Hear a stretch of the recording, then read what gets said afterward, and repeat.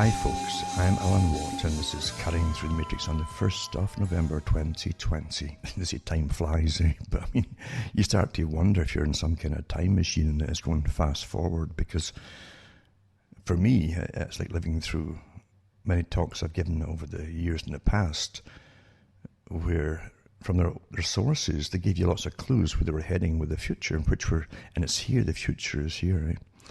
So we're going through amazing times as they fulfill big agendas that seemed just too far-fetched for most general public. Most of the public, it's sad to say, it is sad to say that the indoctrination has been perfect with them.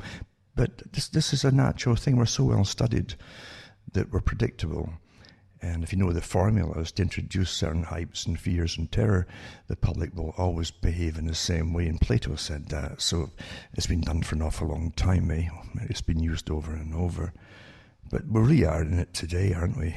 And I mean in it, indeed, because of the massive changes that are planned and then implemented. And we'll go down in history just the same way as 9/11.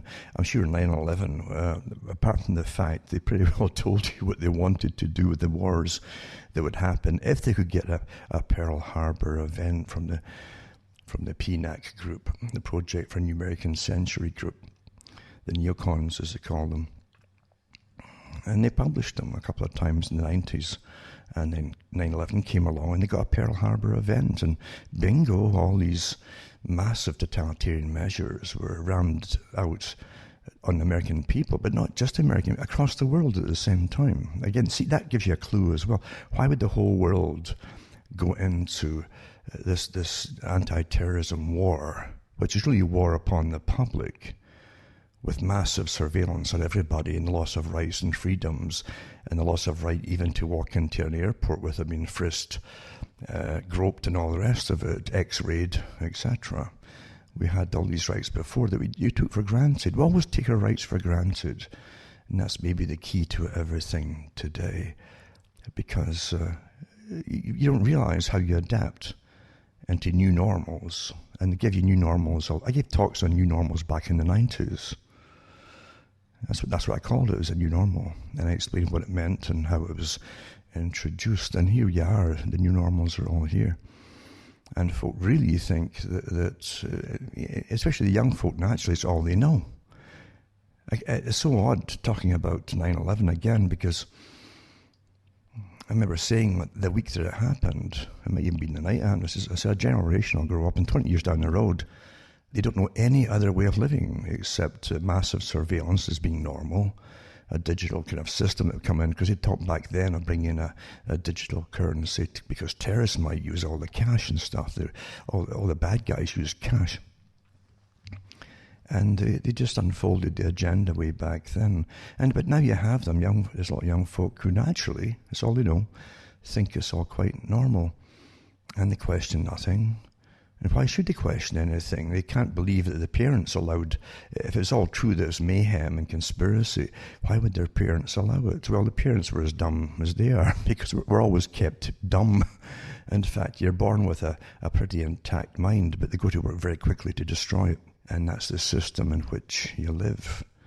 Never mind, there's countless articles and studies done, professional studies done, legitimate studies about the fluoride in the drinking water, for goodness sake, and the history of it being used in other countries that were totalitarian beforehand, and they noted the fact that it did drop a few IQ points off the public. So it's good that's a good reason to use it on the public if you want to have less fuss from them. But we do know that the United Nations, the World Health Organization, they can't believe the World Health Organization, Doctor Who, for goodness sake, eh? Doctor Who, indeed. But they do a survey every year, and at least they publish the IQ, or they used to up until maybe 2 or 3 years ago, of different countries across the world. The same tests supposedly applied to the same age groups up and coming every year or so, and they said that the IQ was dropping pretty drastically, not just by percentages of 1 point, but by quite a few points. And of course, as always, there's never a reason for it happening, and they never go. You understand, if you're truly looked after by the farmers and you're the cattle, you're owned. You are where they get all their cash from and their higher living standard. You build everything for them if you're working. You create the cash flow, and that's what they use to plunder you, to take it all from you in one way or another. And they make you dependent on their systems because they own all the corporations and factories in other countries. They never enter into the fact, they just own them all, big holding companies. But they make sure that you must use their products, including their health services, by the way, and their medications and vaccines and everything else, don't they? That's called fascism, for those who really don't know what it means. When the corporations collude with governments to control and manage and pretty well own the public. It's all been done. And of course the little communists at the bottom never figure that. The ones who follow, I should say, never figure that out. But they're all useful idiots according to the ones who own them and use them. Even Bertrand Russell said that too. And he was all for using them. To bring in the beautiful order on behalf of the intelligentsia, the people who should own it all, you see, and know how you should be living.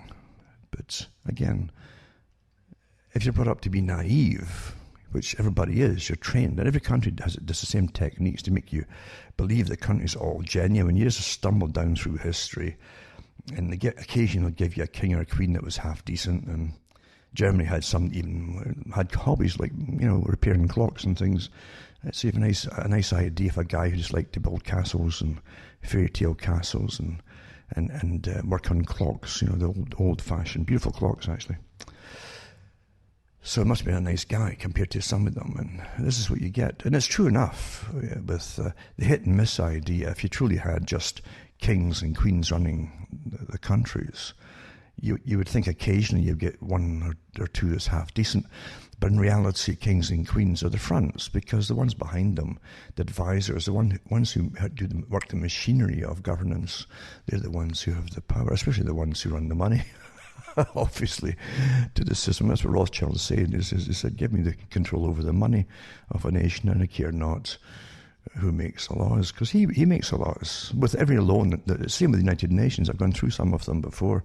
Quite a few of them, and especially today with the World Bank and all that, and the money they dish out across the world, come with all these conditions of how you must adapt to the new cultures and all the things that you thought abhorrent are now you better do, or you get no loans. And that's how it's always been. Money comes attached to conditions, not just financial conditions, but with running and changing and altering your culture, you see, which weakens you. That's the whole point of it. You can't be conquered as a culture unless you're allowed to be weakened. And you don't realize that it's like the Parthenon in Greece. You have a huge roof there in the temple with all these pillars. There's a lot of weight distributed amongst all those pillars, and architects know how to distribute exactly how much weight to each pillar so it's nice and strong. But you knock one down, you see it. That's a tenet of your culture, your system, you might say. It's an analogy. You knock one down, and now the rest of them have got a little bit added extra weight to them to share amongst them. Then you knock another one down, and there's more resting on fewer and fewer pillars, and you keep knocking them down until you collapse. And that's how it's done. It's very Fabian in a sense, but that's how it's done. It takes a while to get it accomplished, but you're guaranteed for it to happen. It must eventually fall if you keep chipping away.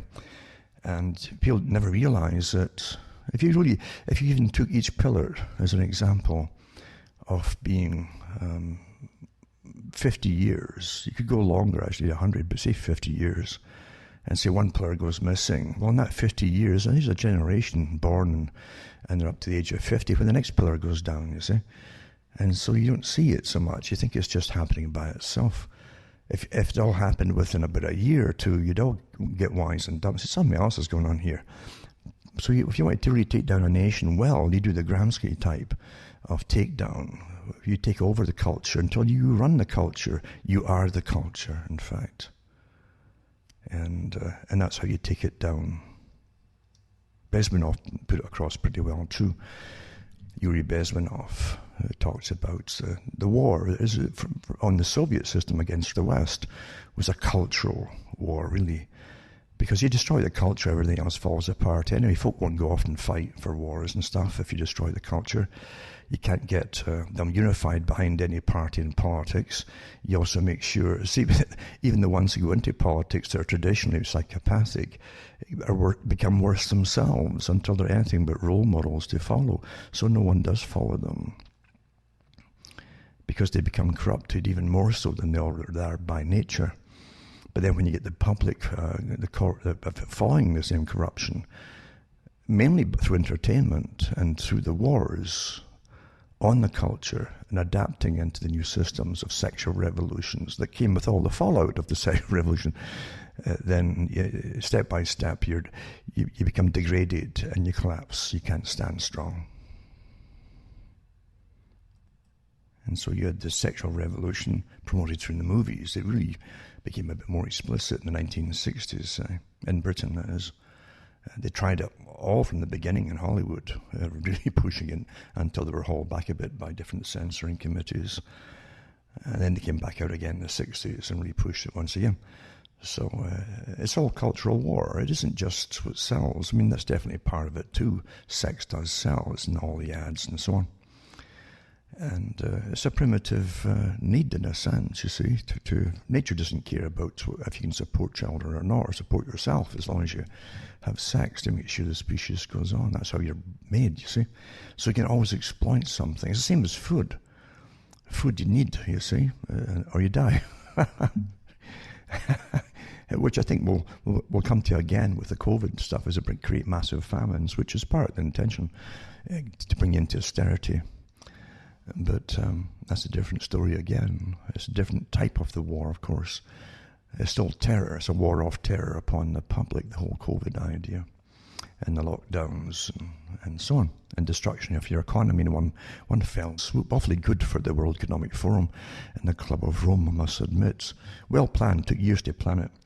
But getting back to just the culture itself, you see, if you're a strong culture, you wouldn't accept any of that either. You really wouldn't. You have more common sense. And you would have this idea, a strange idea that used to be pretty ingrained in people, because we fought for centuries to get it. One was privacy, and that also was lumped into your rights. You had individual rights, you see. And people have given it all away since 9/11 pretty well, under the guise of a war on terror, which is a war of terror on the public, which stripped you of all your rights and privacy and all the rest of it. And the second part now is a COVID, you see, so out the unroll, which was sitting on the same dusty shelves covered in dust, and they blow the dust off it and bring in the 5G Internet of Things and implement it all. And there's all this money, apparently. It's just fictitious anyway. But it's all this money to implement all these projects. And you can't fix roads and so on because it's not intended to fix roads. Infrastructure is to fall apart, at least outside the cities. They'll do some work eventually once you're all crammed into the sustainable cities and smart cities, as they want to call them. And they'll fill in a few potholes, but the rest of the country roads, they're going to just fill up and close off. I watched this happening for years, actually, the build-up to it, with when I used to do the talks on the United Nations, biospheres and so on. And they had these different areas marked off for human habitats and maps that they churned out. Amazing for an organisation that you pay billions to, but you don't get any right to vote for anything. In fact, you don't even get into talking about it, with them.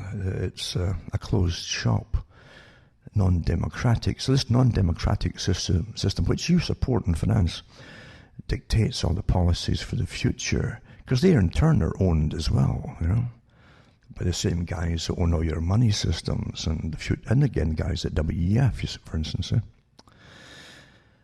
So they'll bring in their animal corridors and their human habitats corridors, and the human habitat corridors follow these big long highways that we're putting up through the 90s onwards to the present time. And that's where you have to live within a certain radius or outside or around those particular routes, you see. And if you're in the long lines outside of them, it's pretty precise. But if you live on the side roads that go off for miles and left and right, east and west, you say, these roads go north to south, then you have to get closer and closer into the corridors because you won't even get Wi-Fi there. It's quite amazing. Because I know people who like myself, for instance, I lived just outside the corridor, and I can't get the Wi-Fi. If I was in a mile further in, I could probably get a signal, but I'm not. So this is got all these little encouragements for you to move. That's how it's done, you see. Most folk don't realize you're prompted to make decisions they want you to make without realizing you've been given no choice. Since I've planned a Wi-Fi future, right? And that's how they do it. And the smart cities. I've been on the go for quite a few years now. I did lots of talks years ago about it, and organisations again involved. And in the cities with the councillors, they have councillors like in Toronto, for instance, city councillors. They're supposedly elected, I think, and that's a joke too with who they are. But I'm sure they're all on the payroll. They get kickbacks. We're living in an amazing system of more open corruption. You see, I think it's always been here, but it's more open today because most of the folk, the public, don't seem to care so much when it's found out. But who decided to just make these smart cities?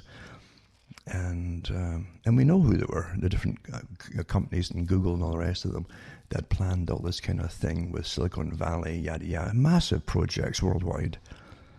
And the smart city projects of the Department of Defense, for instance, how the future would be these massive cities and eventually city-states. You see, that's what they'd planned for the future, right down to even having occasional wars between the new city-states, just like the old ones, the old wall cities. They'd have these wars, and mainly to do with finances, and this would be financial type warfare and sabotage of each other's economies by the new system that would evolve, which would be, again, way post-democratic. They might even fade out the whole idea of politicians, which I wouldn't care about because they're all on the take anyway. We wouldn't be in the mess we're in if you had real people, real politicians, and real councillors even, who really cared about you and did what the laws say that they're there to do. None of them do, eh? None of them do. And you take just basic government. Doesn't matter if it's republic or so-called the farce of democracy. But you get a vote and that's it. Neither of that's it. A vote to get somebody in, that's it. But you forget what's even supposed to be. It's supposed to be that you send somebody off to government, either local, like a province or a state in the States, you know. But in Canada, it's a province. You send one off there, or one off, and maybe one off to the federal government, you see. But they're supposed to be one of you. It's not supposed to be a full-time profession. It's one of you who's elected to represent you, your area, your state, you see. Not a party, and not corporations or anything else. I mean, all they do is sit there with their hands out for the lobbyists, these characters. That's what they do. They don't. So why do we go along with it? It's because everything's changed gradually, like the pillars getting taken, until you adapt it and think it's not quite normal. It's not normal at all. It's not normal when all the lobbyists can line up and these politicians have goodness knows how many secretaries to make all the appointments to see different lobbyists. But the general population that they're supposed to represent can't get in to see them. You can't even get a reply from them, or some rubber-stamped, generic copy of something that's been used before. We feel your pain, signed so-and-so, photocopied. And that's about all you get. And we live in a joke, don't we? And we pretend that we're somehow free, even though your grandparents and great-grandparents would be in shock to see what you've given up. Not even knowing you've given it all up, and you're still giving it up. To save your skins, you're giving up all your freedoms to fight this bug out there.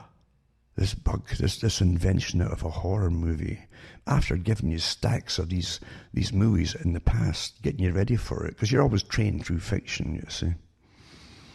Total lockdowns and plague and pandemic and virus and here's what here's how you must behave, and here's what authorities do. Really? Is that what they do? Huh? You're all trained in the fiction before they supposedly release something, if they did or whatever. And you jump in, and again, they're not taking your rights and freedoms away any more or less than they were doing during after 9/11. They're keeping you safe. You know, the tyrants call down through it. We're keeping you safe. So you have no rights. In fact, if you demand rights, you're putting everybody else at risk. We are living in amazing times. It's truly is amazing to watch it all come out. I like some of the old sci-fi movies. I mean old ones. Because it's like old stage plays. And maybe still some today, in fact. Amateur into the professional stage plays, where the actors have to really make you believe that it's real, whatever they're portraying to you, and their characters are real, you see. And Britain was a good country for giving you, and so was the States for years ago, for giving you good character actors, you see. They could play the role, very believable role, very adaptable, not just stereotyped in the same role over and over and over, like some are. But good character actors make it believable. And no matter how ridiculous, if it was a sci-fi, for instance, how ridiculous and how cheap the sets were, you enjoyed it because they got into it. They put a realistic enthusiasm on their part, and it's quite good with little cardboard boxes and things like that. And things that a lot of folks, youngsters today, would just laugh at because it's just too cheap. They're usually special effects and big money in special effects. And years ago, you didn't need that. You had good acting. And you had the human element, more of the human elements. The different characters were evolved and portrayed. So it was really good. I liked that. But here's the difference. That still was fiction. And you always knew it was fiction. But again, here's an analogy. You take what they do, which is they try and convince you that what they're trying to entertain you with is real, regardless of the set, regardless of the settings around them on the stage or whatever it happened to be, or in the movie. And it almost was Shakespearean in a sense, if it's a play, because Shakespeare's stage used to come down into the audience, like a kind of runway, and the audience could see the actors. But the idea was to make you, the audience, participate to an extent in the play. That was really important, and that stayed for hundreds of years, maybe even still today, trying to bring the audience into the stage play, the participation. And that's the difference between good entertainment, you see. But by the same token, you always knew that it was entertainment. But yet you transfer it all, because for the last maybe 30 years now, increasingly so, and actually even before that, to do with the sexual revolution into the plays and movies that they put on television, it was all to change sexual culture, which is to change and actually destroy the marriage culture and the family unit, as it used to be known. I even joke today, because he's talking about the nuclear family, and but really, to my mind today, the nuclear, because everything's got double entendres and so on, the nuclear family today is transparent. There's nothing they don't know about any of you. You're the nuclear family with the data, whereas the old one, of course, was the nuclear age and all the rest of it. But now you're clear. They can see right through you, and they know all about you. But they know more about you than you do, and everybody in your family. In fact, they even know what your family's up to when you don't. So that's a little play on the nuclear family. But you take the settings too of these old sci-fis, the cheapo sci-fis, and you would see the characters really get into describing something horrible and alien and using cheap sets and so on, and keep a straight face. That's a skill. Keeping a straight face with the expression of consternation and worry or even fear, by these actors. But you put all it into the COVID thing, and you look at Fauci, and you want to laugh. I mean, you do. They keep straight faces, even though you see the giveaways in their faces, like Fauci, and definitely Bill Gates. I mean, he would flop as an actor at any time, because there's something else in that character that there's nothing you could trust in the man. It really shines from his face. The most insincere eyes you've ever seen as he's prattling on and waving his hands around. They're telling you to give up all your rights and freedoms and obey them and demolish the economy, because this is the Great Reset, remember. This is the whole Agenda 21, the agenda for the 21st century, the whole thing, not just 2030 and different parts along the way, for the whole thing, right? Not just 15 years apart, the different implementation dates and so on, but the whole thing for the whole, getting rammed down now, you see. Sustainability, Agenda 21, and the Green New Deal, all these things, blah, blah, blah. Population reduction, austere living, meaning poverty. I've said it before. You see, in Britain, that's what they used to call serfs. A serf wasn't a slave, because you're British, for goodness sake. You got this more modern idea of freedoms, new-led democracy, So you could never have had slaves. You call them serfs, but that's what you were. You were bought and sold with the land. You're a slave. In fact, if you ran away from the area you were born in, your lord could have the S branded in your forehead, for those who don't know that. Eh? And they did that, yeah. And could kill you too.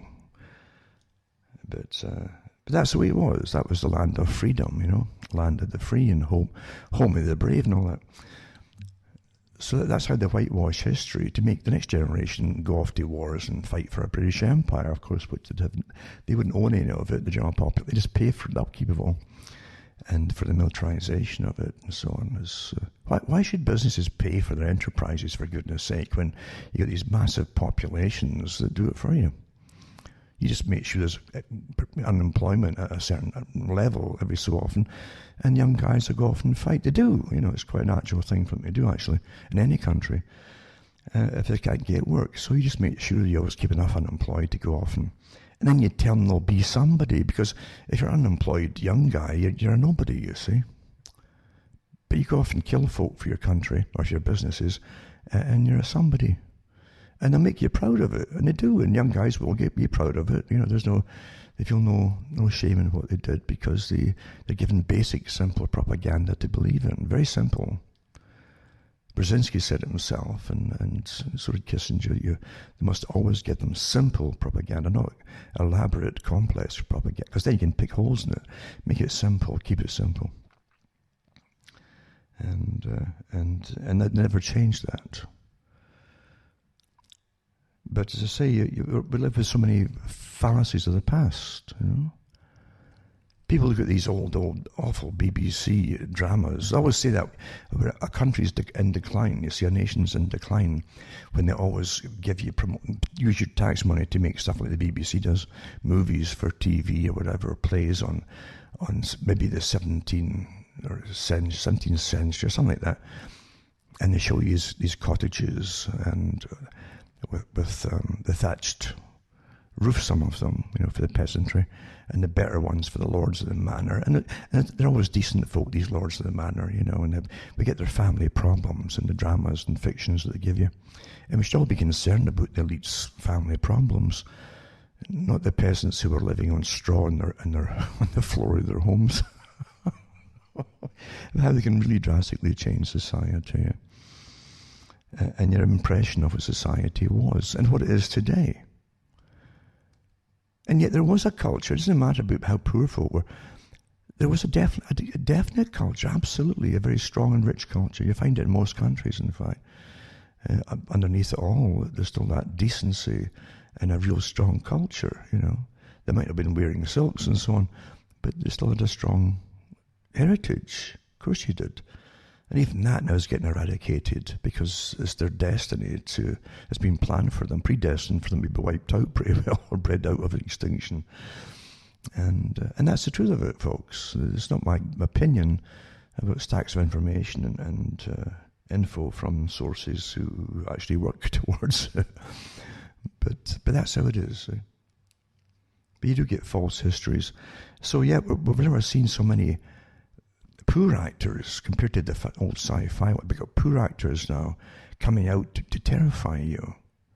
And then you've all these admissions, lots of admissions from the companies like Sage involved in Britain, and the ones for the States. I've got the ones for the States and Canada too, right?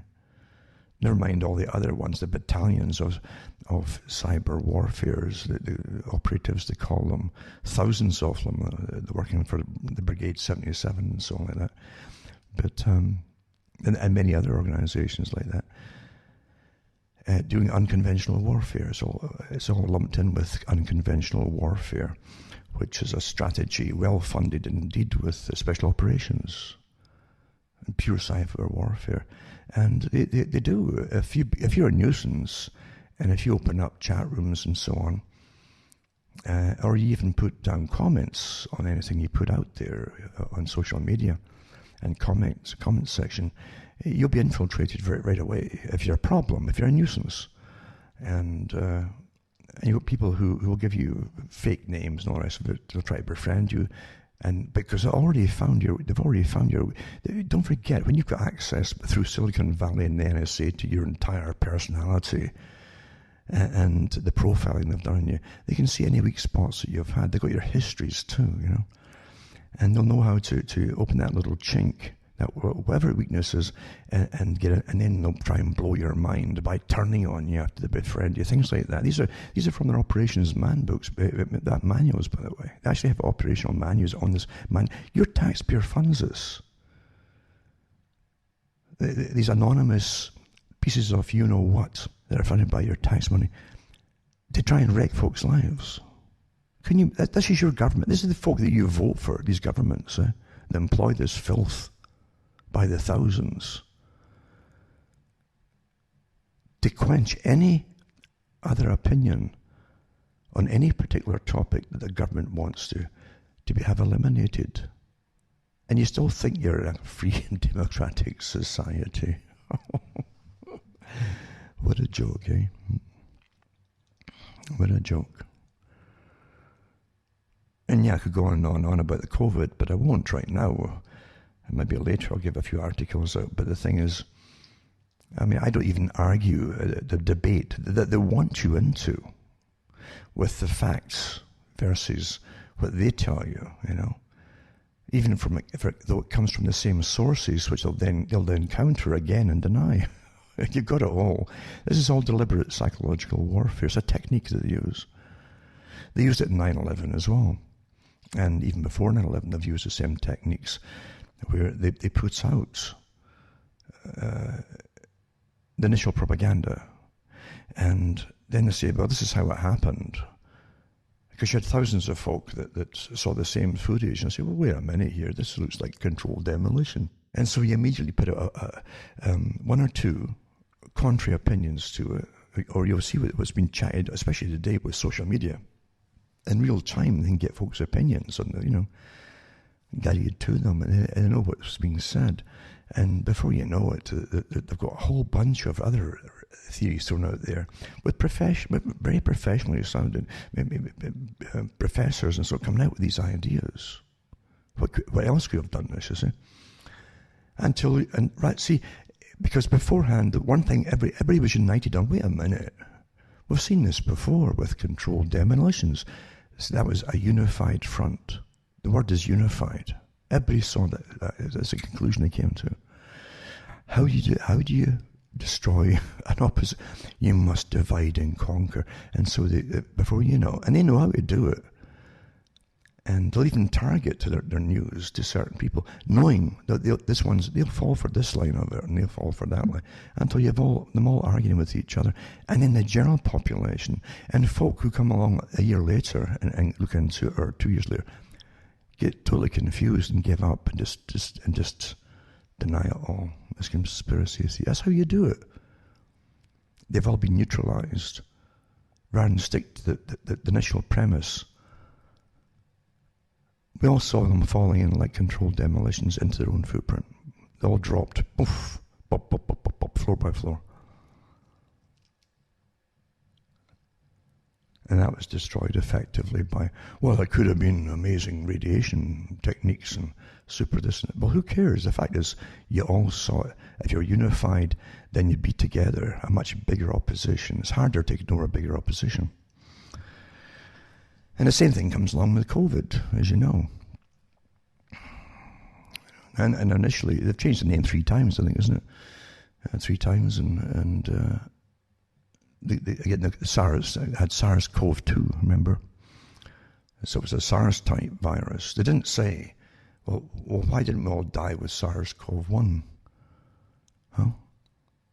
Why didn't we? I mean, we didn't get vaccinations all put out the community for that, did we? And I guess it's all forgotten because folk build up herd immunity to viruses. That's what you do anyway, it's by nature, you see. But what they don't tell you as well, if you take the PCR test, the swab test they're using, which is not meant for diagnosing, it's pathetic. The inventor said that. But facts don't matter, you know. Because they're guaranteed to get results. Well, they'll always pick up fragments of viruses and they literally amplify them. They multiply them through different techniques in the laboratory to try to see if there could be a lot. Could it possibly indicate somewhere down the line a live virus? And every country's got different levels of measuring these fragments, you see, so they can get different results. It's useless for testing for that. Apart from the fact you're always breathing in viruses. It's like with COVID, folk didn't die until you heard of COVID. Suddenly death is happening. But they don't tell you that the same numbers, or maybe even more at times, have died every winter from the flu and the cold. And it's the elderly that are more vulnerable always too, or folk who are compromised with lung diseases and so on. That's just the way it is. It's always been that way. And there are there's hundreds and hundreds and hundreds of viruses out there all the time. Their body fights off, and you don't always have the antibodies to them because after a while, certain T cells actually have memories. It's almost like a blueprint. They know how to remanufacture the particular antibody if that thing came back. That's how it works, you see. Otherwise, with so many viruses out there, and like lots of coronavirus types, including the common cold as well. With all them out there, your body you'd be dead again with cytokine storms all the time. In fact, there'd be more antibodies to everything that you've had in your lifetime and didn't know you had. Never gave you problems. You fought it off without even knowing. That's a good immune system. But your antibody, there'd be more antibodies than you'd have red blood cells. It's as simple as that. So your body's a great machine. They can actually stop overproducing them when it's not sensing in your environment the same stimulus from a particular virus, so it'll switch it off for a while. But it's still got the blueprint how to manufacture it if should it come along. That's normal. So you read bits and pieces of these things coming out of the different medical journals, and it's printed in the papers. They're very selective not to tell you that your body, they'll say, and it's interesting, even Fauci said that, there's no guarantee that your own immune system is going to create antibodies that will last very long. Well, not same with the vaccinations. Why don't you give the flu shots every year? So this is the jokes with all these things.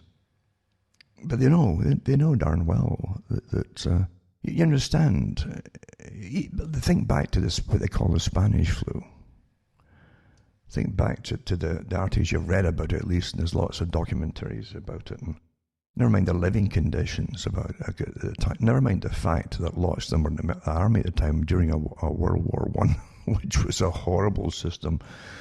And more folk died in World War I of disease, probably, than anything else in the trenches for years, for goodness sake. A lot of them didn't get home even for a leave in 4 years in Britain. And terrible climate as well, and terrible winters, and mud and all. Ugh. Malnutrition, yada yada. But yeah, how come the whole planet didn't die off of the Spanish flu without a vaccination? Huh? Well, naturally, you developed antibodies, and the folk who produced antibodies threw it off. A lot of folk, again, didn't show symptoms of it. That's standard stuff. Certain folk might be more prone. They could either hit you, they are, or the older. This is how viruses work. But it also depends on times and conditions, right? And when you have malnutrition in societies like you still had in World War I, you had rationing going on in European countries. And then you hit with some, and that included coal shortages. A lot of coal was going off to the war effort for factories, for munitions, and for heating, and powering the machinery, steam. And also for the navies, massive navies. So there was less and less of coal, right? So coal was rationed for domestic use. So you put these things together and you get a lot of other problems, including, don't forget too, a lot of folk were dying of flus and things, other flus, and the common cold, and all other kinds of viral upper respiratory diseases.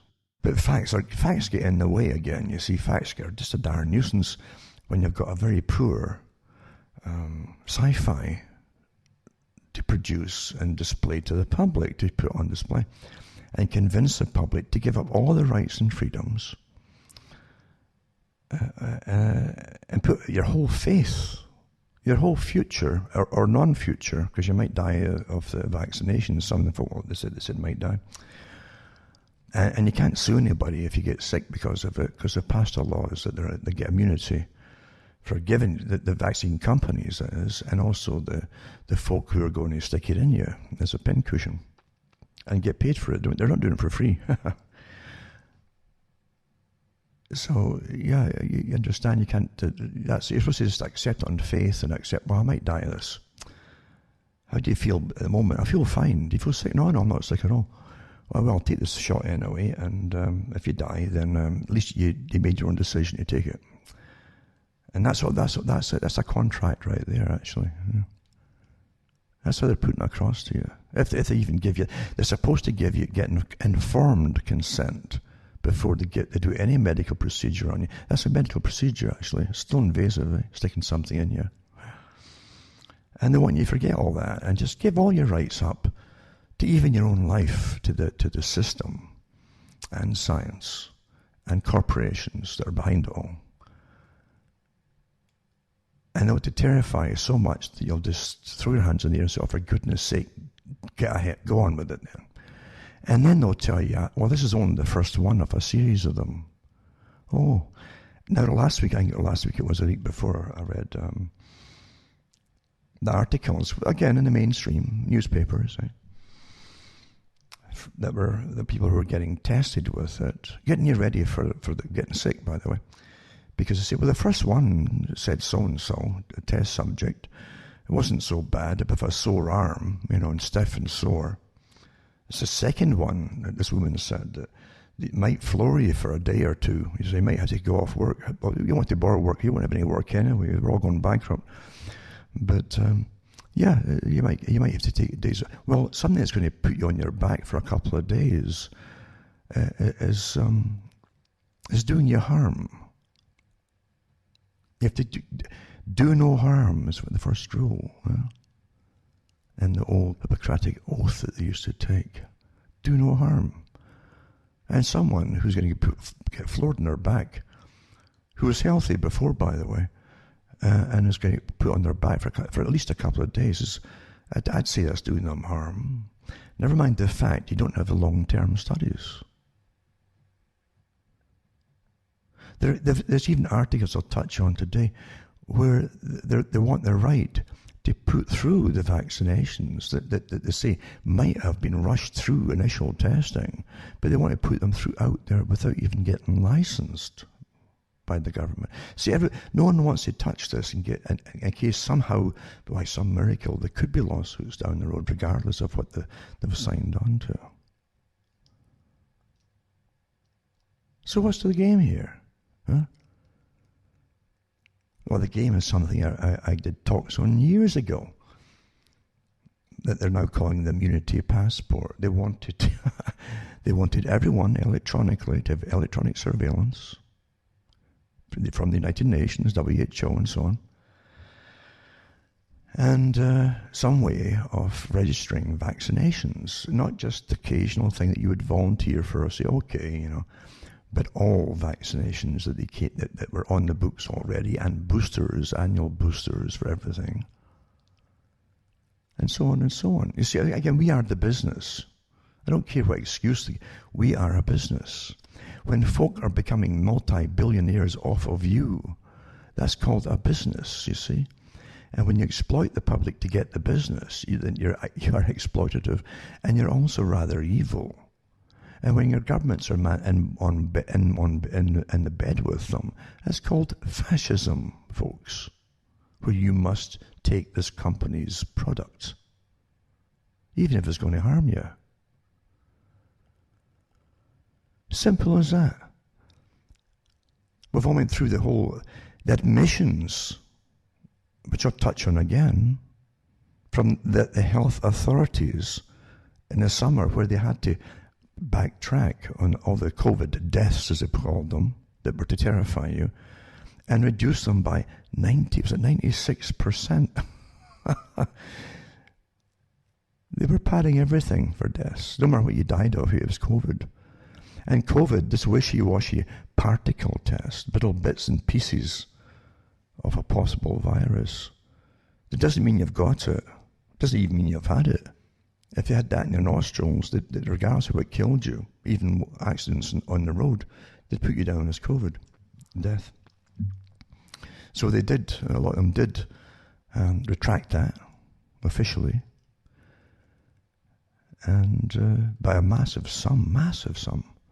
Now, when they go to such lengths to lie to you, why would you go right back to square one with the boogeyman's out again? Is this because it's Halloween?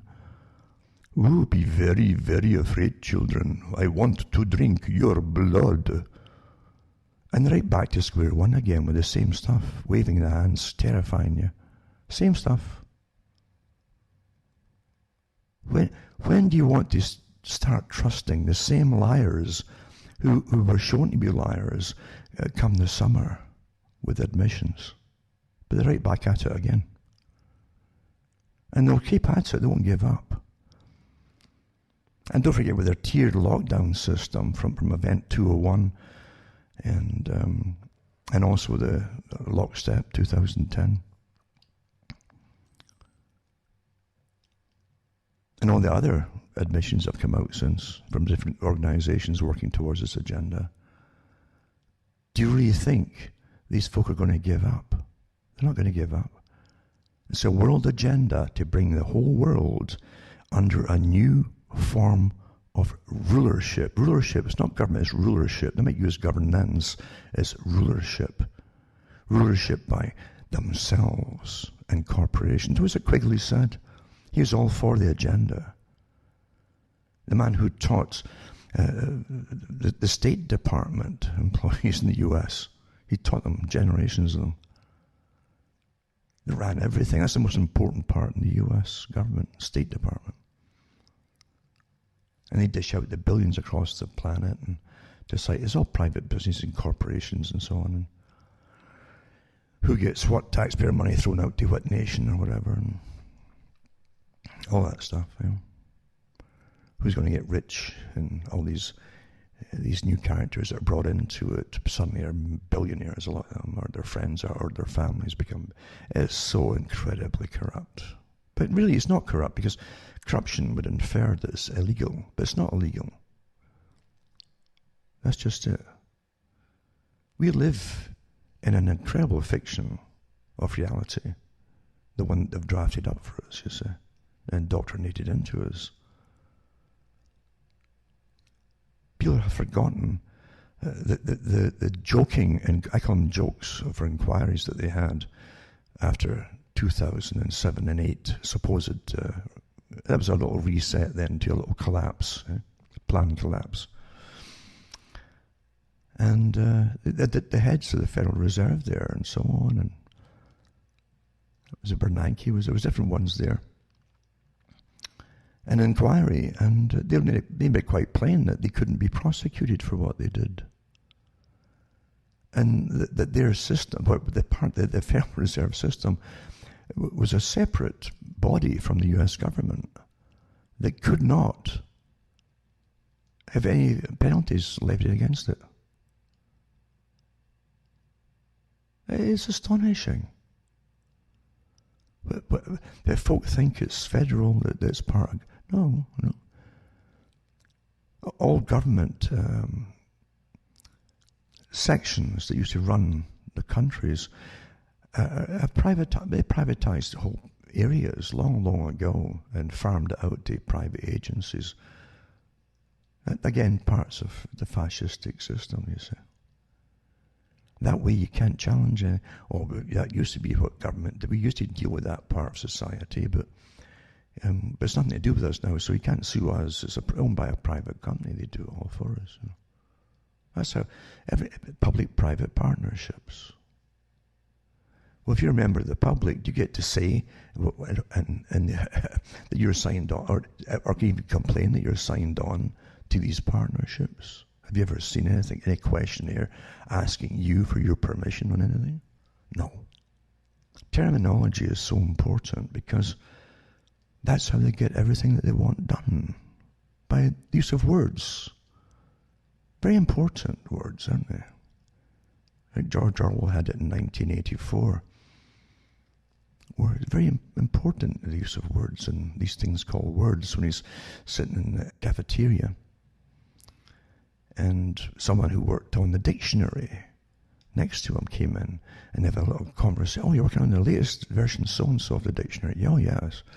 He said, did you know that the dictionary used to be, and he put his hands out and he showed me something about this thick, about 3 inches or 4 inches. He says, last year it was down to, and he shows you about something down to about 1 inch, and he says, but this year it's down to about 1/4 inch. I said, really, brother? Wow. Because once again, Orwell shows you that this surrealistic system that you're then into, where you have to literally warp your own brain and go through an act of madness to accept it all, or be discovered that you're still sane. So they say at the table, oh, I see, brother. So the words are becoming minimalistic, fewer and fewer words. So when eventually you get to a stage where if you were subversive, a terrorist, you like wrong thinker, own thinker, and so I had all these different terms, which they're coming out with now. They're using them quite openly now, aren't they? And you've got vaccine hesitancy now. And they've got agencies employed to overcome your vaccine hesitancy. Used to be called your choice. No, you're hesitant. So at the table, he says, I see, brother, he says. So when there's no more words to express your discontent or even organize to fight and become terrorist, then the terrorism will be obsolete. It couldn't happen because you can't convey the thoughts. Precisely, brother. And that's where you're going, folks. Linguistic minimalism. And they then implant all these new words. Have you noticed how there's just a whole barrage of new terms come out recently? I don't even bother trying to find out what they are anymore.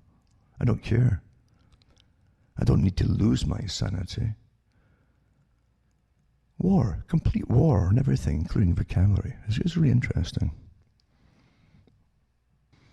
And before I go, for this part, let's mention that you're going to cuttingthroughthematrix.com. I always say the same talk.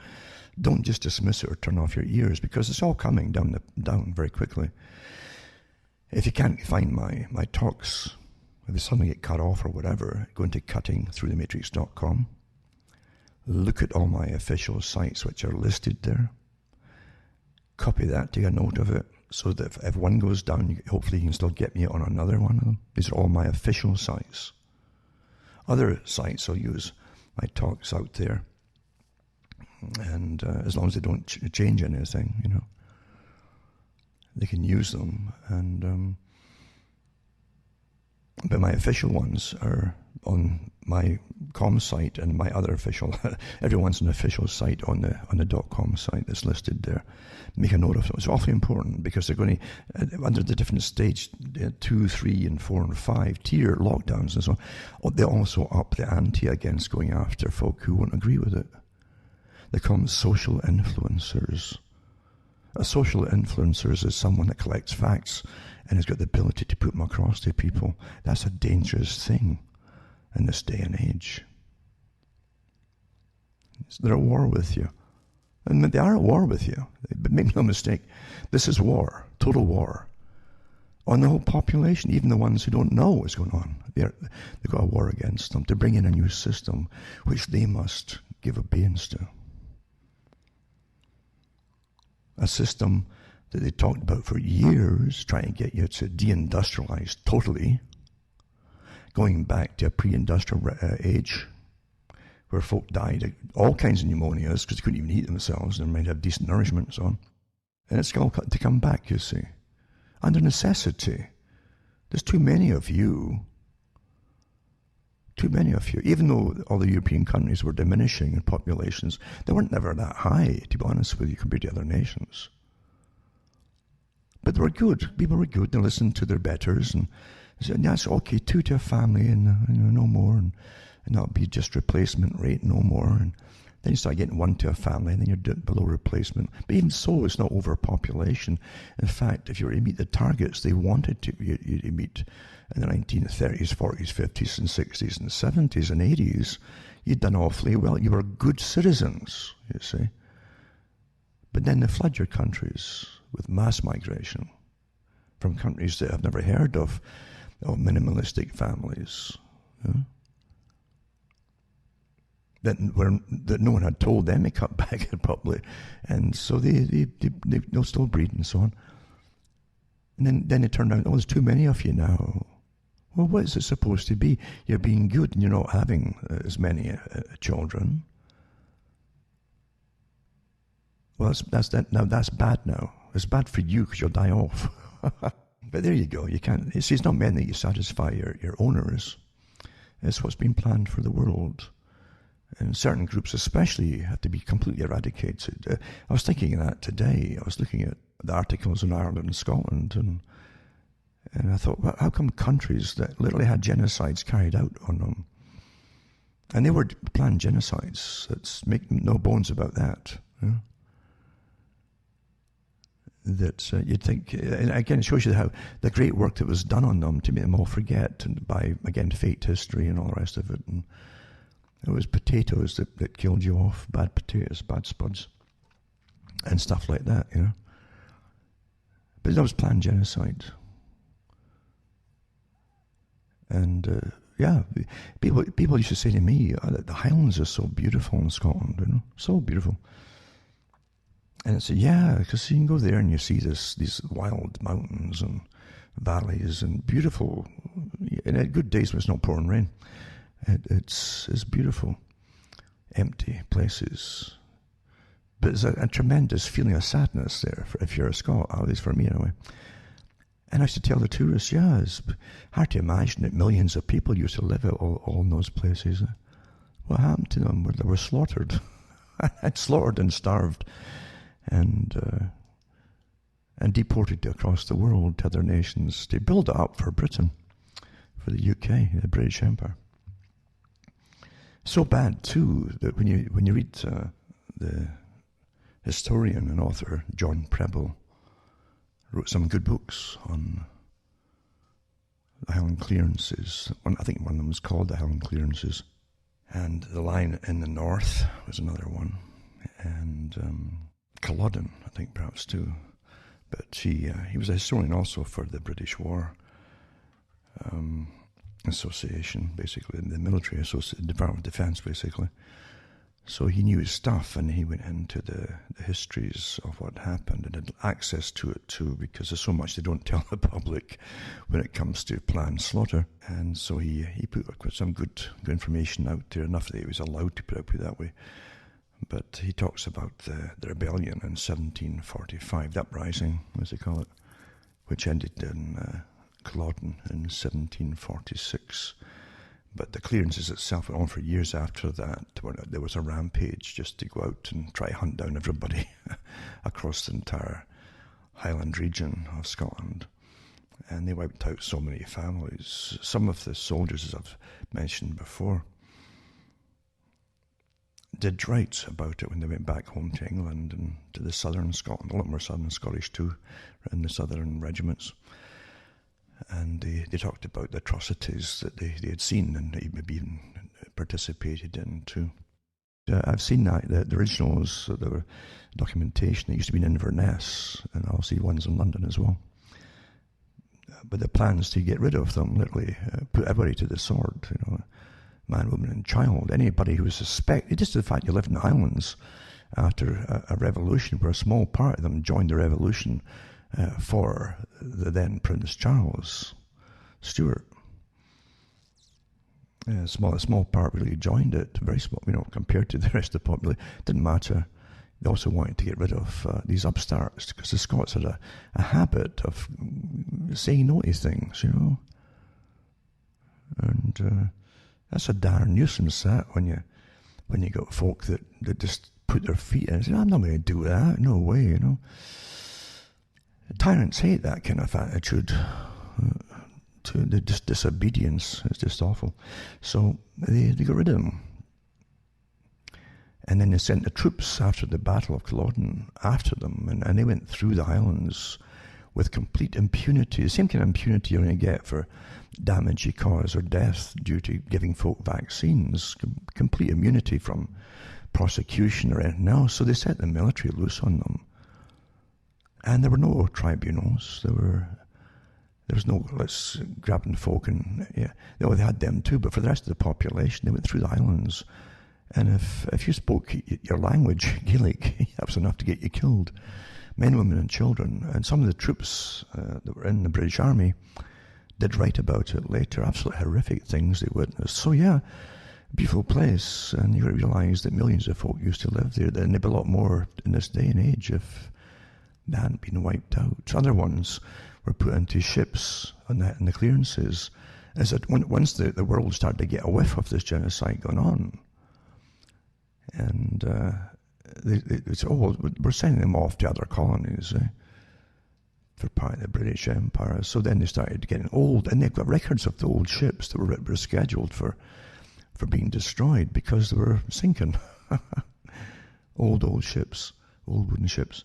And they put a lot of these folk on it by force at bayonet points and on the west coast. Suppose they go to Canada, Americas they hold them. And the relatives, his records are all there in the museums, and of relatives watching them. These boats go off, and they were sinking before they hit the horizon. They were already sunk, and the folk were drowned. Boat after boat after boat after boat. As they knew they would sink. That's how you get rid of people. Yeah. So you think about Scotland and Ireland, and I think, how they're getting the worst of the lockdowns with these tyrants that are now. They came out of supposedly to get their independence, and they end up under the European Union, and a worse tyranny. But they also end up really with a communistic kind of government running them. Don't forget, in other words, they want a communism. Communism's a front, always was a front for something else to dominate you, but also for technocracy. The same groups that say that efficiency is run by experts, and society's got to be efficient. You can't have this rights thing that's a nuisance that slows down progress.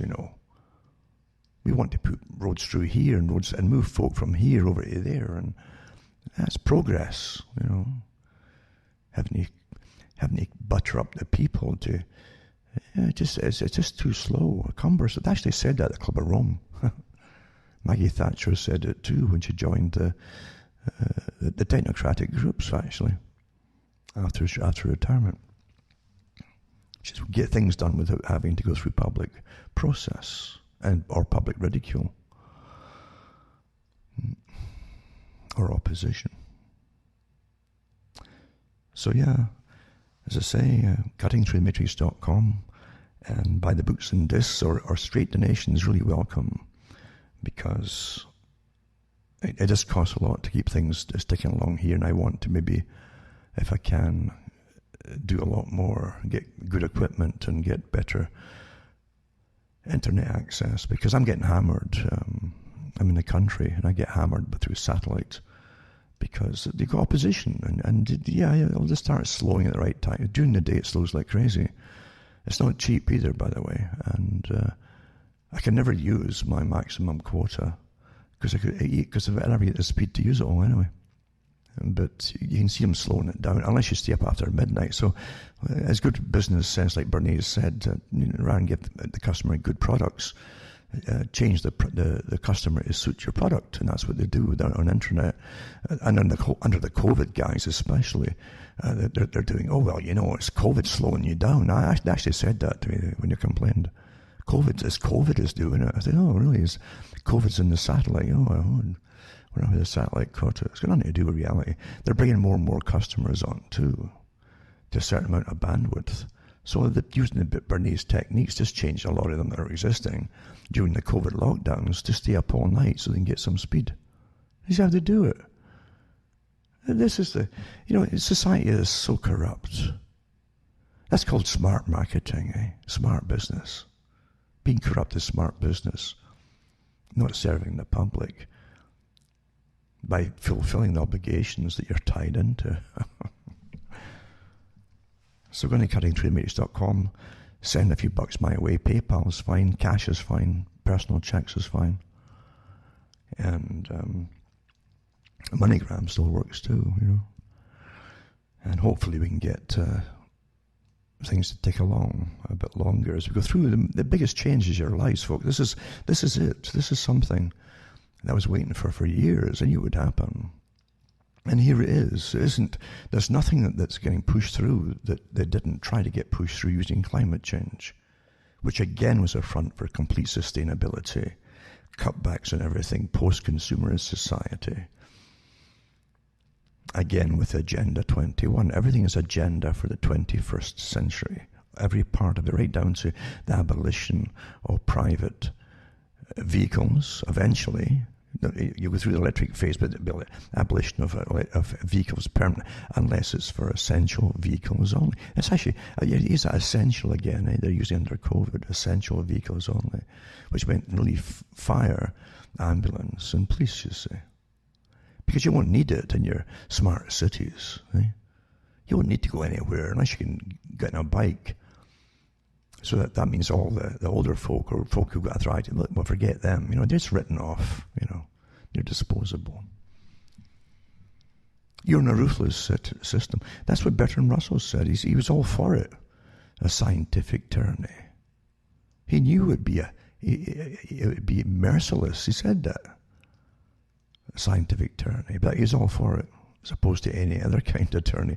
He said, I hope it'll be a scientific one. Yeah. He's the also guy. He was famous for calling folk useless eaters. But yeah, we're living through amazing times. So again, send a few bucks my way, and we'll see what we can do. Because this is to change everything. This is to be the most momentous event. I would say more momentous, actually, with the long-term plans that have to come to be implemented. And the fact that they were planning this before World War I and II, a lot of them, when you read their books, and the proper societies that run the world.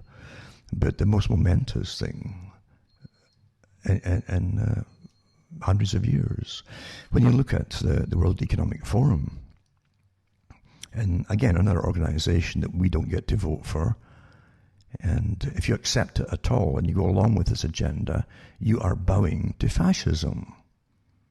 The top corporations and banks on the planet that have their CEOs there. And they don't believe in democracy.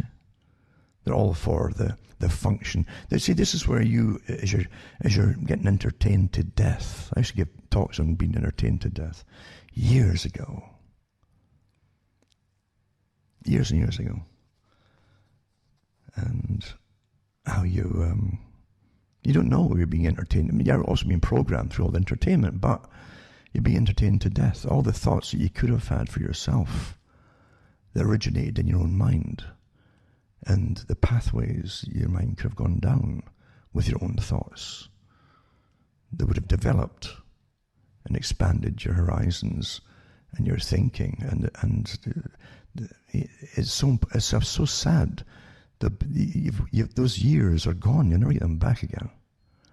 But you'll mention you remember all the series that you watched in dramas, all the way back to was the Rifleman they had in the States, I think, Wells Fargo, the Lone Ranger, and then getting worse and worse up to the different moonshine. It was those guys that did the moonshine things that wore tight pants until I think they could sing soprano. I think the Dukes of Hazzard.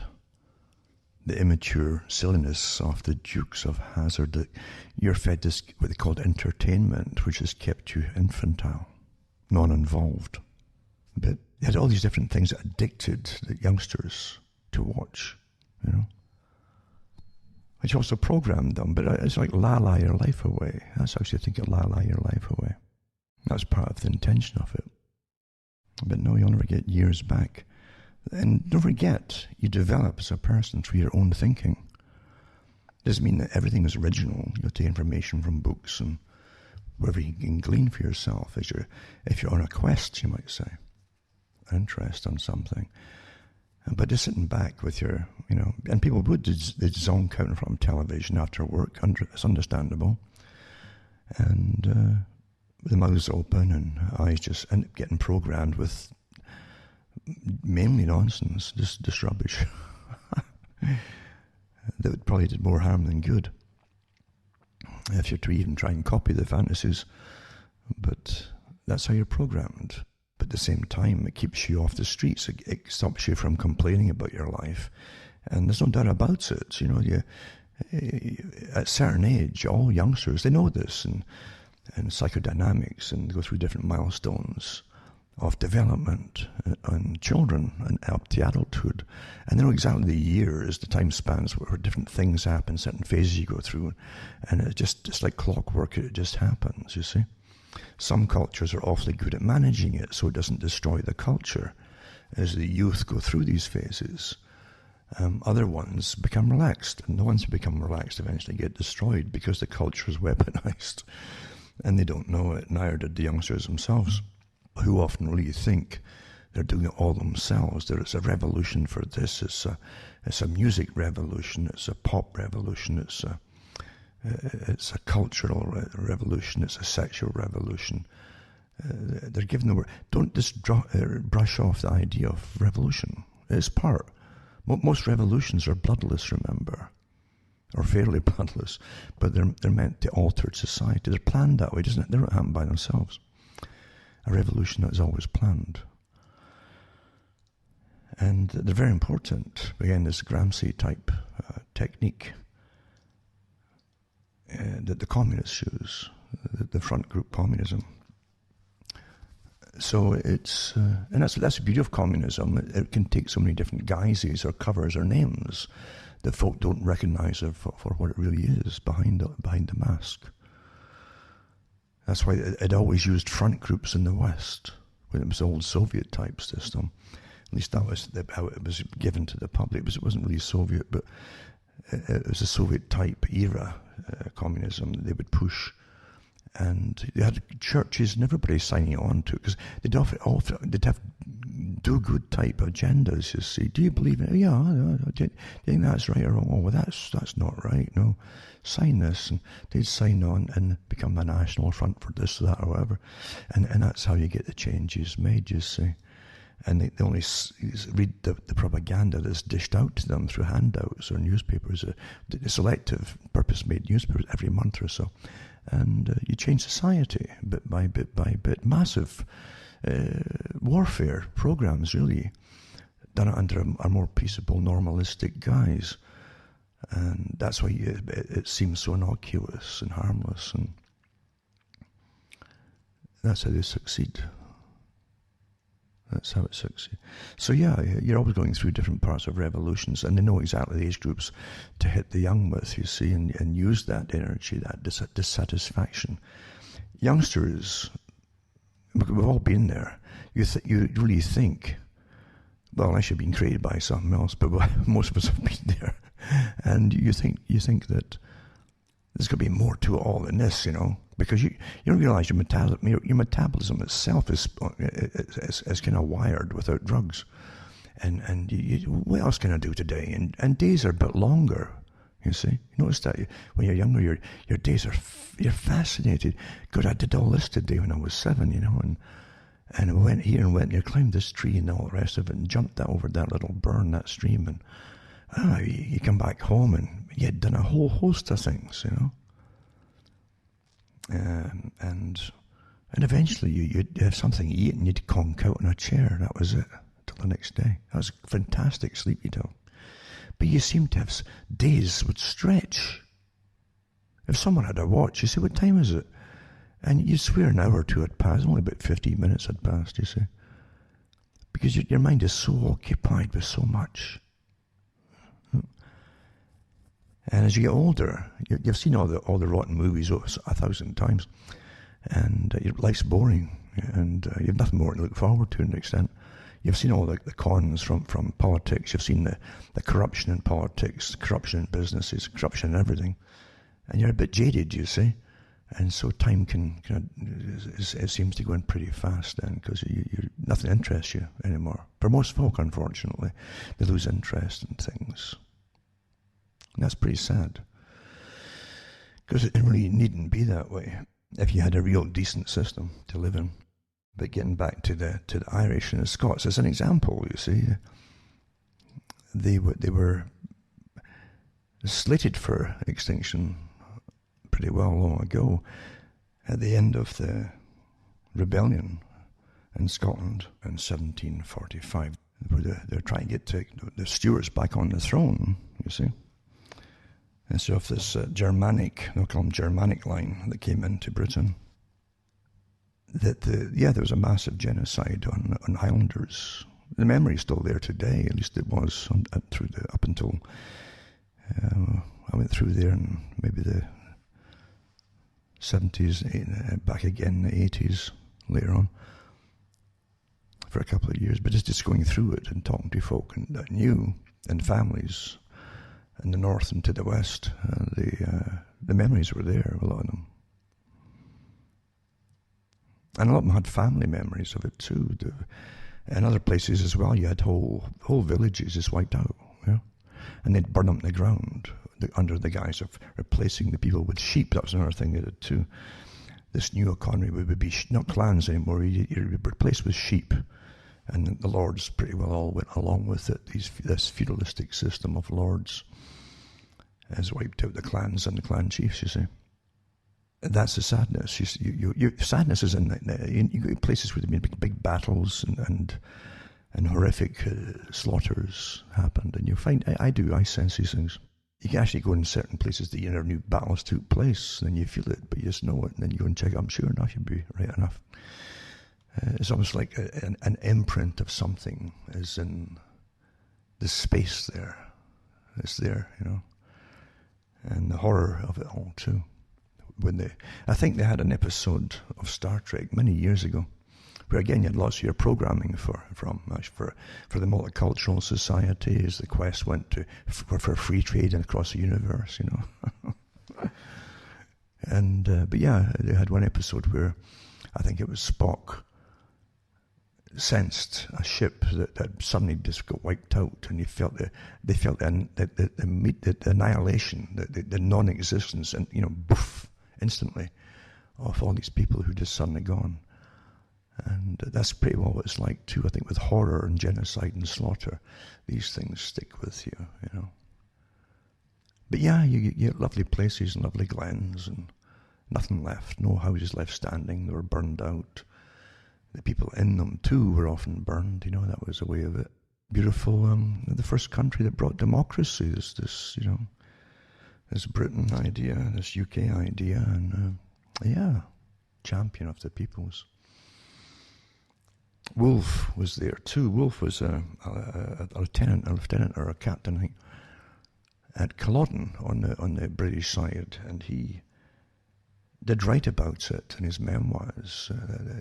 Again, they always admired the bravery of folk who were up. Again, this resolute idea when you're set to go into battle and take the consequences that was going to hurt. Now, this is death, and you all know it, Just like today, the forces of dominance over the planet are going to destroy your set and determination. And it's resolute. They won't back down. Come hell or high water and total slaughter amongst the people or starvation, they're going to go through with this agenda, folks. But back to Culloden and the Highlands and the folk literally today probably have forgotten most of it, what really did happen. But Wolfe himself did talk about that. They did slaughter the wounded on the battlefield. They tossed them in the graves. They were still alive, a lot of them. They went after the families, even neighbouring places like Inverness. Anybody who found in the battlefield, they would track down their families and so on, and slaughter them as well. Right across north and east to west. Went on for years. No courts for all of that. If they hadn't been so successful in wiping out the memories of all of that, then perhaps she would have had a more prosperous and decent real system belonging to those countries like Scotland and Ireland, Real, not this pseudo-communistic technocratic system where literally they come, and they're opening their borders why would you fight for nationalism and your peoples and your histories and then open your borders to eliminate your people in the country? It's another form of genocide. It is. The UN had to admit that too, by the way, that part of one of the definitions of genocide is the eradication of the domestic peoples in their own countries by promoting other languages as an example, or even forbidding the languages. Well, Gaelic was forbidden for years in Scotland. That goes under genocide too. You couldn't wear tartan, your local tribe, clan, or area, as we all came from your local areas, you couldn't wear it. Or it was an instant execution, no trial again, execution, if you wore tartan and spoke Gaelic. Now, once again, the people who run the Bank of England and so on, they don't waste anything. What is it you hear in the CFR and all these different groups? I can remember when 9/11 happened and one of the CFR members came on and said, how can we use this disaster to our advantage? One of the CFR members, I have it written down who he is too, it's on the tip of my tongue, but that's how they've always been. They don't see things the way you do. They see everything as an opportunity.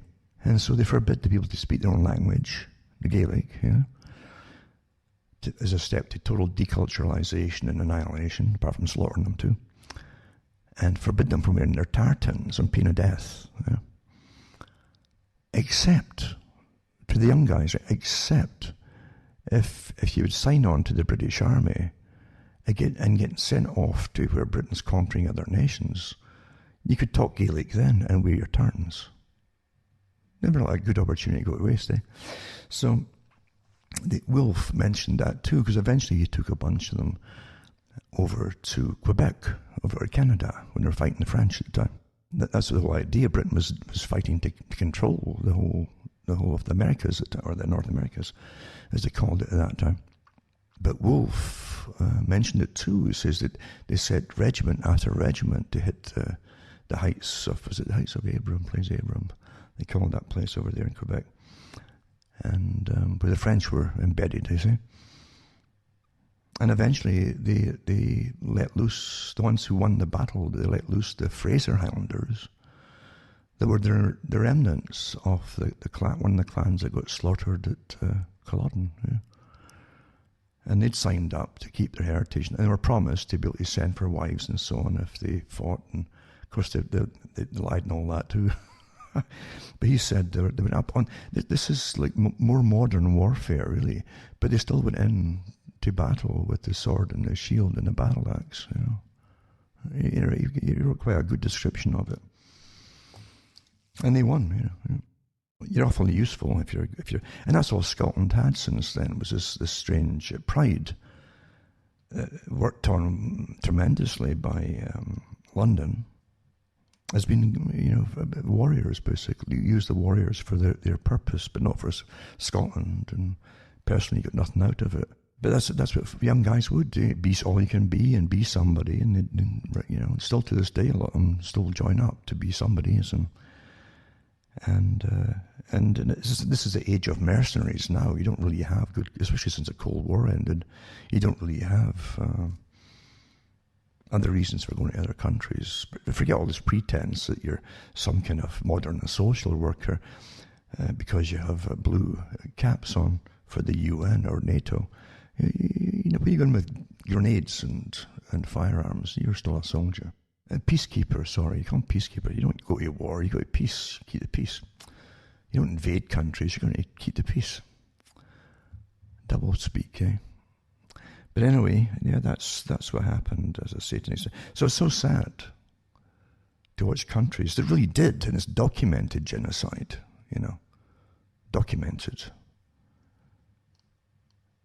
literally end up being initially socialistic because they're in such dire straits right after 2 world wars, a depression, World War I, a depression, and World War II, and after that they're just utterly devastated and broke. And so you end up with this kind of socialistic kind of system that initially seems to work for you, do get something for you, and make sure you can something back for all the pain you've endured for centuries. And before you know it, you're dominated by folk who have a different idea of democracies. And forget democracy and socialism. It doesn't go together in socialism. It's an excuse to dominate and rule efficiently under technocracy, which is just on behalf of those who already own you. Under the modern system, you got to understand, you have to have a purpose. You had battles before, going all the way back, not just to Hume and other ones too, philosopherism.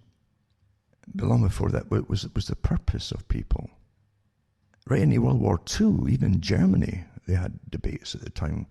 Are the people there to serve the corporations and the economy? Or is the economy there to serve the people? That's still going on today. It's actually over, according to all those who rule you at the moment. You're supposed to serve the corporations. That's why you're supposed to take vaccinations when the corporations make them. You've got to take their products, as an example, and do what you're told.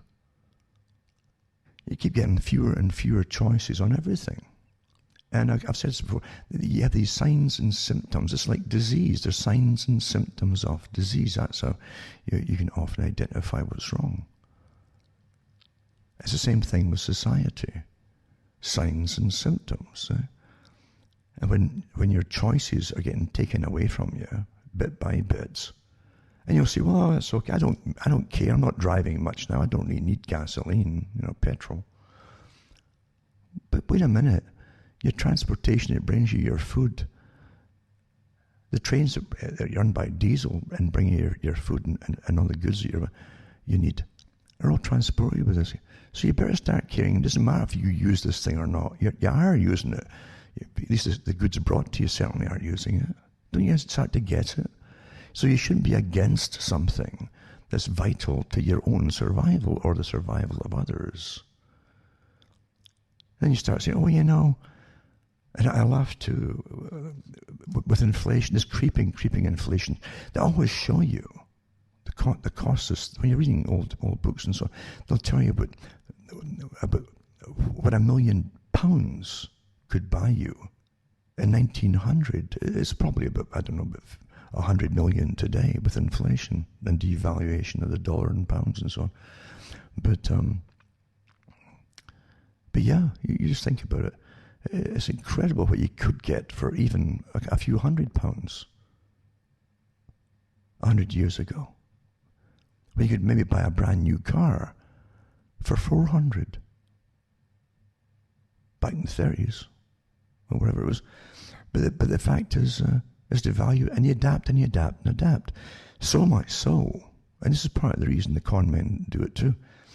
You know, the public are noticing that eventually they'll need like big satchels or sacks in their backs for cash, because the same things they're buying takes more and more and more and more and more money. So you either wear out your pant pockets with coin, or they give you paper. That's one of the reasons the paper came out too. It isn't just the fact that there's nothing backing it, or you wouldn't think, you wouldn't know, you couldn't prove someone was backing it, even when it used to be. But yeah, and when they first brought out, did away with a physical pound, or a sovereign, you know, or a physical one. Then they came out with banknotes. You see it in the old Sherlock Holmes movies and so on. No, they try to be original to the time periods, and you'll see a £1 note or a £5 note, and they'll pull out this big gigantic wallet. You know, they had special pockets made for their wallets inside their coats, and the £1 note was almost a foot long. It looked impressive, you see. That was the idea. Well, it's not gold or silver, but look at that. You know, that's wow. And then they got smaller and smaller, even with that, and because as it gets smaller, it's showing you that the currency is worth less and less and less as well. But even today, if you would go shopping for food for a month, just once a month, you need a big fat thick wallet to hold all the paper or plastic money they're using, the plastic notes they have now in Canada. So for most folk, they've taken that away. Well, yeah, it's much simpler just to have digital money and let the companies take it off for you. Completely forgetting that during Great Depressions, in fact 2007 and 8, the banks can freeze your assets, they can freeze your money, they can freeze their bank machines today, and you have nothing left to use. You should always have choices. And the choices are not getting eliminated for your benefit. It's for a desired outcome.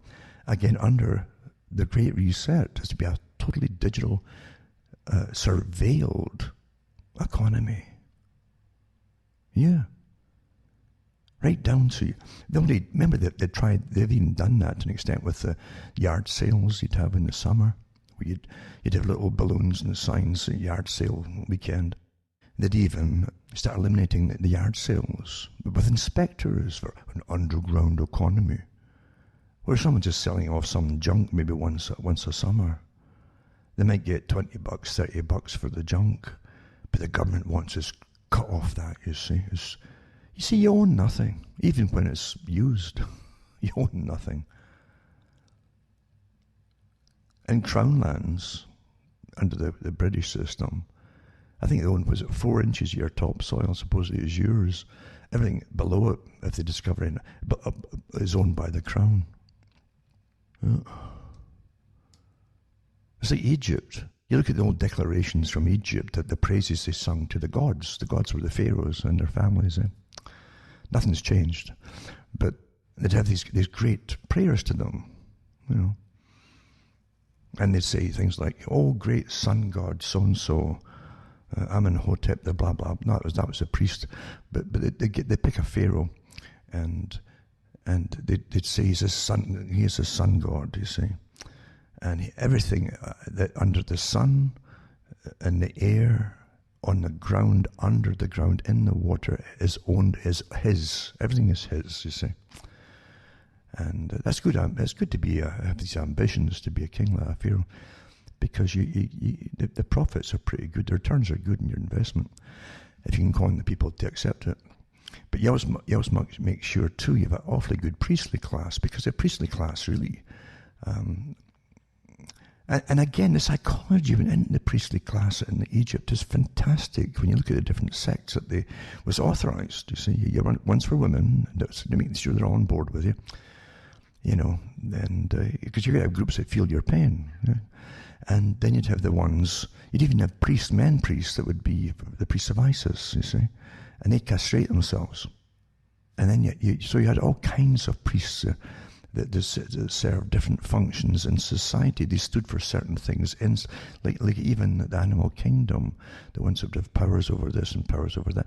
They had magicians too, right? And you find some of them talked about the magicians. They name certain ones, and Imhotep that they used in the movie, The Mummy, I think, was a real one, a real character, a real well-respected one, because they had a temple for him, and the stairs were worn right down, so it was well frequented. So he was definitely the go-to priest, obviously, even after death, for favors in certain aspects that you wanted to happen. So important stuff like that. So the psychology is quite fascinating, how you keep people obeying and accepting the system there. It really is fascinating. Right down to the descriptions of disaster. Because, don't forget, we live in an age and an era where most things are visual for people. Unfortunately so. They don't read so much. They can't get into a book and get into the world where that book has such relevance to them for the rest of their lives, that by picturing things, and your mind does expand when you are, again, getting back to Shakespearean plays, you're participating in the drama, you see, and you might see something different in your mind, slightly different from a person next to you, and that's the beauty of the variations, the varieties of the takes on any particular given products of entertainment back then. The offerings, as I say. So you got to realize we're jaded, very much jaded, right down to the youngsters. They want sci-fi, the old sci-fi movies with monsters in them, like prehistoric monsters, it was a profession, it was a trade, making those little monsters. And they made them out of different things, like kind of plasticines, but they had to make the arms move a little bit, like a frame by frame thing. A lot of work in them. And some of them were really, really well done. And that's all gone because of the computerization of things today. It's all done on computer pretty well. It's a shame in a sense. But before that, too, you didn't have it. You only had descriptions by good storytellers. The Greeks were good at storytelling, of course, good orators. So you ended up with where you read descriptions of horrors happening in Egypt. And they had horrors when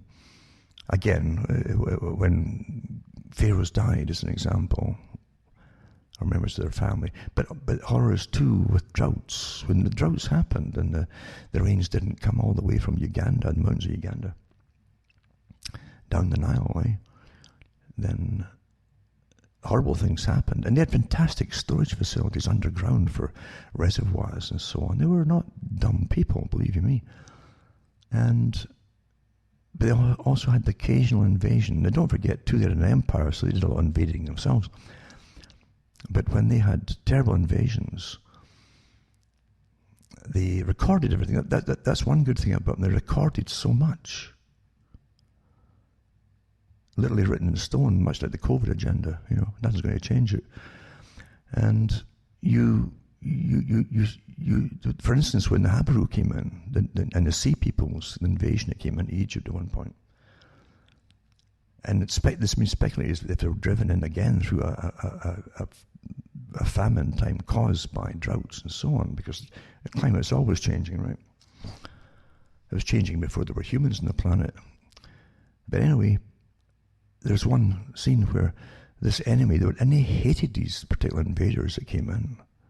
They'd say they're the cruelest, most evil people ever. They didn't go by any honor, decency code or anything like that to the people that were conquering, the Egyptians.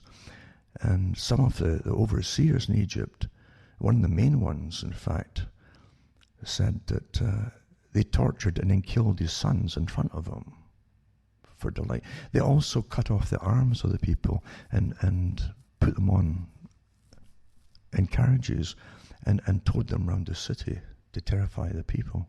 A war of terror, they understood terror. Eh? But hearing them describe it, they talked about things which really was a dramatic way at the time of getting up a tremendous pain across, a point across of horror and pain and loss, where they said that the sky was falling.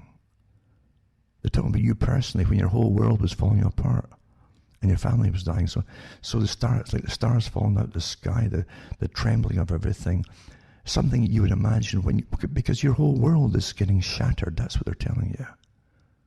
And these are the descriptions that they use. It's really impressive to me how they put it across. They're describing the same kind of thing that families, for instance, in Scotland, who were getting genocided, indeed, were experiencing towards everything's coming. Your whole lineage is coming to an end, along with everybody you know. And you're waiting for God to intervene. It's not happening. This is like the scream of death, the final one, you know. And the Egyptians portrayed it awfully well in their memoirs with individual families of what happened, you know. And the ground was trembling and, you know, stars are shaking in the sky and everyone's falling. Because they should be, interesting. They should be, that's how it should be. It's the same thing I've often thought about with, I don't know how I got on this subject at all, but I was thinking about when people die in your life, you see, and our pets die. You know? How many have you had an animal, a cat or a dog, and had to go to the vets and it dies, and next thing you know, you're walking the street or whatever, and you've got that loss there. Death is a loss, you know. Be it a person or a pet or whatever, tremendous loss. But if you go out there, people are just the same. But inside you're feeling that same thing as the ancient Egyptians. The sky's falling, everything's shattered, because it's in you, you see. But everybody around you is continuing in a way that perhaps you think to yourself, they shouldn't be. You're trying to expect, it shouldn't be. Something so important should stop the world for a little while, shouldn't it? That's what you think. That's what you feel. And people are nice enough, but they're, again, everyone's impartial with them. They serve you or you buy something or whatever else, but you can't share your grief amongst them, and you wonder why the normalcy is still continuing. You see? This is why you can never let these things be dismissed and you allow yourselves to be ruled by people who want us to be run like machines and technocracy, where they're training you now that they want to put you down. Oh, sorry, it's assisted suicide or euthanasia. If you become sick, you see, or a burden to society. Don't you feel guilty at being a burden to society? You're seeing that in the COVID thing. The bioethics groups are already out there. I put out their PDFs from the Rockefeller Foundation as they're advising the governments on how to cope with this, right down to bioethics, who should get medicines and who should not, who's worth saving and who's not worth saving, who's essential and who's not. And they want you all to accept it under this con of a massive deadly plague. They never stop, do they? And they can't stop now. Because evil and tyranny become far, far worse the closer they become to be discovered as to who they are and what they are and what they're doing. They have no option now but to go all the way and be ferocious about it, because you would have to eventually go after them and arrest them for the worst crimes against humanity with the WEF and the Club of Rome and all the other groups involved that we don't elect, they've decided that they have the right to run our lives and that we exist in their system, on their sufferance, as long as we've got a purpose that they need us for individually. Well, I wasn't at that. Were you at that meeting? Did you sign away all your own ability to think and do for yourself and let them rule your lives for you? Or take it away, for that matter? No. So, yep, you better start to understand what's going on here. The biggest evil event planned to be a worldwide war type scenario. 2 years to plan. It took years to set up the right people across the board in politics and civil service as so-called ministers of health, and put them in the right place at the right time, all completely on board. They knew they would be. I'm sure they'll be well rewarded, all of them, for it. 2 years to plan all this. But it also tells you, you see, the system that you were getting entertained with that kept you in La La Land, that gave you all of this, was already operating when you were in La La Land and keeping you kind of compliant back then. And I suppose I'm talking about all of this tonight because I don't really plan these talks. But during the day, I noticed that Sean Connery was dead, 90 years old. And that was the whole idea, was James Bond movies, you see, James Bond and the waning British Empire that, of course, was relived again as long as James Bond was going across the world, sorting it all out, and doing amazing things, and always fighting and shooting and stuff like that. Completely different from general intelligence work, which is pretty boring for most folk. But it gave excitement to a lot of people's lives and so on, that idea of it, of a Bond-type character. And of course, with these little benefits, like all these women, they just went gaga and threw themselves at him. Wherever you went, immediately as well, immediately. Just astonishing, that. And then you had all the good songs they put into, like Shirley Bassey, right? Shirley Bassey, we used to call her Burley Chassis as children, And she would do these kind of little movements, and she sung, and she belted out the song up here lungs, Woof, she belted out these songs. And they were well suited to the movie. That was part of its enchantment. But ordinary folk at the time, it was pretty miserable when the movies came out for most folk, with all the power cuts. They had power cuts in Britain then. They had, again, back to austerity, all the debts to pay and from the world wars and stuff. And so they let the working classes have a bit of escapism, and they would see places on the screen, and it was a big screen, remember, that they couldn't imagine ever going to. And exotic places and having a great old time to themselves. And of course, it all happened inside a movie house. So yeah, James Bond started off as a bricklayer in Scotland. Tried the Navy when he was young and got discharged after about 3 years because of an ulcer and things like that. And he worked at different things. He was into the bodybuilding. He went into some of the competitions. I think he was picked up by, or spotted by, I think something says Mae West or something like that, one of these old actresses, who put him forward for tests and for movies and stuff, and that's how I got into it. So good for him, because very few folk had that kind of chance to get out of the ruts, as they say, in those particular days. And he did okay for himself, that's for sure. So he represented an era, a big long era, right? And during the same era, again, the cultural wars and revolution that was going on. And that also was part of the sexual revolution, by the way, for those who don't know it, and everybody enjoyed watching all these movies. And the gadgetry they had as well was awfully impressive for youngsters. Oh my, look at that little helicopter just comes out of a couple of boxes and you put it together and away you go. Awfully, so really had a bit of everything for everybody, really. But and then the music scene also gave you the so-called British invasion of music into America. And it really wasn't just spontaneous. It wasn't like the Beatles, the Four Lads from Liverpool idea. They were a package, a created package by the big industry, the machinery that creates it all. And massive studio tour put into fantastic equipment right at the birth, really, of stereo.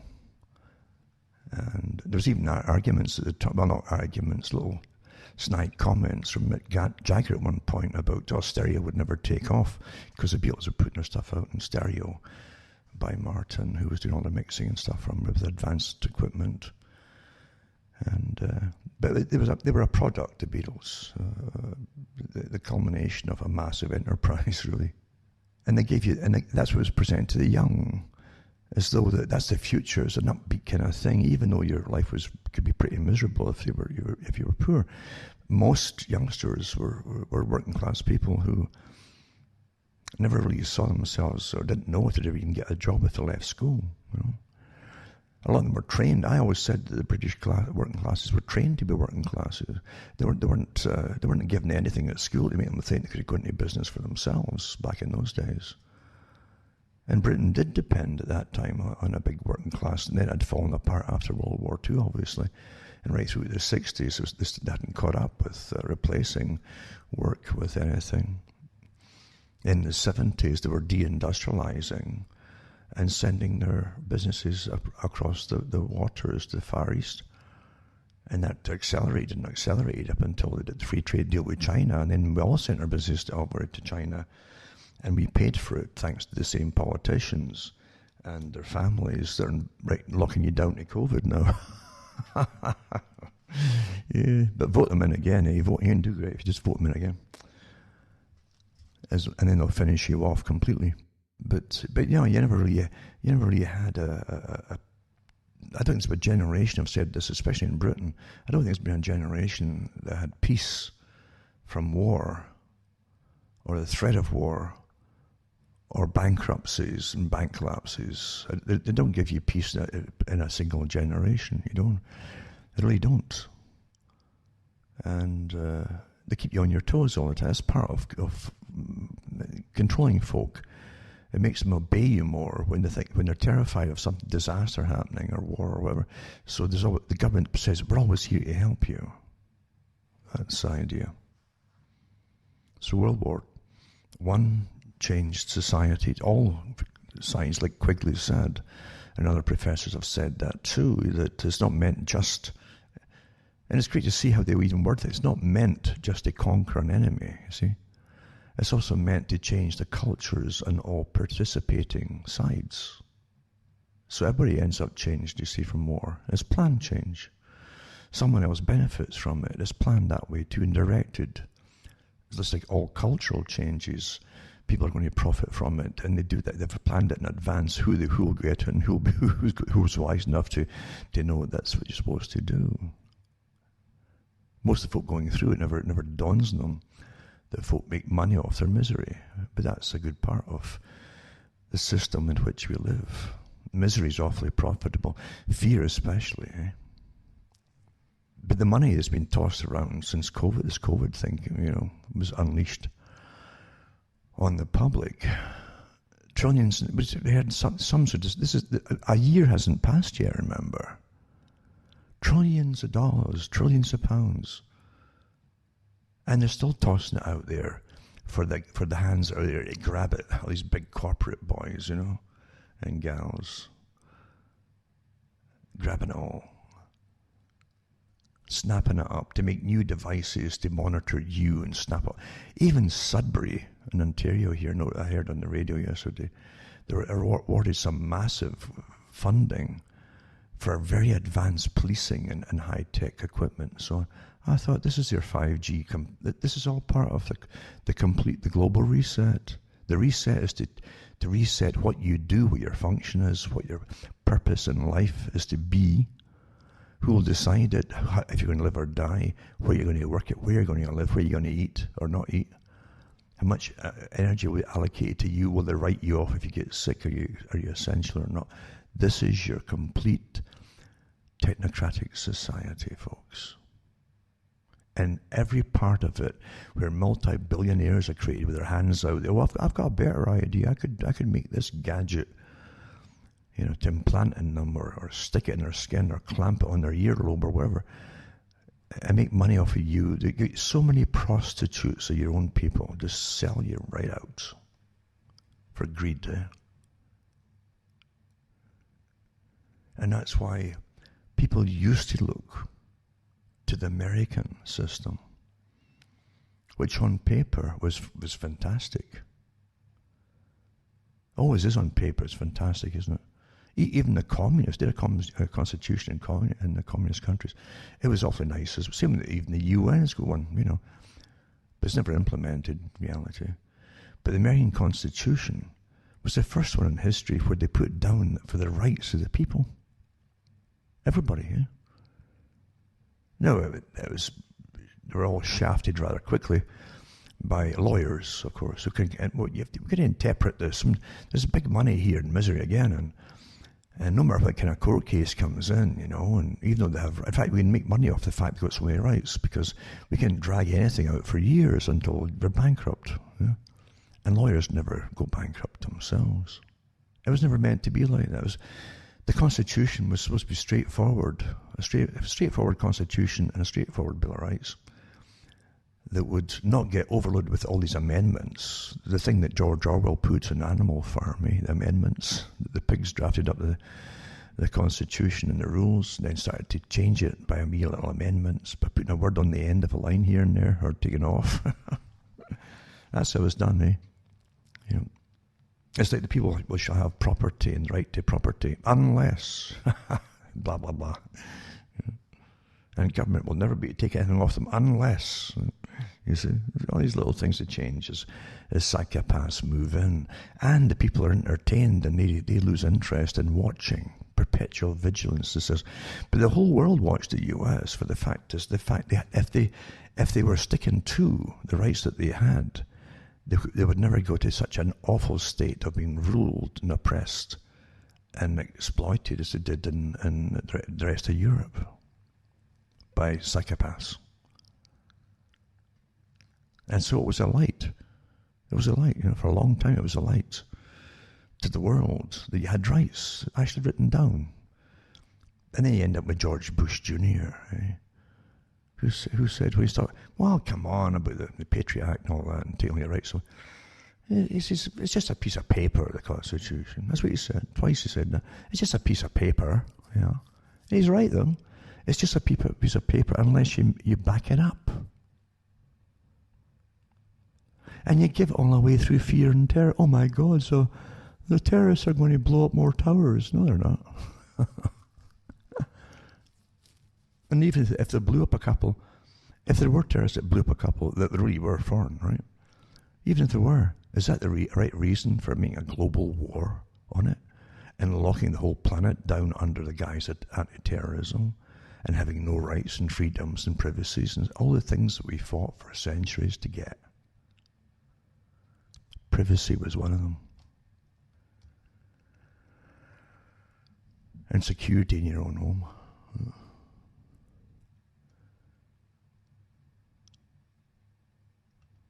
Here, they want to know everything you're looking at. But before 9/11 happened, by the way, the CIA set up offices in Canada and along with the FBI in preparation for 9/11 coming down the pike. And it broke out in the papers in Canada, not just about the phones, 1995, as me put that story out there. And it was Grattan that came out, I think, within the Toronto Sun initially, or it was in the Sun, yeah, I think it was the Sun. They said they'll bug our phones to please Uncle Sam when they passed a law for telecommunications devices to have back doors, including just phones or fax machines, and then this with photocopiers with unique ID, invisible ID, thing we printed on every page. All in advance of 9/11, you see. Along with the massive omnibus crime bill that came out in Canada in 1998 with Alan Rock. Then he went off to work at the United Nations. A complete, anti-terrorism bill, that's what it was. Nothing had happened. I've mentioned this before. And the black outfits and combat boots and and combat pants for the all changed in preparation for 9/11 coming along, and for losing your rights and freedoms and yada yada yada. And Canada had signed an agreement with the US for this backdoor into all the communications devices. Nothing asked. The people weren't asked. Do you mind? They didn't. You didn't even have the excuse, any excuse for terrorism happening to go along, but they did it anyway. See, that's when you're supposed to stand up for yourselves, as they start taking it away from you. Most folk under terror don't think to stop and say, "Yeah, you can't do that," or they'll say there's emergency powers, it's a wartime act, you don't have any rights. Do what you're told. But folk fought for centuries to get privacy. Centuries. At one time, the census, and this is what it's supposed to be, the census, done every 10 years or whatever it is, it's supposed to just ask how many folk live in this household. That's it. What number? That was it. By law.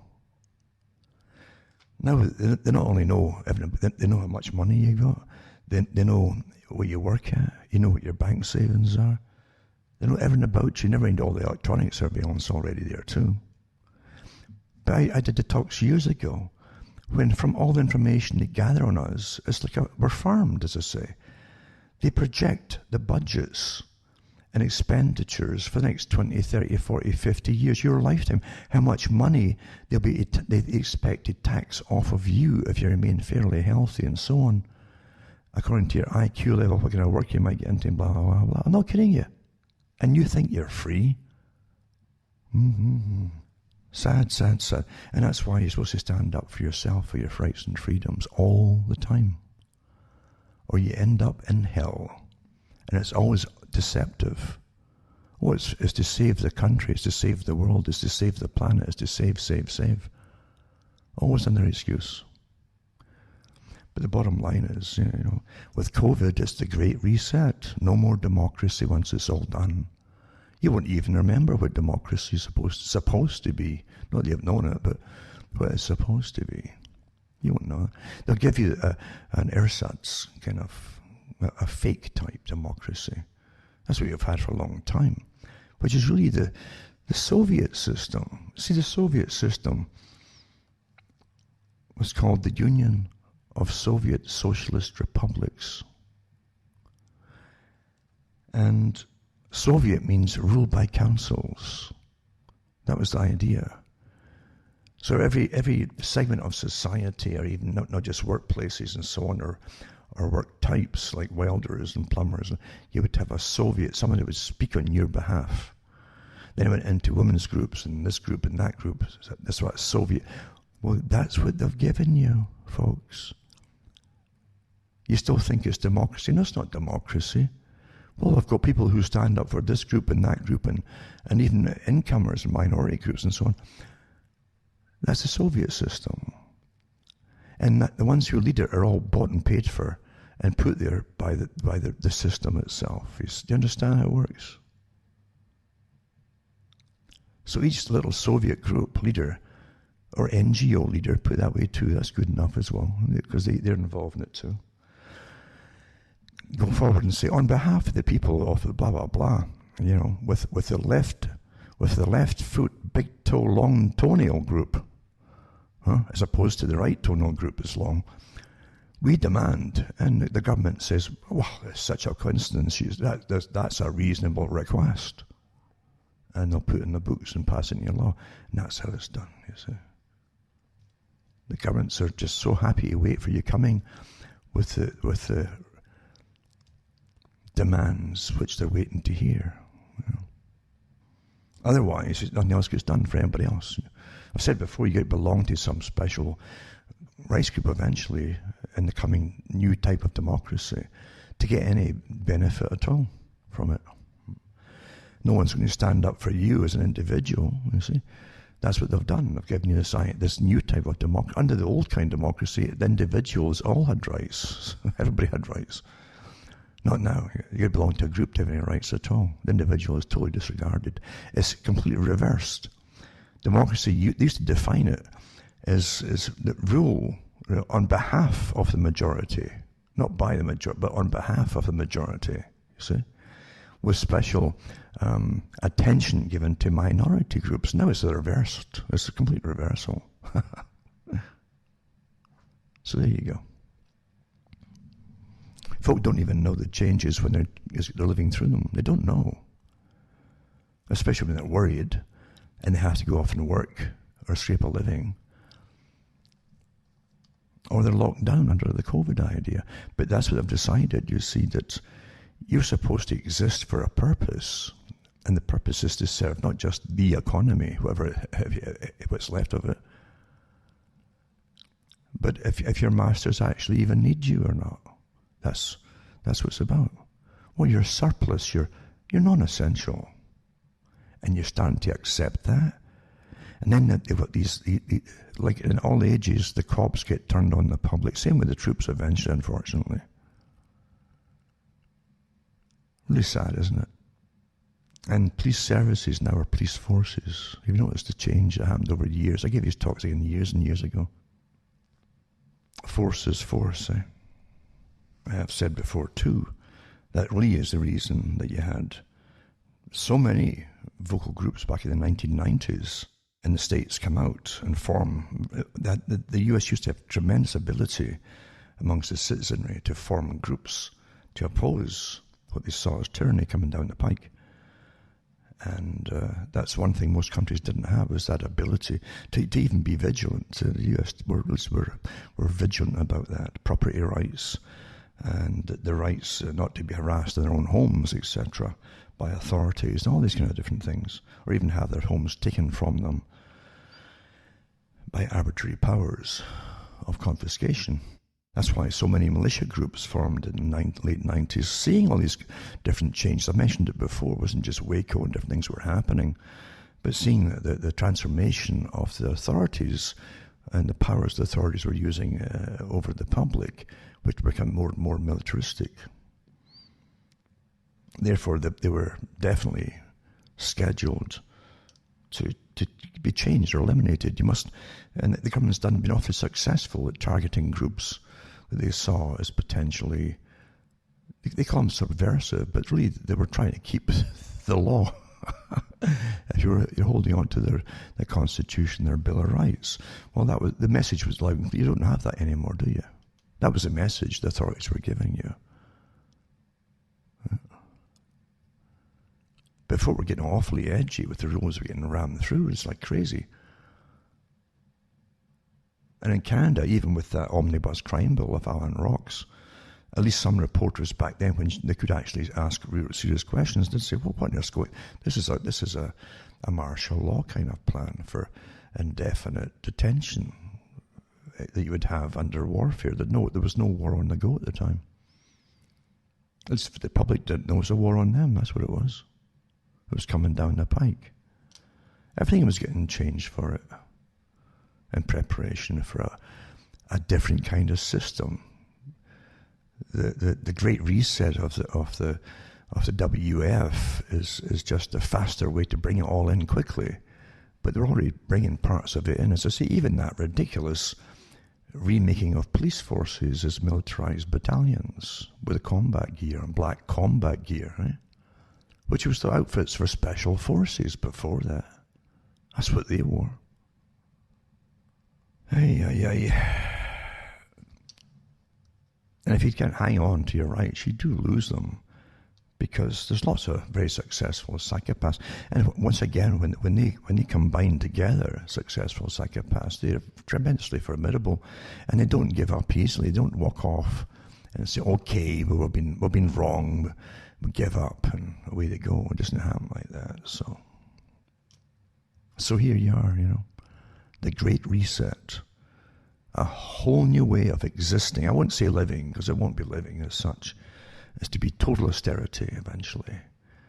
You're watching, under that guise of COVID, every healthy person, first time in history, being locked down. First time in history with no bombs dropping, no threats of invasion. You have the entire economy abolished with a stroke. Boom. not by a prolonged warfare, but instantly, boom. And no economy, guess what happens? Eventually starvation sets in. The same guys that brought you all this, brought you communism a long time ago. As I was mentioning before, the Royal Institute for International Affairs, the Lord Alfred Milner group studied the American system. The first great experiment. Could individuals really accept and appreciate having individual liberties? And would they be successful, or would they end up in such chaos? They'd have to be ruled by authoritarians, you see. And along comes the second great experiment, which they helped fund too, by the way. The Soviets, the Bolshevik Soviet system, to see if the authoritarian technique of specialists running it all would be more efficient, and would the folk accept it? See? And now you're into the new combination of where it's really both of them mixed together, exactly like the Rees Commission talked about. Blending the two systems together, using foundations and subverting the culture, society, and everything else, and using education by the big foundations there. And here it all is. A whole new way of living, eh? That your betters, the ones who've decided that they're the natural rulers, because they already rule all the things that you need. They own all to exist, from food to everything, you know. And your function is to serve them. And they might keep you alive if they need you. For as long as they need you, you see. And you should be grateful for that. They're saving your lives, you know, from COVID by crashing the world's economy. By pre-planning it all, by writing all the bioethics scenarios and how to manage folk, that who's essential, who's not, who should get medication, and who shall get food or not. You're starting to get the picture. This is absolute tyranny. And the climate change group is the same bunch, I gave you all that. That's the WEF. Have decided this is the only way to ram it through quickly. They're fed up sitting, waiting for you to give up all your rights. They're fed up with it. Your lords and masters are fed up with it. So they've decided for you. And this is the excuse for all.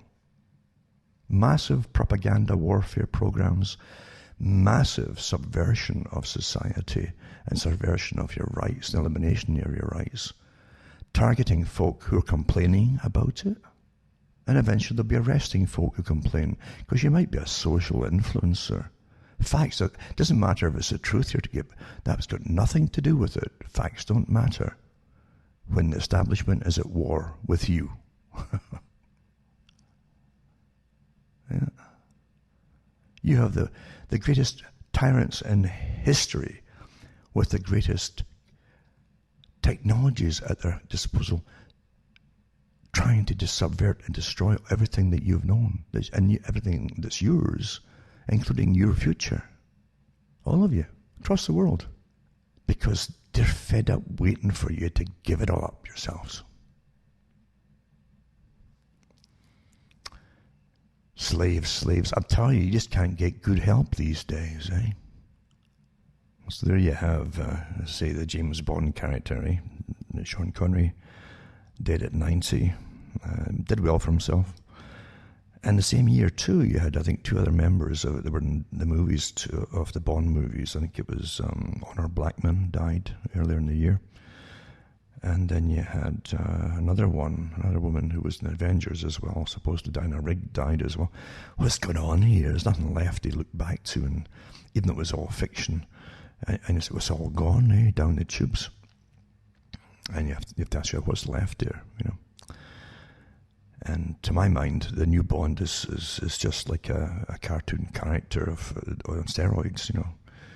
He doesn't use his head, he runs after cars like a sprinter. And you got this little wimp of a guy with a computer, a young fella, Q, who's the new Q, eh?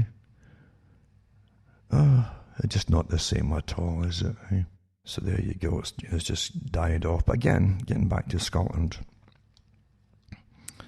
and a country that definitely has had genocide on a large scale, managed by a fake SNP party, Scottish Nationalist Party, that really is this international socialist, which means borderless, which means the end of you, the Scotland.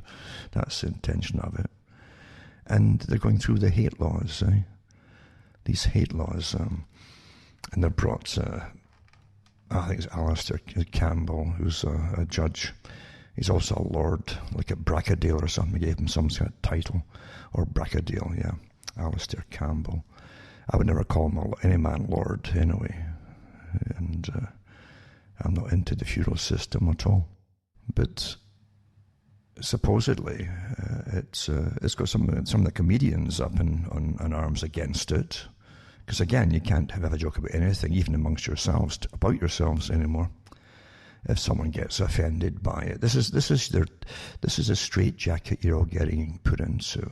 And once you can't think for yourselves or speak for yourselves on different topics, they keep adding in until eventually you're in the Orwellian system of 1984.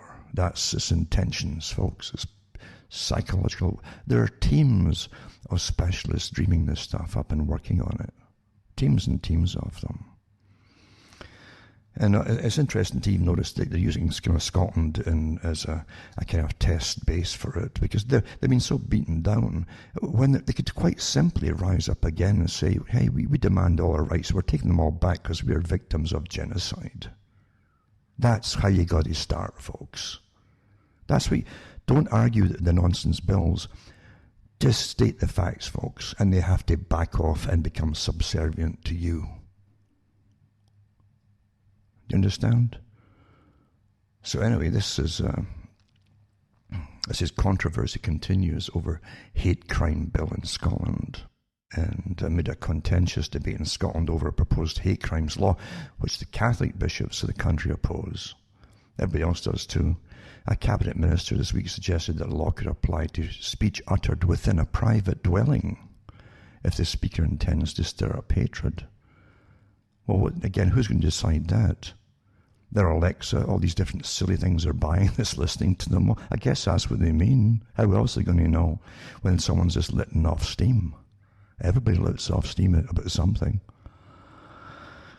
And it says the Scottish Parliament introduced the Hate Crime and Public Order Scotland Bill in April 23 in response to an independent review, it says, of hate crimes laws led by Alistair Campbell. And again, they call him Lord Bracadale, a retired judge. The government argues that the bill modernises, consolidates and extends existing hate crime legislation. It also abolishes the offence of blasphemy. So it says, during an October 27th hearing, a Scottish Parliament member questioned Justice Secretary, I think it was Humza Yousaf, who put forward the bill, about whether the bill might include a defence for speech uttered in the privacy of one's home, a so-called dwelling defence. That's what it used to be called. You can say what you want in your own house. This is my concern with the dwelling defence as a parliament, and even as a society. Are we comfortable with giving a defence in law to somebody whose behaviour is threatening or abusive? As an example, that is intentionally stirring up hatred against Muslims. Are we saying that that is justified because it is in the home? Yousaf replied. Are we saying that as a society we're comfortable with no criminal sanctions being applied to people because that has been done in the confines of their dwelling? Whereas if they stepped out in the street outside the house, then that would be a criminal offence. I'm just not convinced as a point of policy or principle that is one that I agree with, but I will continue to keep an open mind. They're going that way. That was for the whole idea with the appointment a while back as a trial under Girfec of appointing a state-appointed kind of guardian kind of person to come into the homes of every family that had a child to monitor the child's progress. It was to do with what the child was thinking and speaking about, by the way. You know something, Scotland, you got to stand up for yourselves. You really do. You really do. It's sad again, but that's all Scotland is now, is sadness. It really is sadness for what's happened for centuries, actually. And they've been demolished right now. And with this technique of using a communistic type of government, this international socialism. What part of international socialism don't you get? What do you think an internationalist body sworn to internationalism, sworn to a borderless world, is going to give you as a nation, except what you're getting? I tell you. That's quite something. Quite something. So this goes on and on. I'll put 2 or 3 articles up about that for anybody that cares to even read it, because it's sad, isn't it, that you're watching a completely organized movement to destroy what's left of the fabric of a nation. And it is deliberate. It's all deliberate, folks. Of course it is. So you can't even think something, never mind say it. Even if you're even making an inquiry, even a child asking a question, it's now illegal to ask that question. Yep.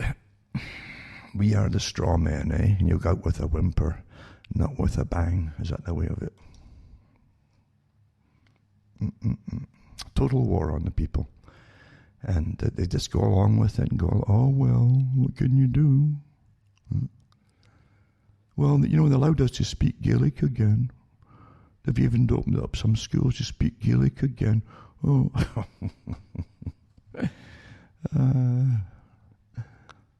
Gives you the feeling of being provincial a little bit, doesn't it? Eh? Quite amazing. You see, all these laws are one-way laws. And who's going to try the people? It won't be their own people. It won't be their own people in anything, you see. What happened to this whole idea? You don't want to be tried in law by your own peer group. That's your own nationality, your own people, your ethnic group, religious group, etc. Cultural group that you grew up with. That's what can try you. Because you've got to accept all the cultural system, the parts of the cultural system that you grew up with. That's why you have to have your own people. That's why the nobility can't be tried by anybody else except their own peer group. And when you're not getting your peer group, when you're getting folk who might hate you to try you, it's going to end up in... That's what it's meant to do, and cause more dissensions, which will cause hatred, obviously. This is what it's all about. And so, as I say, you've got different people come out and speaking out about it and how bad it is, etc. Because I see it as pure hate on the people. You don't need these laws. There are already plenty of laws on the books. You don't need these laws at all. Yeah. Yeah. They force folk to change what they think. Yeah? No, that's not freedom. That's not freedom, eh? That's not William Wallace, is it? Here's an article here. It says, the WHO taps anti-conspiracy crusader to sway public opinion on COVID vaccine. You have no idea the massive ongoing war in 1,000 areas with neuroscientists and behaviorists and psychologists all working in teams and behavioral insights to change your opinions on everything. Huh? Is that freedom? Is it? Your tax money's been given to these characters so they can change your mind in a whole bunch of different areas. So the World Health Organization, that takes massive funding from Bill Gates, taps anti-conspiracy crusader, right, to sway public opinion, COVID-19. And who's the crusader? Who do we need? Right? It says the efforts to encourage public acceptance of COVID-19 vaccine. Children's Health Defense has learned. So Dr. Tedros Ghebreyesus, the WHO's general director, tweeted that he was glad to speak with, I don't really give him a doctorship for you, I wasn't a doctor before, was glad to speak with the organization's technical advisory group, TAG. That's a TAG, they call it. They call these little acronyms for everything, eh? TAG. I thought you used to get little things in your skin, you just burned them off. But it says, on behavioural insights and sciences for health. These are the behavioural insights teams that prompt you and how you think proper thoughts, you understand, on the internet. And to discuss vaccine acceptance and uptake is the term they want to use now in the context of COVID-19. Before they come out with the vaccine, they try to brainwash you all to get ready to take it. In his next tweet, Ghebreyesus announced that Cass Sunstein, remember the nudge book I used to talk about years ago, how to nudge folk into thinking the right things and behaving the right way and changing their minds the right direction and so on. Cass Sunstein, oink oink, founder and director of the program on behavioral economics and policy, public policy at Harvard Law School, will chair the advisory group which was created in July.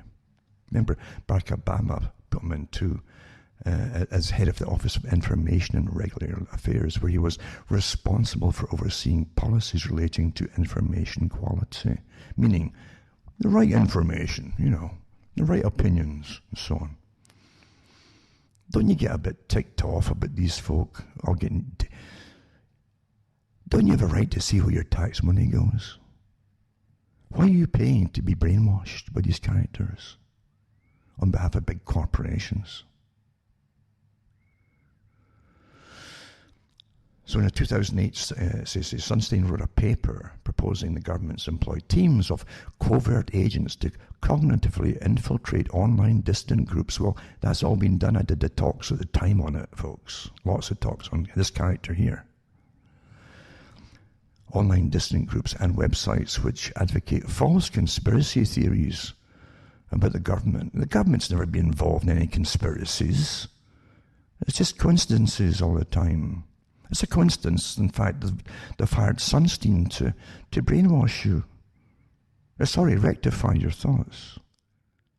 It says, in the paper, Sunstein and his co-authors wrote, our principal claim here involves the potential value of cognitive infiltration of extremist groups, designed to introduce informational diversity into such groups and to expose indefensible conspiracy theories as such.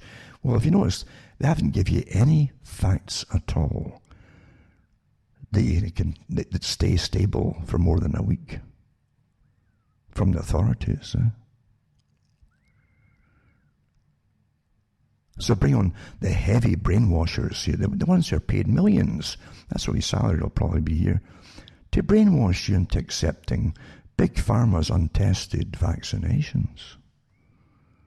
Not just any vaccine, but brand new RNA-type vaccinations.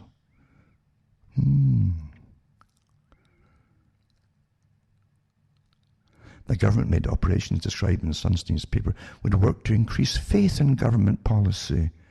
So in other words, don't just churn out facts which are understandable, or they can be disputed, you see.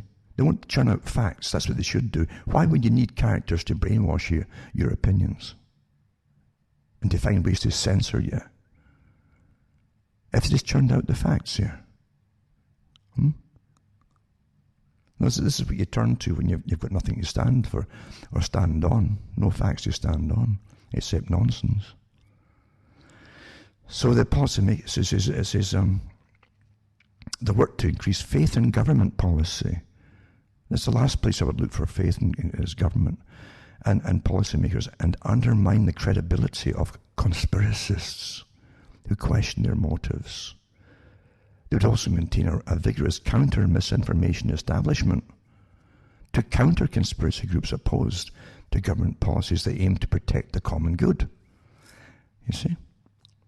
See, these ones that Sunstein works for in the government, they all are there to protect the common good, for goodness sake, not to slaughter the economies on behalf of the World Economic Forum's Great Reset, the Global Reset. No, which is Agenda 21. By destroying the economy of the planet into poverty and rationing in a managed system for now until the end of time. I'm not kidding about that. If it was all on the up and up and they could verify it and they put it out there, you wouldn't need these characters to come out and try to brainwash you. You wouldn't need them at all. Truth would stand for itself. The public would understand the truth, wouldn't they? Some of this would be accomplished by sending undercover agents or government-paid third parties into online social networks or even real space groups. They've been doing this for years, folks. He was doing this in 2008. I did the talks too in the last few years on the behavioral insights teams. They're already been working to prompt you, not don't look at this on the internet, look at this, etc. I did the the 77th Brigade in Britain, a part of the Department of Defence, thousands of them employed to do this kind of stuff and attack you. Your government is attacking you for having a different opinion on things and not doing what you're told. You little child, you. I thought we were adults. No, we're children again.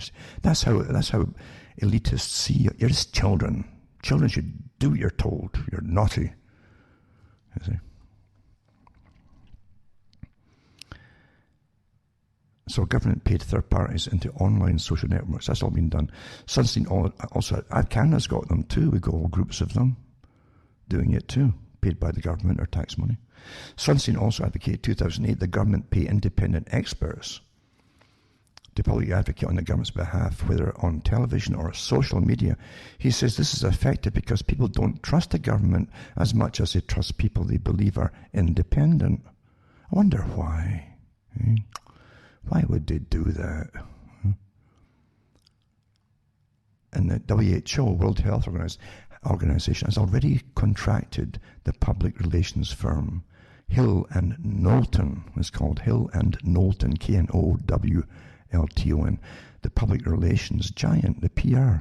Now remember, PR means propaganda. That's where it came from. But public relations sounds better. That's why they changed it under Bernays. Best known for its role in manufacturing false testimonies in support of the Gulf War. Oh, that makes me feel better. Isn't that better? Right? That's who they used on it. False testimonies in support of the Gulf War. The links are hereby of the false testimonies as well. From the Guardian newspaper. Bet they wish that was retracted. Was hired by the WHO to ensure the science and public health credibility of the WHO in order to ensure the WHO's advice and guidance is followed. Doesn't that make you feel better? Eh? False testimonies, that's what they did before, the same public relations company. The WHO paid Hill and Knowlton $135,000 to identify micro-influencers and hidden heroes who could covertly promote WHO's advice and messaging on social media, and also protect and promote the organization's image as a COVID-19 authority. There you go. There's no evidence that WHO has yet implemented any cognitive infiltration policies similar to what Sunstein advocated in 2008. No kidding, eh? If the organization were to adopt such a strategy and use it to convince hesitant populations to take COVID vaccine, it would raise questions of legality. I don't think they'd bother about legality in these days, this day and age. As put forward in a report by the Congressional Research Service, the link is here too. Illegal publicity or propaganda is defined by the U.S. Government Accountability Office, that's the GAO, to mean either 1, self-aggrandizement by public officials, 2, purely partisan activity, or 3, covert propaganda. By covert propaganda, GAO means information which originates from the government but is unattributed and made to appear as though it came from a third party. Don't forget, too, under Obama's reign, he then allowed the CIA and other organizations, on the military organizations too, to start using propaganda on the public of America, on their own citizens. Remember that? Because the WHO is a multinational organization, and a good part financed by Bill Gates, by the way, too. The articles are out there, how much money he gives them as well. And not a U.S. government agency. Covert cognitive infiltration policies could fall into grey area or even be considered legal. Dr. Margaret Chan, former Director General of the WHO, once stated the organization's policies are driven by what she called donor interests. Like, well, I guess she's meaning Bill Gates. And small world, really, a small clique at the top, really. According to a 2012 article in Foreign Affairs, that's the CFR's magazine, few policy initiatives or normative standards set by the WHO are announced before they have been casually, unofficially vetted by Gates Foundation staff. There you go. This is in the article here. And it's got the link to the actual article in Foreign Affairs. Or as other sources told Politico in 2017, Gates' priorities have become the WHO's. Well, there you are, then. The WHO's current General Director, Ghebreyesus, was previously on the board of two organizations that Gates founded, provided seed money for, and continues to fund to this day Gavi, that's the Vaccine Alliance, and a public-private global health partnership focused on increased access to vaccines in poor countries, and the Global Fund, which says it aims to accelerate the development, production, and equitable global access to safe, quality, effective, and affordable COVID-19 diagnostics, therapeutics, and vaccines. If, as Politico put it, Gates' priorities have become the WHO's, and if the WHO's policies are driven by donor interests, this raises the questions as to what online groups, people, and websites would be targeted by such covert programs. Good article, this. It's got all the links on it too, And it says the idea of government agents carrying out psychological operations on social media is not far-fetched. Oh, that's been going on for years, for goodness sake.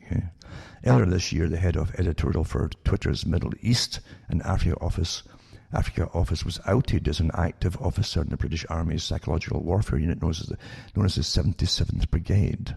That's a massive operation there, which specialises in online behavioural change operations. There you go. Quite something, eh? But that's the world we're in, folks, as they keep prattling on about democracy and rights and all that. Now, unless you belong to a designated sort of special interest group, which are really just front battering rams to destroy the rest of society, that's what they're used for. Because the rights should be applicable to everybody. You all have the same rights under a true system, which you don't have. Been taken over by these worms. They ate their way in, like the Cass Sunstein, I did lots of talks on him before when his book came out, and I also went into the behavioural insights teams and the different organisations that were at war with the public and paid to be at war with the public, not even before COVID came along. You have no idea what's going on. You live in a free society. It's one big system. It's one system. Look at the European Union's meeting that they had, or actually the documentary they put out on for vaccination and all that. And they came out before this all happened, saying they already had Facebook on board with them and all the newspapers on board with them, and how they totally drive the agenda and the narrative and override all opposing groups if a pandemic ever came out, for goodness sake. The documentary came out beforehand. But they said they had Facebook on board with them. They even had Mozilla, the CEO of Mozilla.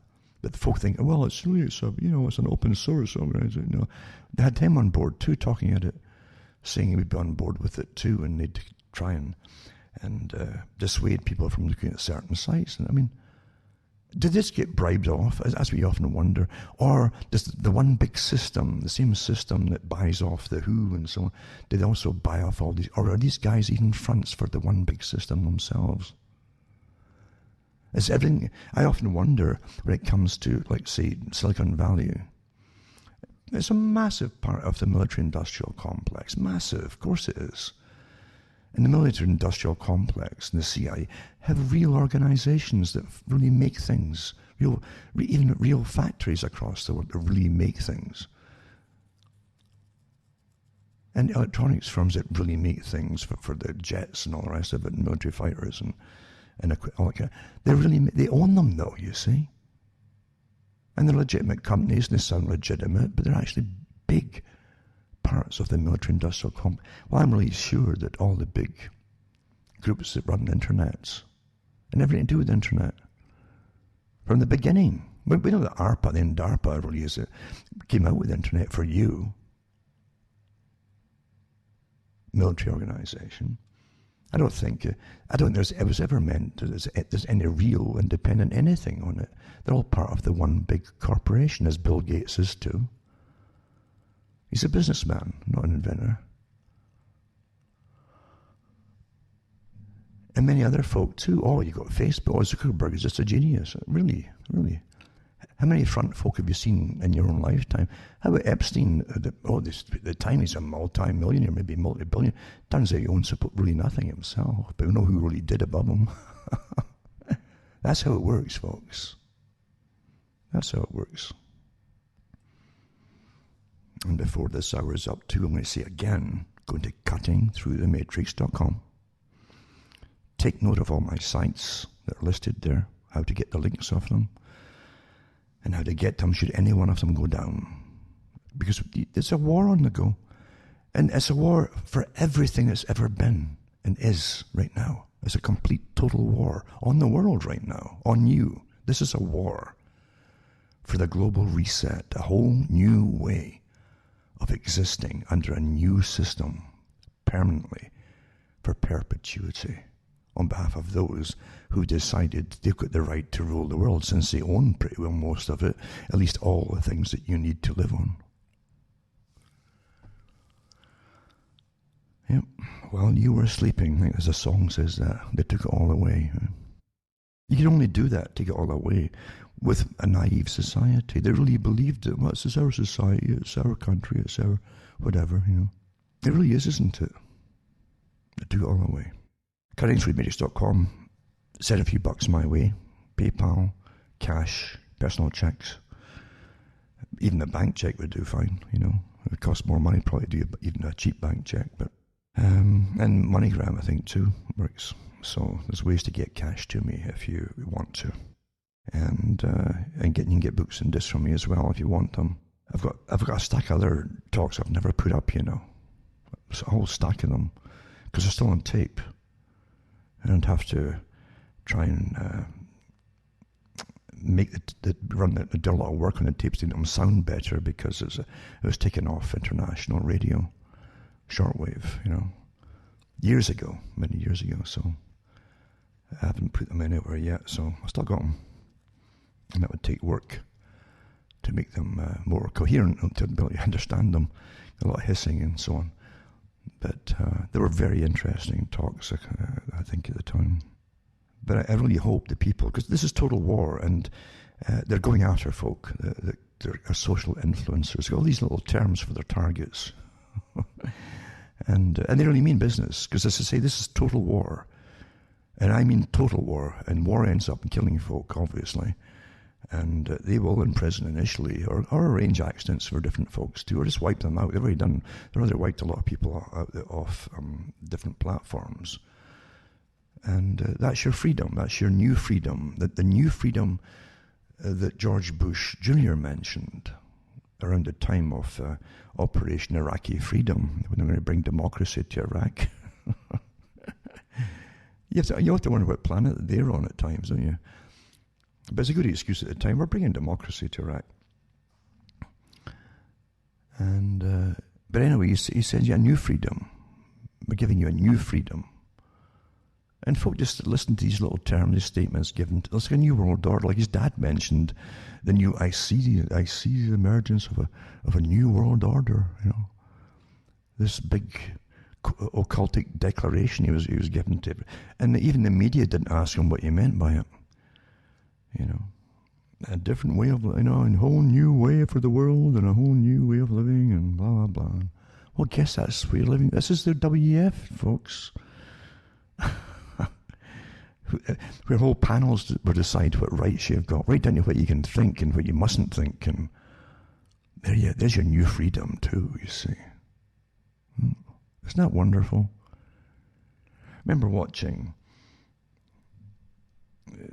how those grabbed children, Mao Zedong in China had his little red book for them. And he'd wave it. You see, you'd wave it. Oh, it's this looks like a Bible. You see, that's what he was to represent. It was the revolutionary Bible. Whereas the West always saw as the West, because they really didn't know much a lot about the West. At least the common folk didn't in China. And so they took it for granted what they were told. It was like Bible-thumping crazy people always holding these black books. And so they'd have a red book in China. And Mao Zedong was there. And he was the chairman, Mao Zedong. Chairman Mao, they called him. And he had his Cultural Revolution where they killed millions of people, you know. Because you see, they might still be contaminated with old ideas. Even though they went through the revolution and all that. So you got the students and the sons and daughters to drag the parents and teachers out of schools and stuff if they didn't go along with it. The same sort of thing like taking the knee. That's where all that stuff comes from, folks. Or repeat after me this chant. Huh? I think it's all new, all the stuff you're seeing in the States right now. No, it's all been done before.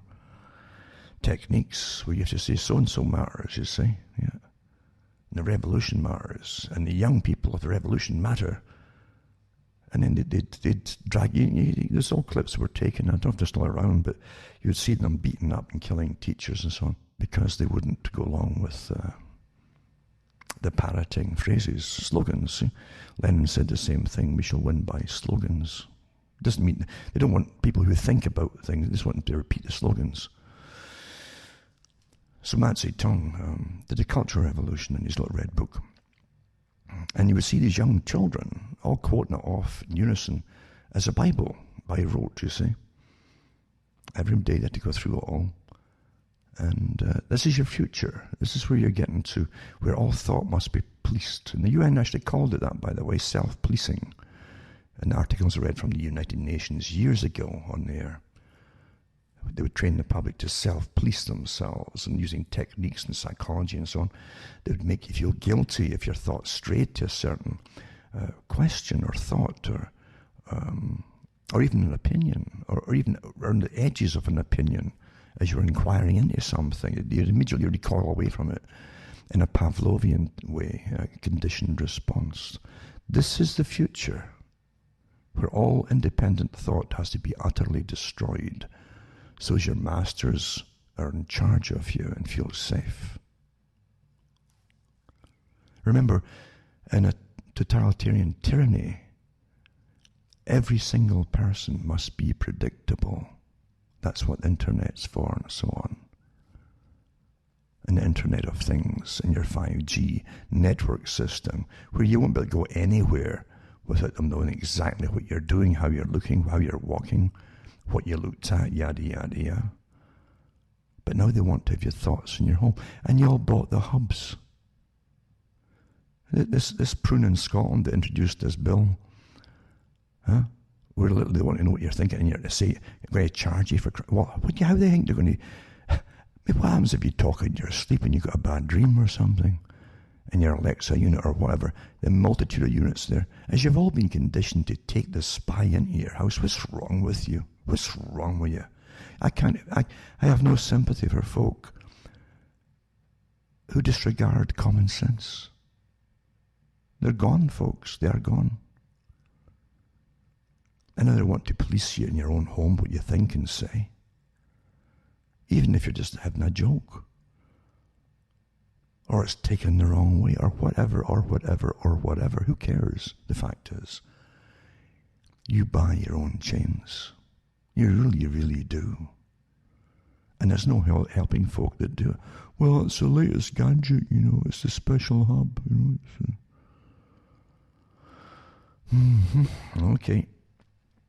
And there's Cass. See, the facts I put out here, like Cass Sunstein, makes no difference to you. The folk have gone. It doesn't make any difference to them at all. It doesn't. Yeah. I'll put this article up too. I always put the articles up that I mention, and this is one of them. And there's some good articles out there indeed. There's an article, another one too. It says, how Sage, right, and the UK media created fear in the British public. I did this article months ago, but someone else has done it now too and put it in a good order. And It's quite good, actually. It talks about COVID-19 started registering with most of the British public around late February and early March. Many were concerned but not particularly afraid. Only weeks later, people were terrified to leave their homes or to go near other human beings. How did such a shift in public perception happen so quickly? Don't forget, it was pretty well over, they said themselves, by the end of April. Any infection, phase 1. But, and again, we know now, the Event 201, and you had the one came out from the Rockefeller Foundation, 2010 as well, all these things.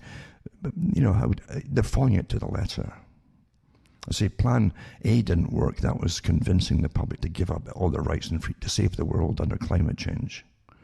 So they pulled out to the Plan B,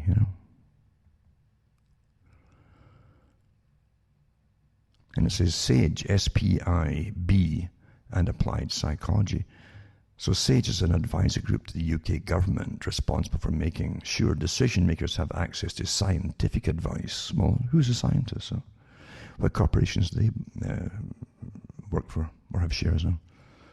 We're told that advice provided by SAGE does not represent official government policy. That's what it says. That's what they say. That's how the government gets away, the slimy sods that they are, Why are they using them if it doesn't represent official government policy? That's a little backdoor way out for them if Fenton really happens. And don't forget, SAGE is the one who got a subgroup that was trained to terrify the public. Literally, they said that. I put the articles out months and months ago. So SAGE also relies on expert subgroups for COVID-19 specific advice. These subgroups include NERVTAG, it's called, which is New and Emerging Respiratory Virus Threats Advisory Group. SPIM, Scientific Pandemic Influenza Group on Modeling. And SPIB, Independent Scientific Pandemic Influenza Group on Behaviors. And it says the identity of individual committee members themselves were initially kept secret, purportedly due to national security. Some names were eventually released, largely due to efforts by UK businessman Simon Dolan and his legal challenge campaign. And the link for that is here too. We want to find out who these characters are that's advising governments. It says, nevertheless, 2 members remain anonymous. And it's into psychological techniques for behavioral change. The document itself, titled Options for Increasing Adherence to Social Distancing Measures, was drafted by SPIB, the Behavioral Science Subgroup for SAGE. And that's the group that was meant to terrify the public, right? SPIB. And the link is for that is here too. And the link is from government.uk, Department of Independent Scientific Pandemic Influenza Group on Behaviors, SPIB. And so yeah, this is official stuff. It's not conspiracy stuff, right? So it's a behavioral science subgroup for SAGE. And it says, they highlighted 9 broad ways of achieving behavioral change in the public. 1 is education, right? 2 is persuasion. 3 is incentivization. Incentivization is awfully good because they can say, well, if you take this shot, you might get a passport and then you can start moving around a bit, That's all that kind of stuff works. Give these little bribes, to the animals. That's you. Number 4, coercion. They can coerce you. Well, you can't go shopping either unless you do what you're told. Wear a mask and social distance and only do it straight there and straight back and yada yada, and don't sit on a park bench or anything for a rest or we'll have to fine you. And then enablement, and then there's 6 is training. Restriction, so they're going to train you like animals. Restriction is 7. 8 is environmental restructuring. I guess that's putting you in these camps. 9 is modeling, right? In the document, SPIB focused on the methods most relevant to their stated goals and set out 10 options that were evaluated on 6 criteria. One is, it says, under the acronym APPEASE, were acceptability. They love this, don't they? They said I guess they make millions of bucks just dreaming up these acronyms. APPEASE. Acceptability is 1. Practicability 2. Effectiveness 3. Affordability 3. 4. Spillover effects and equity. Well, you get lots of equity from the taxpayers, that's for sure. Right? And that comes from a link called Options for Increasing Adherence to Social Distancing Measures. It was put out in 26 March 2020. It's also from the government, UK government, right?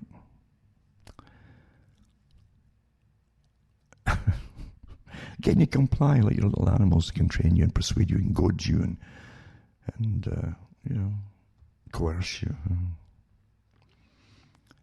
It says a substantial number of people still do not feel sufficiently personally threatened. That's when they put out it's called persuasion. It's a key part of the behavioural change strategy. It says the persuasion section of the document. I remember I put that out there too. The whole document. The persuasion part says a substantial number of people still not feel sufficiently personally threatened. And clearly the psychologists felt that as of late March, the public was still not afraid of COVID-19. It therefore suggested that the government increase the level of fear. This is the one they put out to the reporters for the newspapers and to the television media and so on, to follow guidelines. And that's what it said to them, that the public are not scared enough, in other words. So they were told to increase emotional messaging, to increase the level of fear and anxiety, to get the public to comply. Do you realise how you're being managed by these government agencies or employed by government? To terrify you into compliance.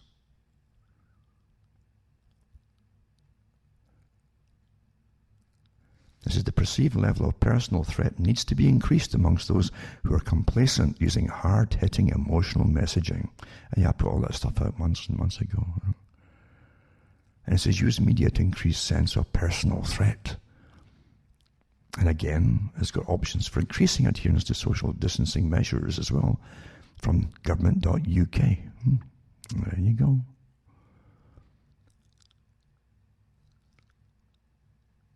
It says the SPIB recommendations to increase personal threat and use hard-hitting emotional messaging. They're on display with eerie imagery coupled with taglines such as, anyone can get it, anyone can spread it, don't put your friends and family in danger, stay at home for your family, don't put their lives in danger, if you go out you can spread it, people will die. And it's got the sources too that came from Reuters, April, and Sky News. Sometimes I'm scared to put out these links if I mention them because they can be pulled before the show goes up. Or when it goes up. Last night with one of the articles, last week. And hysterical news headlines during the first week of April 2020, in proportion to, that's what it's called, It says, Project noticed a change in the BBC headlines and posted the article, BBC informing or scaring.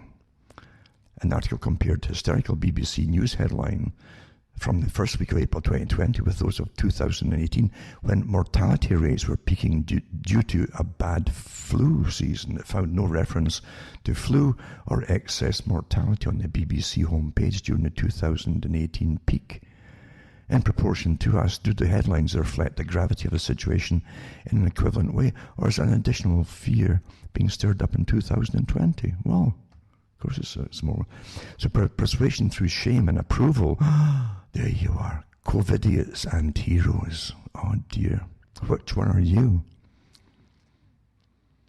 So the psychologists for SPIB knew that fear on its own wouldn't persuade everyone, so messaging needed to be tailored to take into account different motivational levers. Some people were more persuaded by appeals to play by the rules, some by duty to the community, and some to personal risk. So suggest using both social approval and disapproval. I remember doing these articles years ago on the social approval and disapproval, not just in this, but way before, other ways of behavioral modification. You've always been tampered with, you don't know it. So this one here would use social approval and disapproval with compulsion, meaning legal legislation as a backup. Use and promote social approval for desired behaviors. Consider enacting legislation to compel required behaviors. And option 8, consider use of social disapproval for failure to comply. The community is just unhappy with you. It's like when they use the term as well, that the global community, they want this to happen. It's the global community, and these stupid little tricks that they're always using on you to change what you think. They don't believe in independent thought. There's an enemy. The UN said that years ago. The enemy to their system that they planned for the world was the individual, as opposed to collectivism. The individual.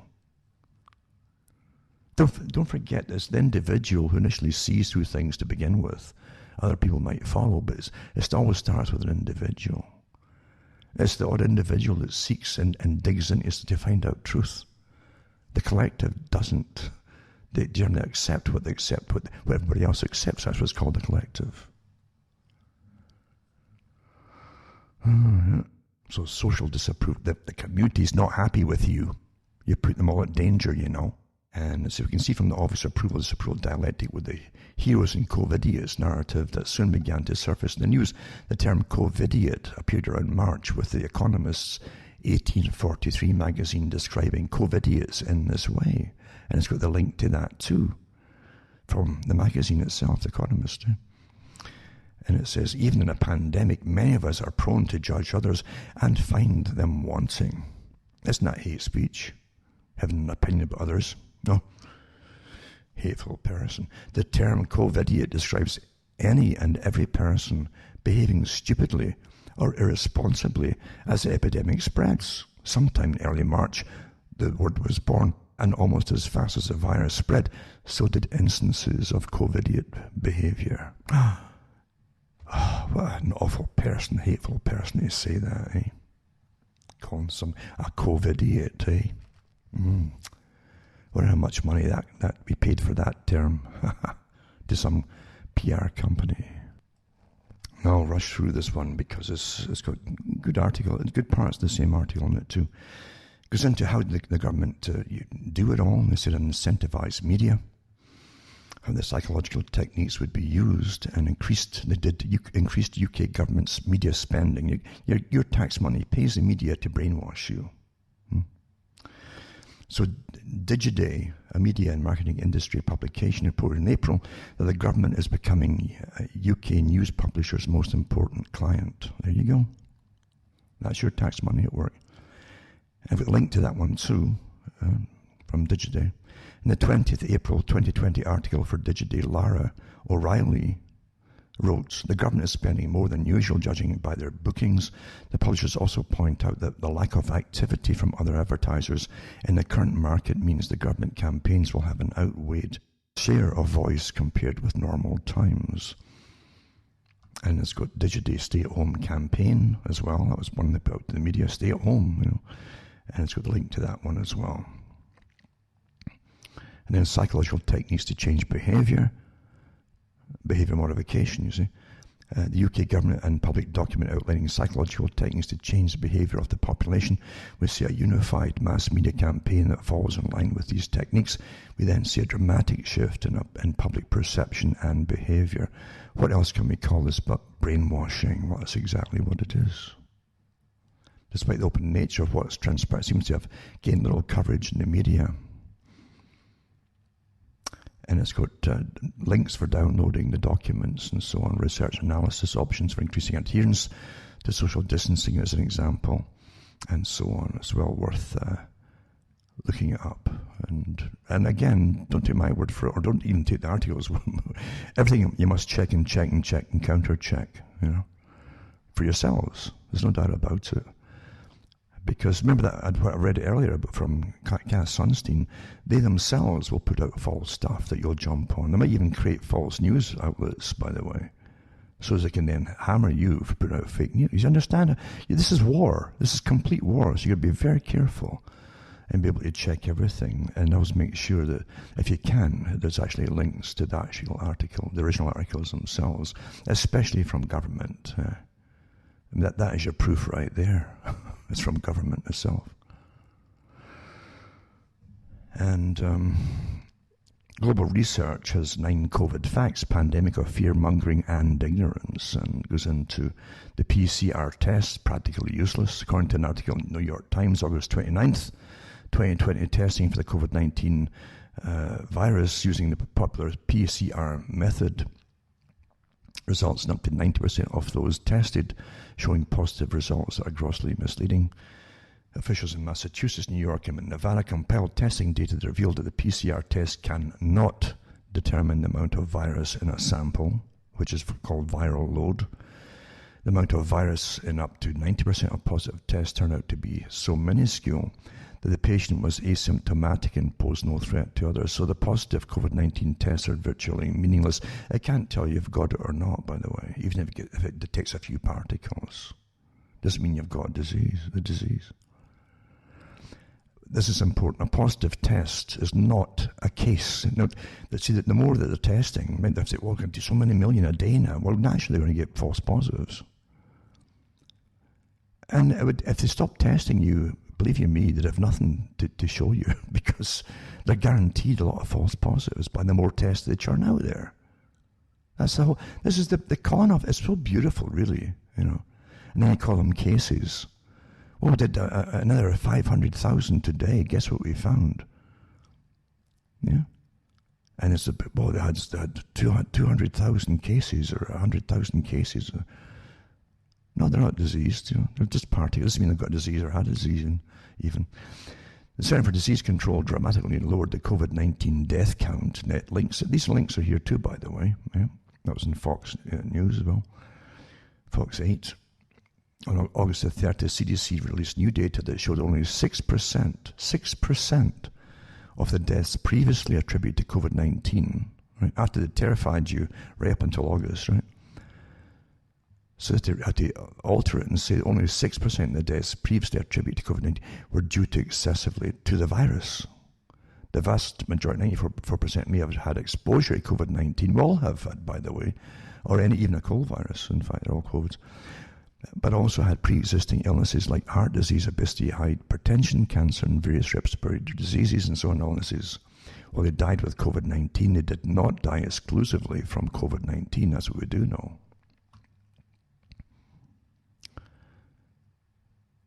The CDC reports COVID-19 survival rate over 99%. CDC updated their current best estimates for COVID-19 survival September 10th, showing that over 99% of people exposed to the virus survived. Another way to say this is less than 1% of the population are potentially exposures are potentially life-threatening, in other words. And I've seen in 3 different articles about the same thing. Here it says that the vast majority of COVID deaths were concentrated in a population over 70, close to normal life expectancy. There was an article come out the other day. It says the average deaths was 82 years. There was dying of it, and even were they dying off it? CDC reveals 85% positive COVID cases wore face masks always or often. It's their own testing stuff too. They get people who are compliant and will do surveys. In September 2020, CDC, Center for Disease Control, released the results of a study conducted in July, where they discovered that 85% of the positive COVID test subjects reported wearing a cloth face mask always or often for 2 weeks prior to testing positive. The majority, 71% of the test subjects, reported always wearing a cloth face mask, and 14% often wearing a cloth face mask. Only a rational conclusion from the study is that cloth face masks offer little, if any, protection from COVID-19 infection. I'll put other articles up too on the different kinds of masks, by the way, from the CDC and others. Long before COVID came along, they were telling you these masks are pretty well useless for such small micron sizes of viruses or particles. Another one too, the US death rate is not spiking. If COVID-19 was a lethal killer it's made out to be, one would reasonably expect to see a significant spike. And so you understand, if it's true, right? If it was the lethal killer that's made out to be by the media and so on, one would reasonably expect to see a significant spike in the number of deaths reported. But that hasn't happened. So here's facts, right? And yet that's why they need the Cass Sunstein groups and all the rest of them to lie to you and to harass you and maybe even arrest you eventually if you won't shut up. Because if things were all real, you wouldn't need Cass Sunstein to convince you of anything. You'd see it all for yourself. This is total war on the public. And the Sunsteins and the rest of them should be arrested, folks, for terrifying the public and the groups that work with SAGE in Britain and so on. Absolutely. This is total war on you. These are war criminals. You wouldn't need them. The public are not stupid. If they knew folk were dropping dead and folk they knew, they'd have no problem going along with this, folks. They wouldn't at all.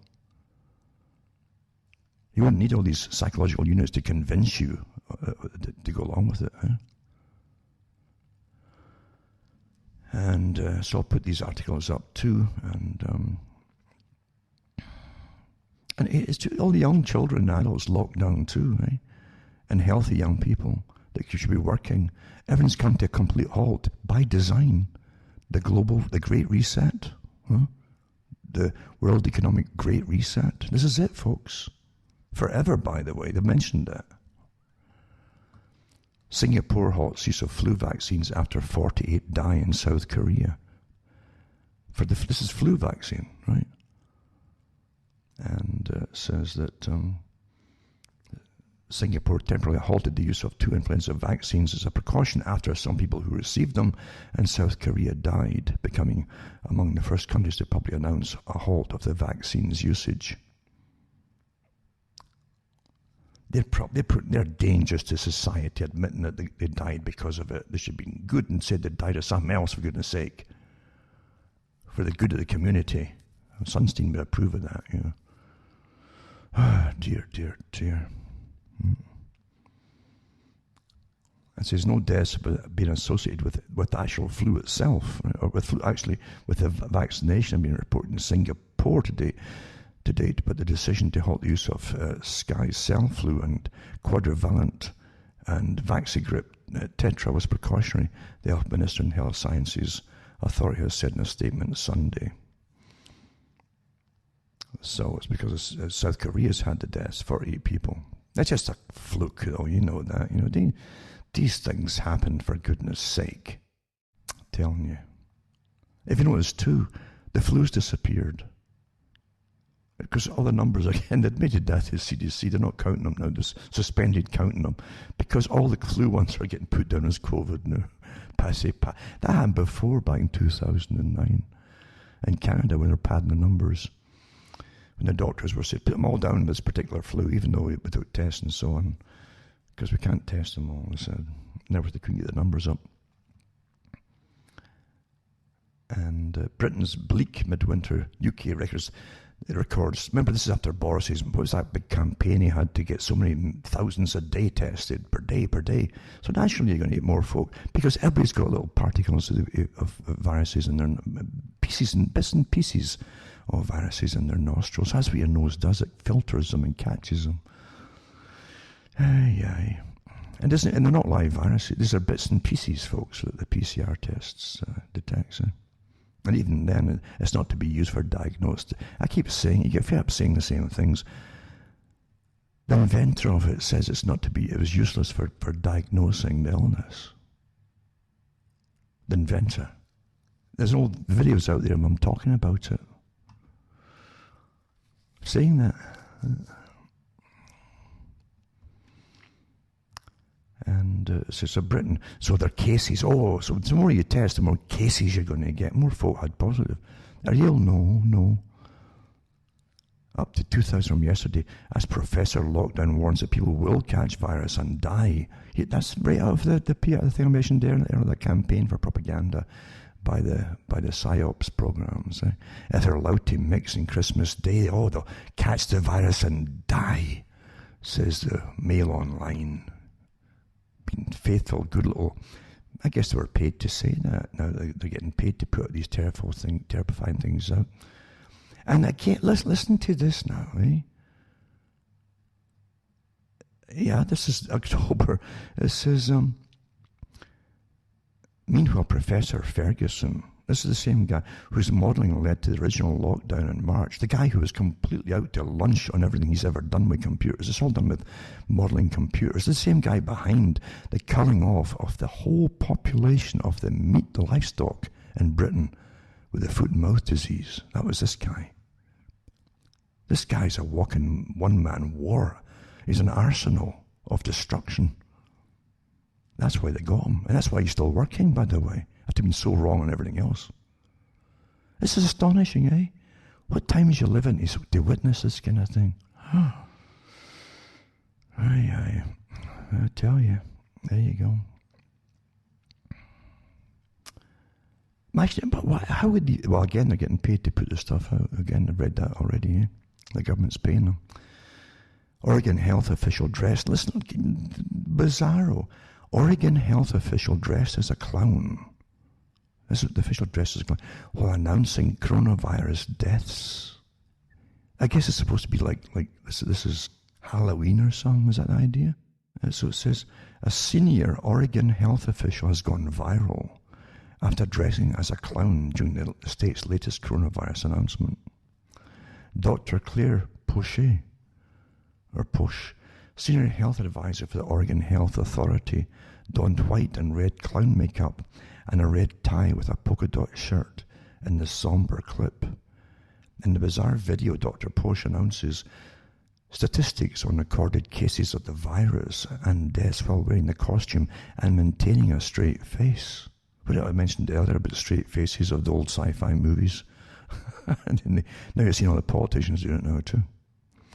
As of today, there have been 30,160 cases. In other words, not infections, not illnesses, but tests, you see. Yeah? In Oregon, with 390 new cases being reported today. Well, if you put another few thousand tests out, you only find more guaranteed, right? We know that. It doesn't mean they've got disease, by the way, or contagious or anything. But facts don't matter. A clown is telling you this here, right? She then goes on to discuss the state's death toll, adding, sadly, we're also reporting 3 deaths today, bringing the statewide total for COVID-19 related deaths to 608. I guess that's when it all started. But again, they're putting everybody down as dying of it. If your heart bursts, there's a massive infarction, and they then test you ram a swab up your nostril and get a fragment of COVID, which lots of folk have got, by the way.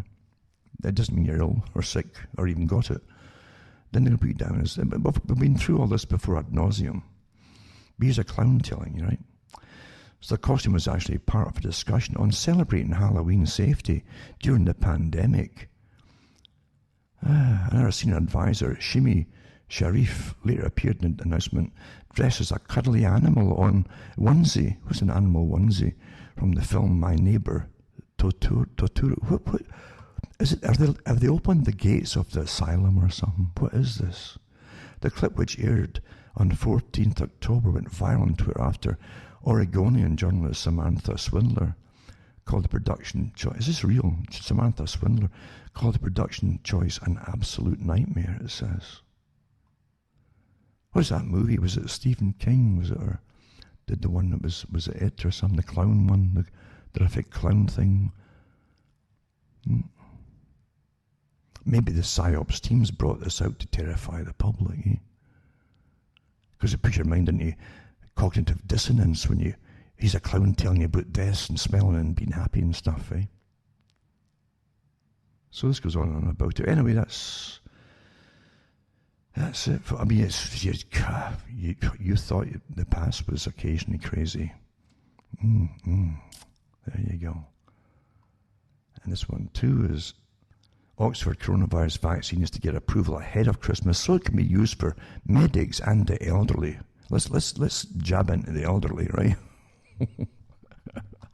Before final trials are finished, says Professor who's leading the project.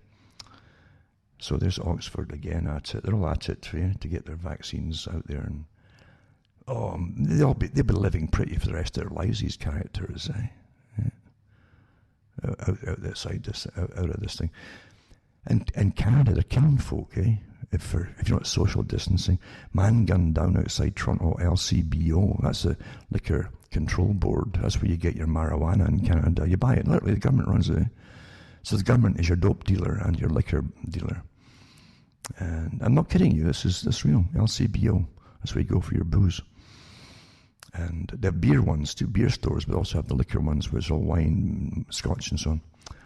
And marijuana. Yeah, that's where you buy it. That's where you go and get your Soma. So a guy was gunned down after alleged social distancing dispute identified, it says. 21-year-old man. Right? There you go.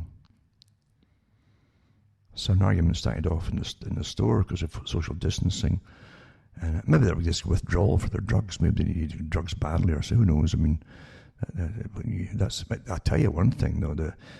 Every report I've read is amazing. The marijuana that's out now is really potent stuff compared to what it used to be. Eh? And there's definitely cases of psychosis from it. And I really mean that, verified cases in with a lot of people actually now. It's getting worse. And getting worse with lockdown too. His temper's free. That's what I want. Britain's bleak midwinter. UK records 23,012 more COVID cases. Remember, Boris's boast to get so many millions a day tested. So naturally, you're going to get this with these faulty tests. So they can't lose with these swab tests. Can't lose. They're guaranteed to get the results that they want.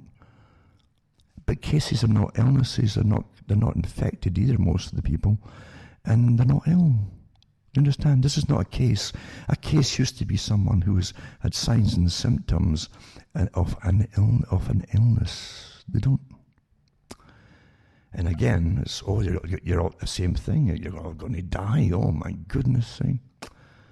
Watch a 104-year-old woman locked down in care home for months beg to see the family. I'm sure they leaked her. Licking their chops with that one. They love it, and all these psychologists that are paid to brainwash you, they love this kind of stuff. They can stare at it and yeah, she looks delicious, quivering there, let's see how the family across the way respond between the barrier and all that. And psychopaths. There's more psychopaths in psychology, by the way, definitely in the behavioural department, working for governments. More psychopaths, definite psychopaths working for them. No conscience at all. So in a video shared in the Care Home Relatives Scotland group, Facebook, Mary Fowler says she's very well looked after at the Balfard Care Home in Glenrothes, Scotland, but adds, I want my family though. She says, this is my right. See, that tells you she's an old person, but that she still believes that she's got rights. Please help, it's cutting me to bits, says the smartly dressed woman. I must see my kids. Time's getting on for me. I must see my children and make things like they used to be. And then she asks for help. So far, she only get brief window visits from one of her children, and they give you a video if you want to see it, And this fishy character, Nicola Sturgeon, First Minister in Scotland's left separatist, devoted far left. They're actually a front for the big world system, and they're well paid for it too. There's more money flowing into their paychecks, believe you me, than just from the country. So anyway, Nicola Sturgeon, I'm not going to read her stuff because they're a psychopath. So there you go. And I keep coming back to the hate crime laws in Scotland, and John Cleese is talking about it, and Rowan Atkinson and different people too, and how ridiculous it is as they get into your head. So Mr. Sunstein, and why would you vote for governments that are paying psychopaths to brainwash you? If you have rights and freedoms, you have the freedom to think for yourself and to state what you think for yourself to others if you want to. Not to be brainwashed into compliance for a much bigger agenda that's using COVID as a front to bring it all in. To destroy totally society and your way of life and your ability to even feed yourself. That's where it's going to go down. That's what it's supposed to do. This is total war on the people. Another one, too, another article, and that's what I say in Canada, they shoot you. And there's another one, I mentioned this back in July or wherever it happened, during July. And it's south of me. It says, man fatally shot following a mask dispute. And of course, after the police inquiry, because the police do their own inquiries, opened fire on OPP, the Ontario Provincial Police. It says, here's what it says at the top of it. He was wearing camouflage and was heavily armed, say sources. There's no independent sources here except the police. A 73-year-old man, right? And it says he was shot, after a dispute in a grocery store because he wasn't wearing a mask, it says.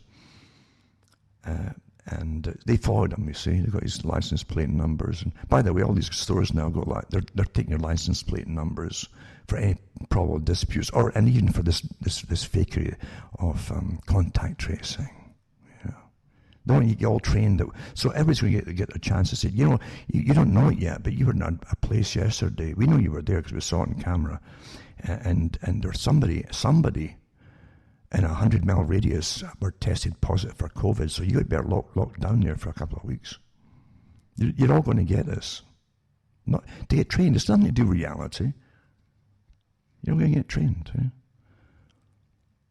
Before that, you see, they had regiments of troops. Now got regiments of troops that really is people who are contact tracers. Private corporations got billions dished out to them for this. It was planned before the COVID came out. I did the articles before who was to get the contracts. And they were offered them last year.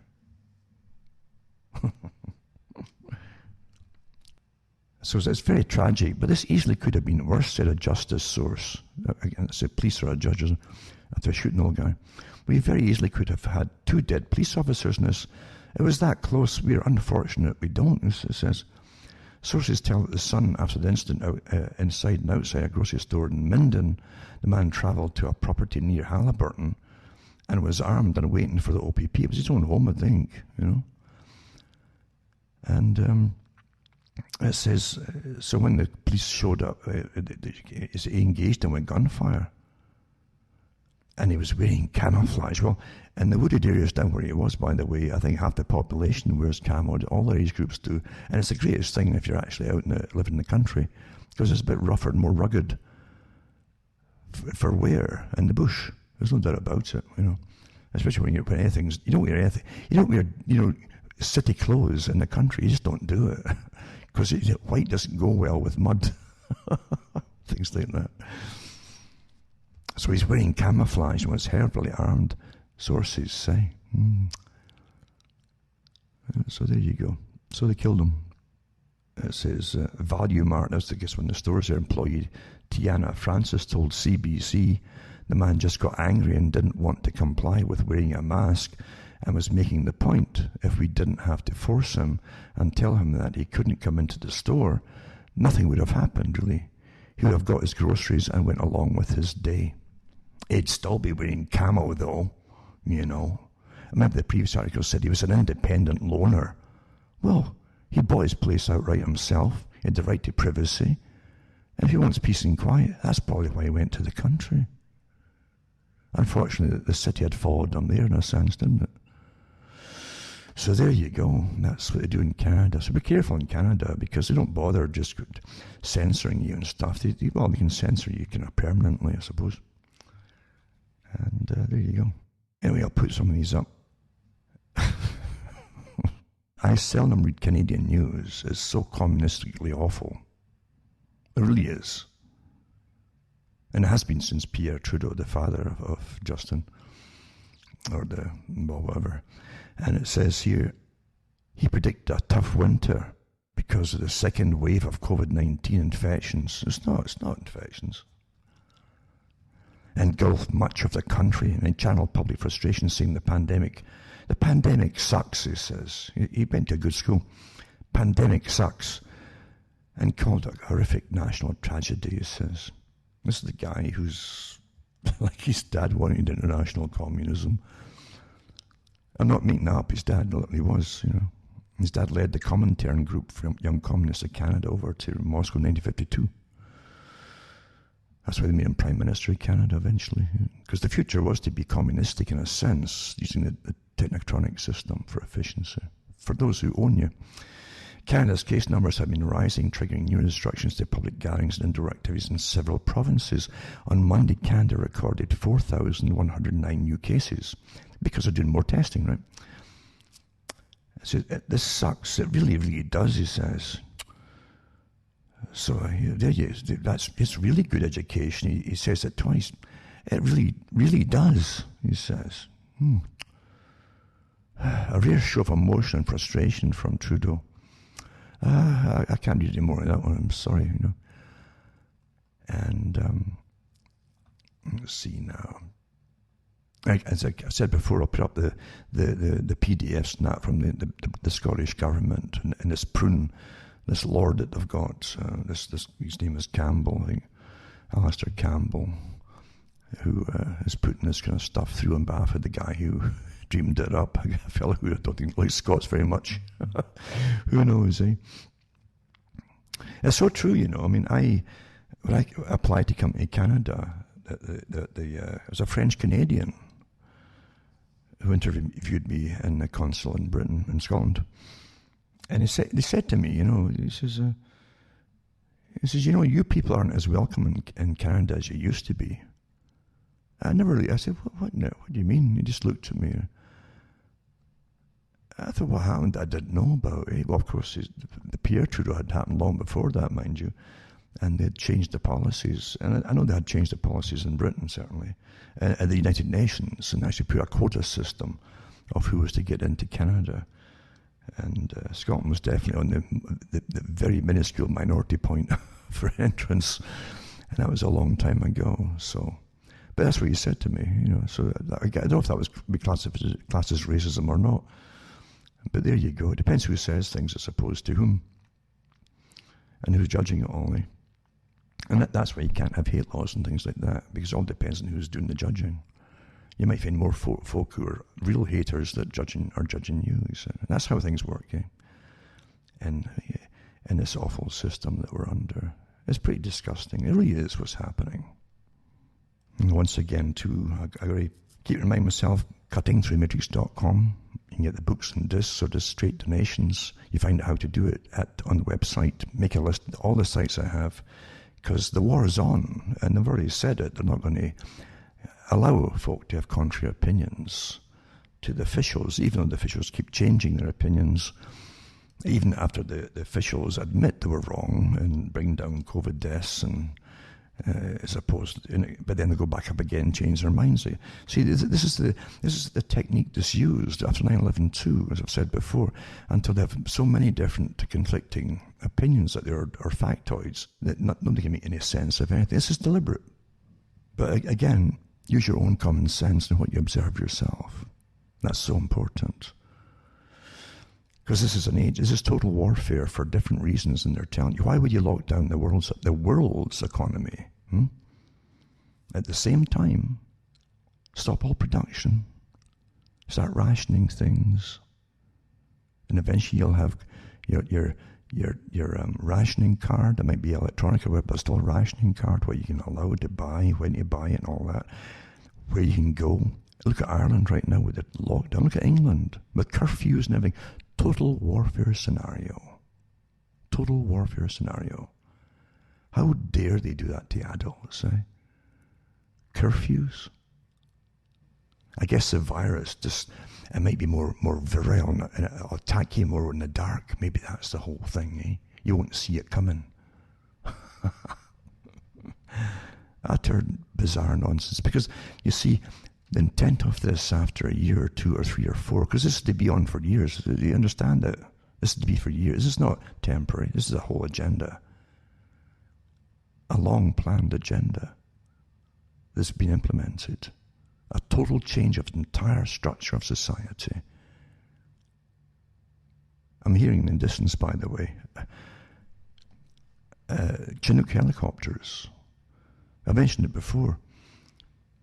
And this happened Friday and then Saturday, in the middle of Saturday night.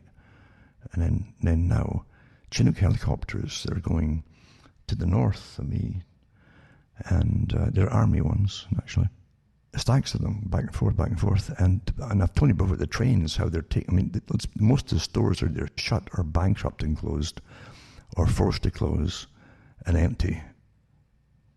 So the trains that go by every 10 to 15 minutes, these massive, heavy trains night and day for the last few months, are not going to the stores to restock them. Apart from that, there's very little north of me anyway. This is for massive bases for NORAD, etc., to the north, for continuity of government and so on. And a few other ones that they've got as well. That's what it's for. Massive stockpiles of food for years, actually, obviously, for them. Well, there you go. And that's a little bit I'm mentioning too. Remember, cuttingthroughmates.com. A few bucks my way helps me tick along, and I can keep going, hopefully, because things are going to get worse, and you really need some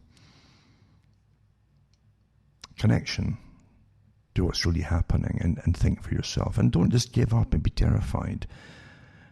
It's good to feel a bit of anger here and there about these swine. There are swine that are causing this and bringing it on. And these psychological operations units, they're just psychopaths getting paid by our tax money. Why would you vote for governments that are doing this to you? How dare they do that? And yet they're doing it because they've made war on you. They've declared total war on you. I hope you understand that. Right down to hate speech and what you can think in your home. Welcome 5G and Alexa and all the rest of it. Eh? You fools buy it all. Get rid of them, folks. Get rid of them. I'm telling you. There's other articles too that other appliances are listening to you as well. But they've been doing that for years. Half of Canadian small businesses losing money daily in COVID second wave. It's just second wave. Who's dropping dead here? And it says, just when you thought it couldn't get worse, new survey by Canadian Federation of Independent Business found the second wave is hitting them harder still with new drops in sales. Well, no one's allowed to go out and get stuff, right? As many as, and folk don't have the money. They've been working since about February. As many as 51% say they're losing money every day. And in places like Toronto and Peel region, which are under new provincial restrictions, again, they're doing this roaming kind of lockdowns, is to get you, everybody gets a chance of getting locked down to make you, convince you that you're all part of something big, you see. That's when they make you wear face masks. If you didn't wear face masks, you just forget it very quickly. You see the expressions on other people's faces. They're not sinister anymore. They don't see you as sinister. And you can read expressions and you read people and things are okay. But you forget about COVID. It says that they're losing money, and it's as high as 70% they're losing on a daily basis of their income. Particular hospitality businesses like restaurants and hotels, 76%, or arts and recreation businesses like gyms and venues, 69%. We're more likely to report further lowered sales. Small businesses still haven't recovered from the first wave. It's not meant to. It's supposed to go out of business. In fact, 37% of all businesses across Canada report they're actually losing money every day they're open. And that's the way it's going to be, folks. With a new round of restrictions in several regions, they're already proving to be devastating to them, especially as new supports from government remain in the development stage. What supports is government going to give you? Supposedly it's all borrowed money they dish out. You ever thought about where it all... Do folk think it's just pennies from heaven? You know, that comes out of nowhere? What do you think? Who's lending what really to governments to give to you? Because they're not coming out with big trucks and armoured vehicles full of cash to the government. Where these money lenders, what do they really give them? Just blips on a computer screen? Because that's what it is, folks. But regardless, you see, it's to put you further and further and further in a debt as you have to pay it all off for the government. Real or not real, you'll be forced to pay the not reals off. Yeah. Total. This is to be like a total war, as though a bomb had been dropped, an atomic bomb or something. The kind of devastation they want, but like a permanent change. Belgium health experts demand investigation of the WHO for faking coronavirus pandemic. I mentioned this one, I think, last week too. And it says, so the doctors in Belgium, health professionals, written an open letter to authorities demanding the investigation of the WHO for creating coronavirus infodemic, faking the pandemic. The following letter has been made an impact on public health authorities, not only in Belgium, but around the world. The text could pertain to any case in which states lock down their citizens rather than allow people freedom and permit medical professionals to bear the primary job of disease mitigation. Remember, too, it's so true.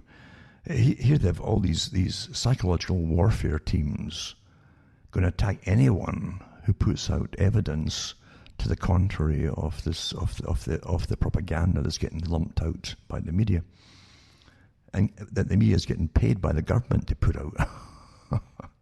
Remember this article? Remember when the WHO faked the pandemic?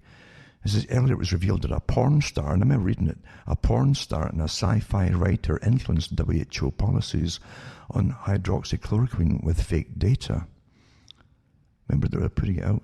An obscure US healthcare analytics company came under sharp scrutiny for the integrity of its key studies that were published in some of the world's most prestigious medical journals. World Health Organization, several nations, remember that, I think even the Lancet, I think, used it. World Health Organization, several national governments changed their COVID-19 policies and treatment based on the faulty data provided by the company that used a porn star and a sci-fi writer on their payroll. Well, I guess they were happy at their work.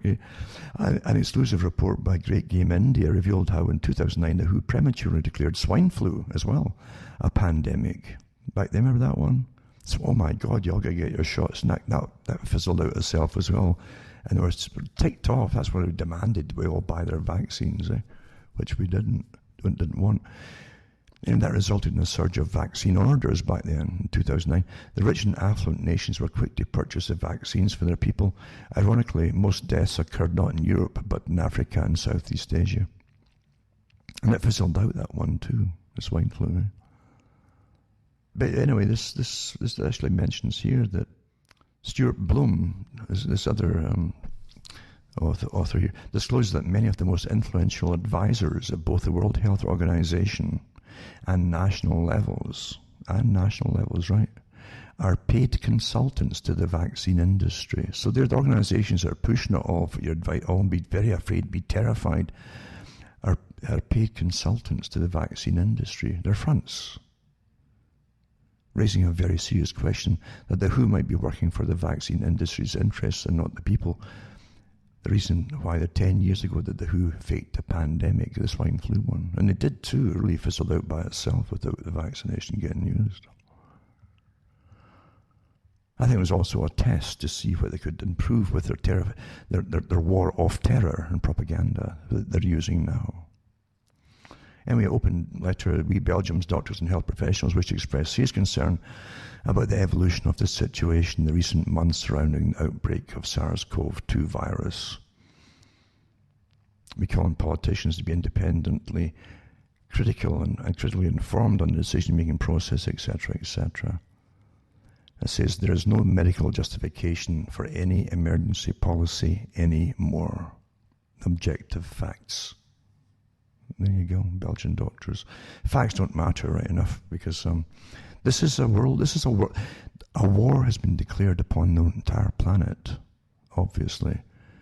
And yeah, you could start prosecuting the members of, say, an example, WHO, and also the World Economic Forum. The WEF isn't just a little forum that meets once a year. It's a massive enterprise with its own bureaucracy and everything, folks. We don't vote for it. We didn't elect them. They just dictate policies and use the organizations like the CFR to sign it into law.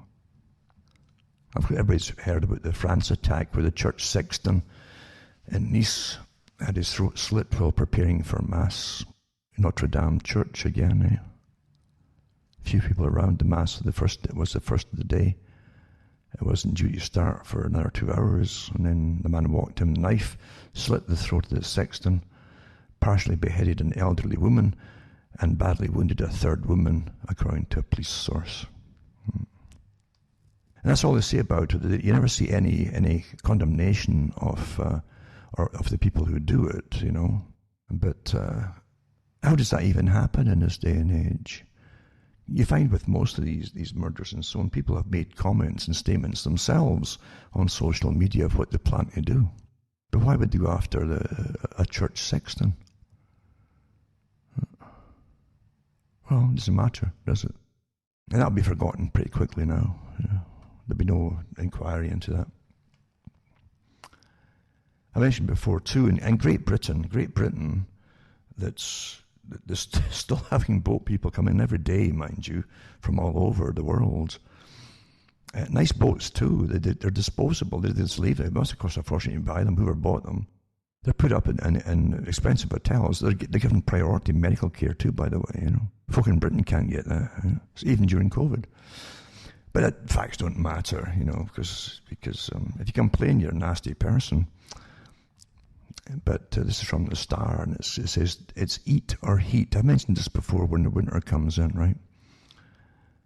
They accept now that folks die in their own home. British people die in their own homes because they can't afford the fuel for winters. That's Great Britain, the people who accept from all over the world. There you go. We're so nice because you're so. Again, the whole British eye concept has been utterly of just the people themselves is to be demolished, completely demolished, until it's not even a history to fall back on to remind people in the future of who they were. I really mean this. I've read all their books and so on years ago. So the Sheffield families on the breadline. So families across Sheffield have told of their ongoing struggles to make ends meet after one generous city cafe provided them with hot meals and food hampers free of charge. Butter Me Up on Queen's Road's Norman Greasy Spoon Cafe, according to staff members of 3 years Rachel Dawson. But over half-term, staff have been in the kitchen juggling the usual orders alongside preparing free school meals and packing hampers. So mum of 3, Rachel, had a personal reason for wanting help. She said, I have been on my something or other, I don't know what it would be, it begins with a name. And I've got a little girl who's 4 and 2 older kids, and I know parents are going to be in a worse situation than I'm in, she says. I've gone without food myself, so the kids are fed. We sat with quilts and hot water balls because it was eat or heat. There you go, there's Great Britain.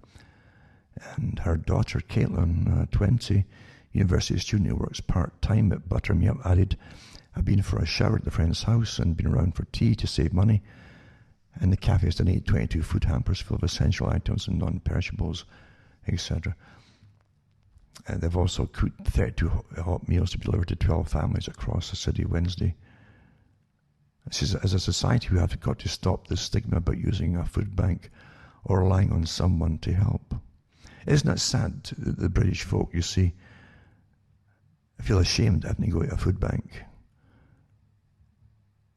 And yet they read the papers of what it's costing them to bring folk in to their country all the time and put them up and so on. But they themselves are ashamed when they're hungry to go to a food bank. There's psychological warfare, but it even makes you ashamed, you see. You see that? Because I keep seeing posts saying don't have kids if you can't afford them. See, this is your WEF idea, you see. And the Club of Rome, I was financially stable with my own house. I ended up broke and I was working 40 hours a week struggling with childcare. She added, it's usually those without children who have no idea what a struggle it is. Rachel's boss and Butter Me Up owner of 3 years is Liza Whedon from Chesterfield, who said, with Rachel working here, we've got the facility to do it. I think it's brilliant. Everybody contacting us is saying, I'm so embarrassed, I've never done this before. I've said, please don't be. It's the same thing I remember too. When the 2007 A crash happened, and you had big documentaries made about the tent cities that happened, because the folk lost their homes, thousands and thousands of them, with the extravagance of the banks and the cons they're doing with their mortgages and flipping mortgages as though they were other commodities, literally flipping them or 5, 6, 10 times a day per house. Until folk literally, they knew it was going to collapse. It was a greed frenzy, like a shark frenzy. And then the people themselves that had been enticed into these low income mortgage loans and so, all lost everything. They ended up in tent cities. And then you saw all these people too that were businesses went under too, and you saw these folk lining up at food banks, utterly ashamed they were, poor souls, you know. Well, same in Britain. Yeah. I was reading about one guy who had come in to Britain years ago, and it cost £500,000 of taxpayers' money to defend him against some crime that he'd committed. Things are absurd now. But the folk in the country literally can't eat a lot of them. They can't eat. Who cares about them? Nobody does, unless you start caring yourselves. And the English should start, again, like the Scots and the rest of them, getting some gumption back and some pride and back in their humanity as humans. Instead of this shame stuff you've been brainwashed with for years. How disgusting that they can pick and choose who they want to make to feel inferior and to destroy them. How disgusting. Total war. You got to stop this stuff and go after the folk that are doing this. Start arresting them. These are war crimes. Yeah. So, it's rather sad what's happening, but so it's got more stories of different people who had to go to the bank and so on. Eh? So there you go anyway. Glenn Greenwald, the guy who he helped Snowden, the whistleblower, a few years ago with his story, I think, and did a documentary. I think he maybe even in the documentary too, I'm quite sure. But it says he founded The Intercept. He's a co-founder, and he resigned from the website that he helped start up with a scathing essay claiming editors violated his editorial freedom by censoring an article he wrote criticizing Joe Biden. And I guess there's so much stuff came out on Biden's family or the son in a way that he came out with what's been put out supposedly as facts so far. But yeah, they're clamping down on anybody mentioning the money situation flooding in and to the Biden family through deals and so on.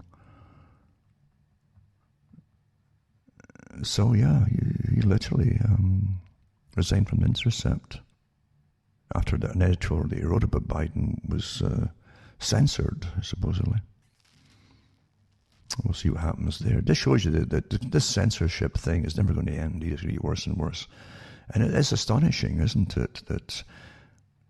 Well, it's not really astonishing. It's only astonishing if you believe the media was ever real.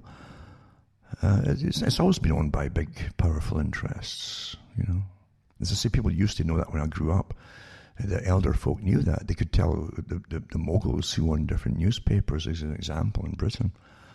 And even the miners, the guys you wouldn't think, they were up on it all. And they knew who was who and what they were all part of the establishment and what you could believe and or not trust or be suspicious of, because that's what you're supposed to do, be suspicious of things as a sentient human being in a world where there's all these power plays going on all the time. And, you know, the whole idea of the Sunstein idea didn't start with Sunstein. It was long before him. It's been on the go with it's propaganda. Propaganda is an amazing thing. Governments run by using propaganda and teams of propagandists and psychologists, etc. And yeah, we're here, folks. More so now with the internet age. They can hire these miscellaneous faceless people by the thousands and train them all. Who to attack and who to go after, and then other ones to convince the public. You could get 500 emails a day if they want to try and sway your opinion. You'll think it's independent people. You think maybe they're right, sending you this and sending you that. And you don't realize it's all from like an outfit, a section of an outfit that's paid to do this kind of thing. That's their job. That's what they're assigned to do, is to alter your opinions and things. If you're an influencer, as they call it, you know. Social influencer. It's a bad name, eh? In other wars, they would call you a quisling or something, or you're on board with another nation, or a quisling type, a subversive, a traitor even. But now if you don't go along with the propaganda, you're a social influencer. They go after social influencers which are not on board with them. And they'll attack them mercilessly, of course, and constantly. through many, many, many different ways. It's this war, you see, waged upon the public.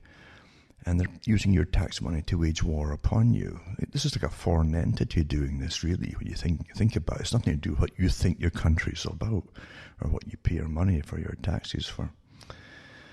And because it's a different agenda, a completely different agenda than the average person who live in the country will think about or even understand sometimes. They never hear of the agenda and the fact that you're supposed to have no nation at all eventually.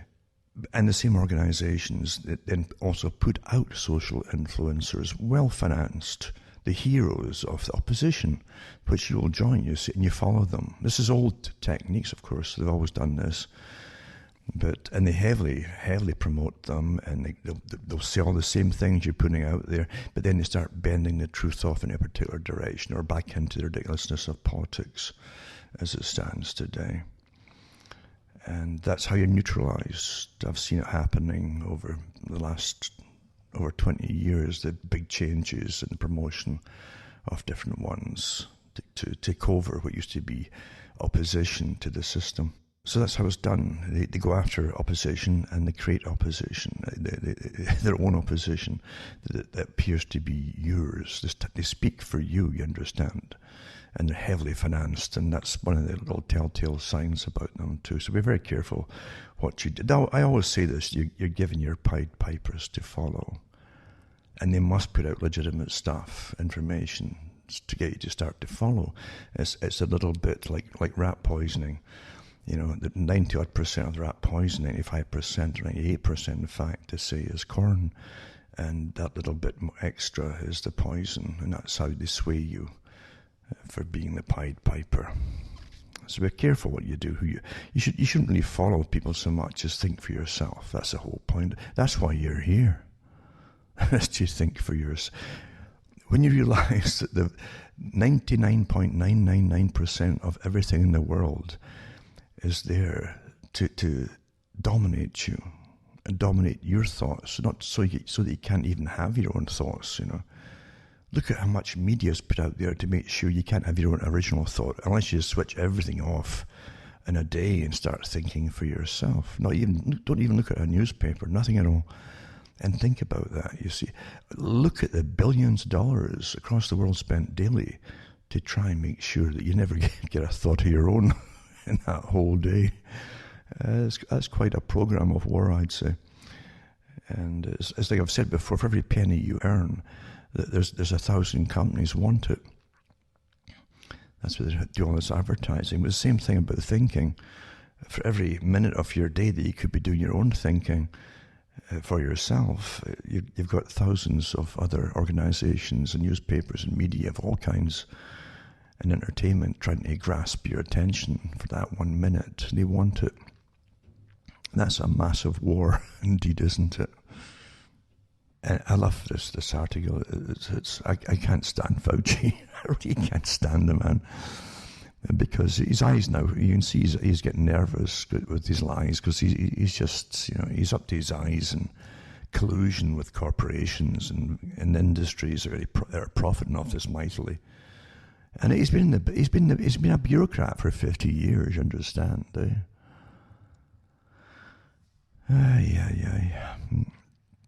So US might not see life get back to normal.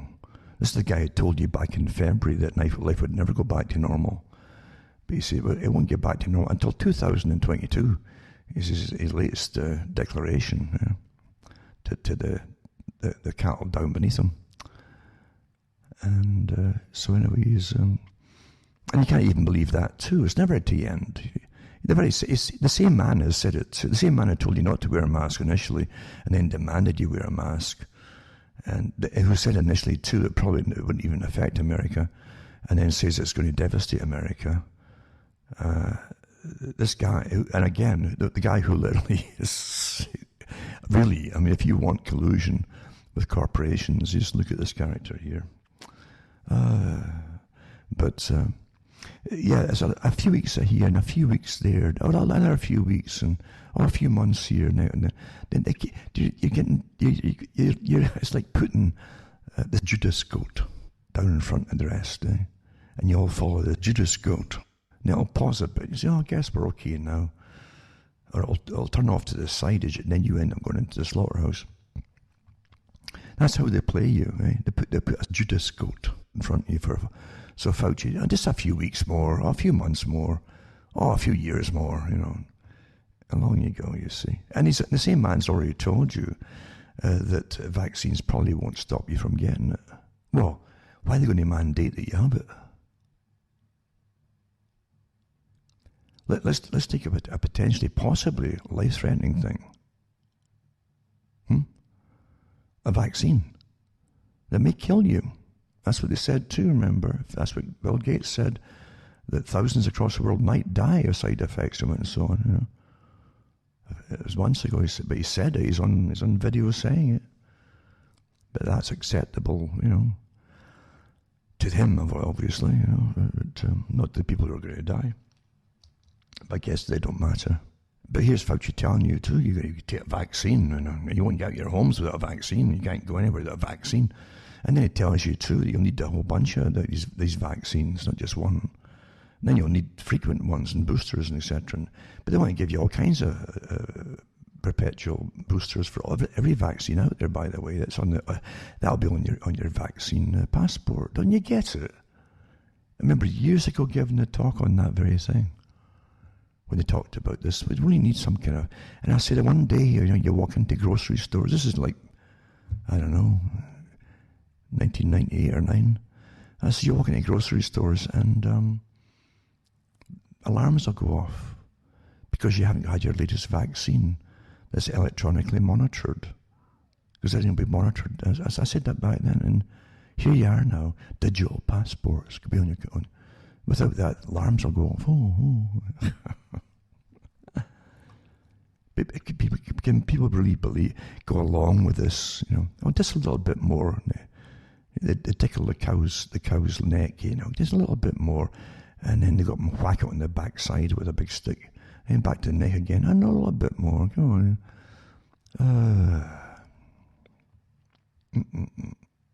In German, Pfizer vaccine. Remember there's one of the guys who was the head of the research department, was it last week or week before, from Pfizer, said he wouldn't take the vaccine.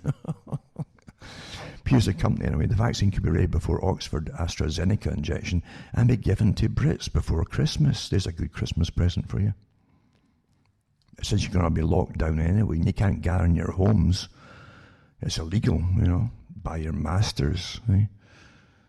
Your master's voice. Remember, they used to have His Master's Voice record company at one point, and they made gramophones and record players and things, I think. And I think in my home we had one that was called His Master's Voice. A little dog sitting in front of the big horn that came out of the old wind-up type gramophone record players. But it kept that logo when they put on the later players, record players. But I was sitting there listening, so that big horn went to the dog's ear. Well, that's what the media is to us, and that's what the government is to us now. They're paying the media to lie and brainwash you. I mean, I read the articles tonight, for goodness sake. That's what basically it's telling you. Huh? His Master's Voice is telling you right to your ear hole to obey and do what you're told, and don't have more than this. It really is. It's absurd declarations they're putting out there in orders. It really is. It's almost like maybe 4 people can gather in your home on a Friday afternoon, as long as you only wear one slipper, etc. This is how, they're trying to see how much mental illness they can cause. I'm not kidding you. Massive studies going on right now on how your compliance can work, how it can make you do all kinds of mad things. Really? Oh, this is again to show you the predictive programming. This really lumped into all kinds of programs. This is how you get most of your brainwashing and how to comply and how to do things and how to copy and emulate and so on. Culture differences and changes. It's predictive programming. I came up with the term many years ago. And I've told you before. This Songbird movie trailer says about a pandemic, COVID-23, they call it, slammed by critics, cashing in on human suffering. It says the apocalyptic film follows a couple in 2024 that tries to meet during the pandemic. Poor souls, eh? It's from Fox News. And the mortality rate in this scenario is at over 50%. And the virus kills at an accelerated rate, and infected Americans are forced from their homes and into quarantine camps, according to Entertainment Weekly. You see they're getting trained to this rubbish. So it's been hammered, but it's probably getting funded. I bet it's funding from our tax money going into that too. A dystopian, crazy world, but a romantic movie about two people who want to be together, but they can't. There you go. It says it's pure bad taste. But that's what they do, and this is how you're brainwashed, folks. Always using entertainment. They said that at the European meeting on vaccinations that they had, and I put the link up there too. They discussed that, how they would use all the media and put all the different COVID ideas into, and behavioural changes into fictional dramas and so on, just insert them in like they normally do. Taking for granted. They've got these agreements with them all. They pay for these inserts. And they did that with Coronation Street. That was the greatest predictive programming system. Everything that was going to happen and planned for Britain, they did it in fictional form in front of the public. And here's how Bert would adapt to this or not adapt. And here's how his wife would adapt, and who would win on whatever the disagreement was going to be. And yeah, that's how it's done. And it also says here, as a coronavirus spreads, these late night shows are recording without an audience, it says. And our personality to this is quite possibly one of the easiest attempts. I don't know what they mean. They keep doing these strange things now. That woman who talked about her sitting on her A, I don't know what, and this guy's on about the easiest attempts to cash in on human suffering.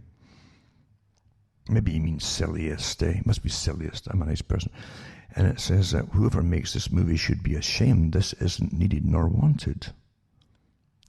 It's not meant for that. It's meant to indoctrinate you and to terrify you, folks. Where fiction becomes your reality. When you hear COVID, oh my, you're thinking of the movie. Half the folk are dying. Oh my God. I tell you. So that's one of them. And then you have, remember this one too, it was 24 TV. It says American action drama it's created by Joel Surnow and Robert Cochran for Fox. It starred Kiefer Sutherland as a counter-terrorist agent and Jack Bauer. Each season comprising 24 episodes covered 24 hours in Bauer's life using the real-time method of narration. Came out in 2001 for, you see, after 9/11, eh? Oh, anti-terrorism, oh my, look at all these government guys run selfless. Never sleeping, hunting down terrorists everywhere. But also got you used to the idea of no rights and citizens being monitored and so on. And yet it was normalized through fiction. Huh? In Canada, they came out with a border. Taxpayers' money again, eh? CBC Television. Yes, sir. Communist Broadcasting Corporation, the government run. It had a few shows, and it says the first season had a total budget of $20 million with about $1.5 million per episode. Absolute farcical scenarios. Suddenly everything was terrorism, a war on terror. Because the terrorists are creating a terror on the world. After 9/11, and even had one episode, the only one that I saw clips of, because I never watched TV, and some was in someone else's place, but I saw clips, and you had these Canadian jet fighters attacking the bridge that crosses into the US border there in Ontario, and strafing the bridge. That was in it too. But they fight these awful terrorists that were just, flooding over from the Middle East. Eh? That's what they were portraying. Oh, they're everywhere. Everywhere they are. Oh my God, yeah.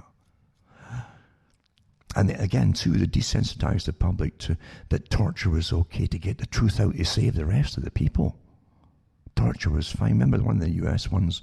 They shot a guy in the leg because they had to get that truth out of them before some exploded in the States. So that was okay, go and torture them and shoot them and stuff like that. The border. So they always bring these propaganda things out when they're at war with us all, you see. And they want us to believe certain things and so on.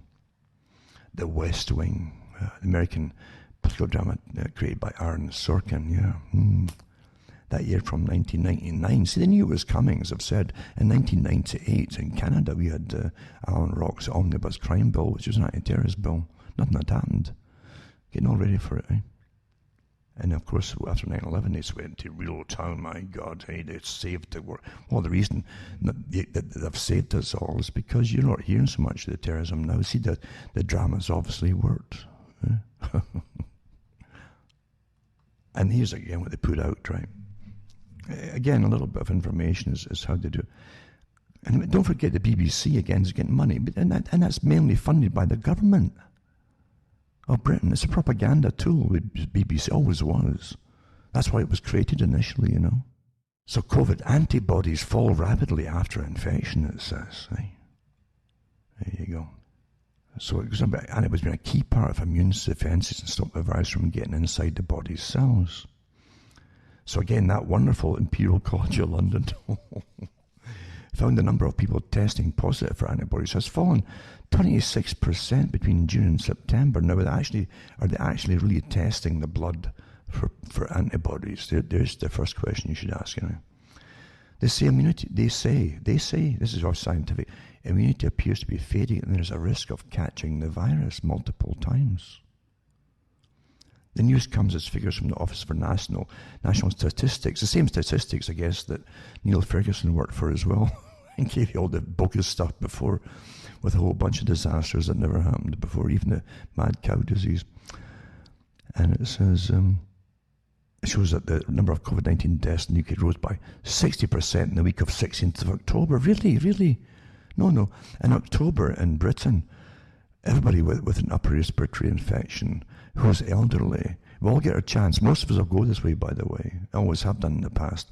It's these kind of things that finish you off when winter starts to come in. That's the bad time. The cold, damp weather, especially in Britain. Eh? And I know this is the top. They can't fail with the game they're playing here. And they'll slump it in as COVID, you see. It says, so the whole idea is that, you see, your antibodies aren't going to last that long, eh? It's to get you ready for a vaccination. Not that that's going to last any longer either, by the way. You know. But reality's got nothing to do with it. The fact is, as was mentioned already, your T cells, there's different ones that actually keep almost pretty well blueprints of antibodies, and they'll fade off after a while, unless you keep getting stimulated with being near the infection somewhere, you see. And they immediately start producing it, so you don't even get on with it. You don't even know you don't even know what most of your body is doing most of the time. Of course you don't. So it's normal. That's normal, or else you'd be choked up, as I say, with thousands of different kinds of antibodies because you're getting. There's thousands out there of viruses. And if the antibodies were perpetual, for instance, your blood would be clogged with them instead of, red blood cells, etc. So they switch them off to an extent. But they keep the blueprint of how to immediately mass produce them, the antibodies, for that particular problem. And that's how it works. So that's all I'm saying about that particular article. Another one, too, is interesting, this article here, because it's in quite a few of the medical magazines, and it says use of adenovirus type 5 vectored vaccines, a cautionary tale. We are writing to express concern about the use of recombinant adenovirus type 5, AD5 they call it, vector for a COVID-19 phase 1 vaccine study, and subsequent advanced trials. Over a decade ago, we'd completed the STEP and the Fambili phase 2B studies that evaluated AD5 vectored HIV vaccine administered in 3 immunizations for efficacy against HIV-1 acquisition, Both international studies found an increased risk of HIV-1 acquisition amongst vaccinated men.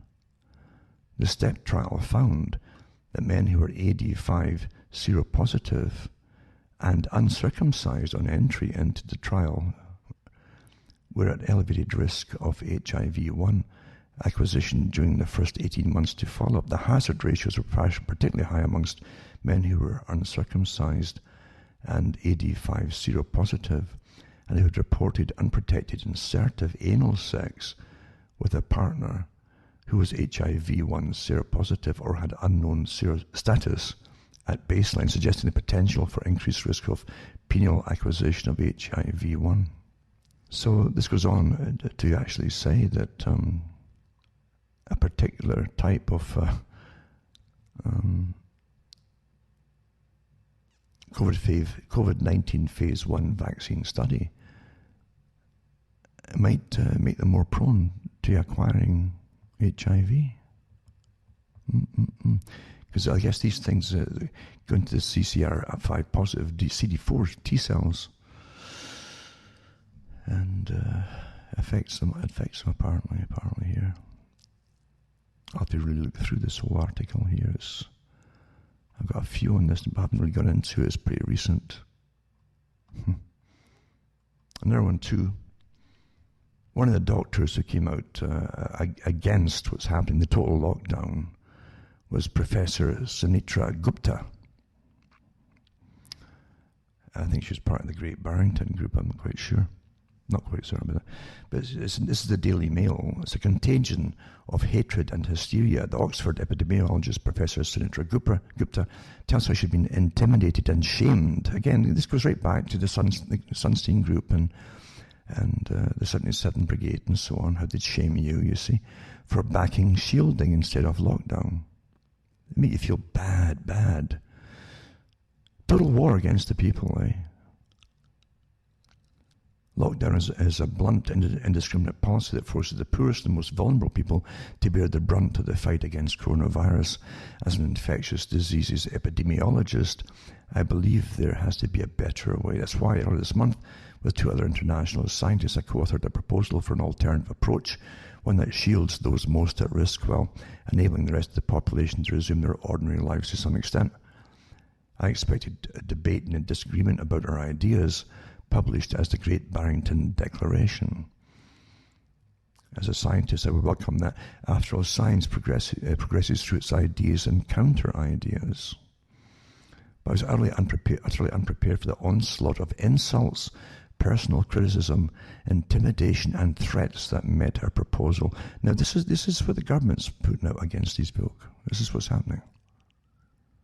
The government's at war with the people. I hope you understand that. The level of vitriol and hostility, not just from members of the public online, but from journalists and academics, has horrified me. I'm not a politician. The hurly-burly of political life and being in the eye of the media do not appeal to me at all. I'm first and foremost a scientist, one who is far more comfortable sitting in the office or laboratory than in front of a television camera. And she admits that she's actually left-wing. She said, although I would not, it's fair to say, normally align myself with the Daily Mail. I have strong views about the distribution of wealth, about the importance of the welfare state, yada, yada. But COVID-19 is not a political phenomenon. It's a public health issue. No, it's not. It is a political phenomenon. It's getting pushed by politics, government funding for warfare departments of all kinds, including psychological war. That's definitely political. And it says that the Hart proposal is a recognition that mass lockdowns cause enormous damage. Well, we know all that stuff, right? What she does mention is that there's lower childhood vaccination rates occurring, worsening cardiovascular disease outcomes, and that's true. Fewer cancer screenings, and there's actually fewer cancer. Remember the article last week that folk are dying at home in agony, and they can't even get pain medication. Never mind getting to a hospital. And such pitfalls of national lockdowns must not be ignored, especially when it is the working class and younger members of society who carry the heaviest burden. Well, they have no future as we know it. Anyway, that's what you don't know yet. But she does go on to mention that the newspapers, even The Guardian, the Guardian newspaper, which pretends to be left-wing, it used to be not a bad paper, but again it changed ownership again, I think I'm not certain on that, just a few years ago, completely changed. But she mentions here that The Guardian, which has repeatedly published opinion pieces making factually incorrect and scientifically flawed statements, as well as borderline defamatory comments about me while refusing to give our side of the debate an opportunity to present our view. I am surprised, given the importance of the issue of the state, not at least the principle of fair, balanced journalism, that The Guardian would not want to present all the evidence to its readers. Well, they're getting paid to go after anybody who is against the authorized opinion. That's just it, isn't it? Isn't that really what it's all about? I've already mentioned that they're getting paid. The government's paying them to, well, lie. Never forget these times, folks. Never go. If some miracle happens and you go back to any semblance, including with the newspapers, of what it used to be, don't ever forget the now, what's happening now. When you read any of these papers, don't ever forget it. But it's not intended to ever go back to what you're used to. Never, ever. It's a whole new way. The Great Reset is the reset of how you live, even if you will live, according to who's going to run your world for you. Another one too, as COVID killed off the flu, experts pose an intriguing question as influenza cases nosedive by 98% across the globe. It's almost disappeared, eh?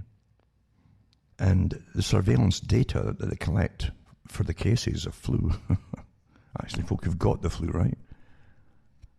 Not the ones that, actually got it. So the surveillance is collected by the World Health Organization. It shows how flu cases plummeted globally.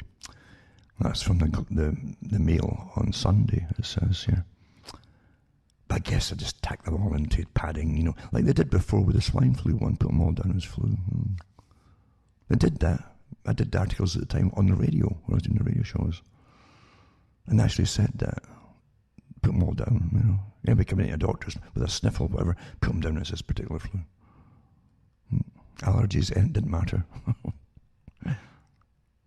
Another one, to N95 respirators versus medical masks for preventing influenza among healthcare personnel, randomized clinical trial.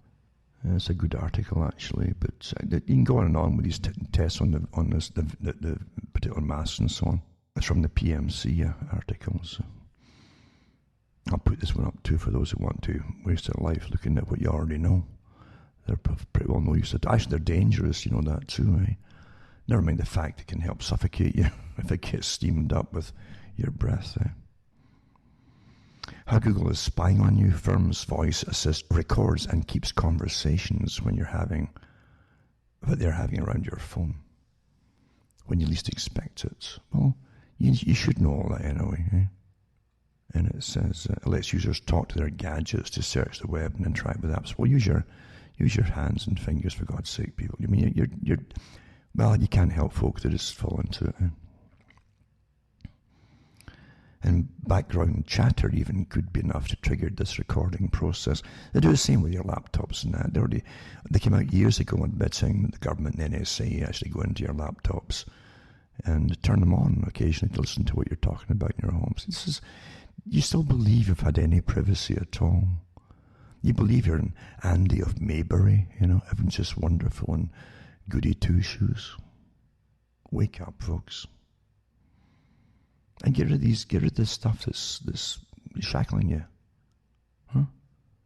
And it mentions on to visit Google's My Activity, and so on. Etc., etc. They've all got their different types of ways of spying on you. That's what the computers are all about. That's what your cell phones for too. They count on you all having cell phones so they can track and trace you. And that's also going to be your passport and everything else. Don't leave home without it, or you'll be arrested. And again, another one, the same thing I mentioned earlier. The new CDC study finds the majority of those infected with COVID-19 always wore masks. Always wore masks.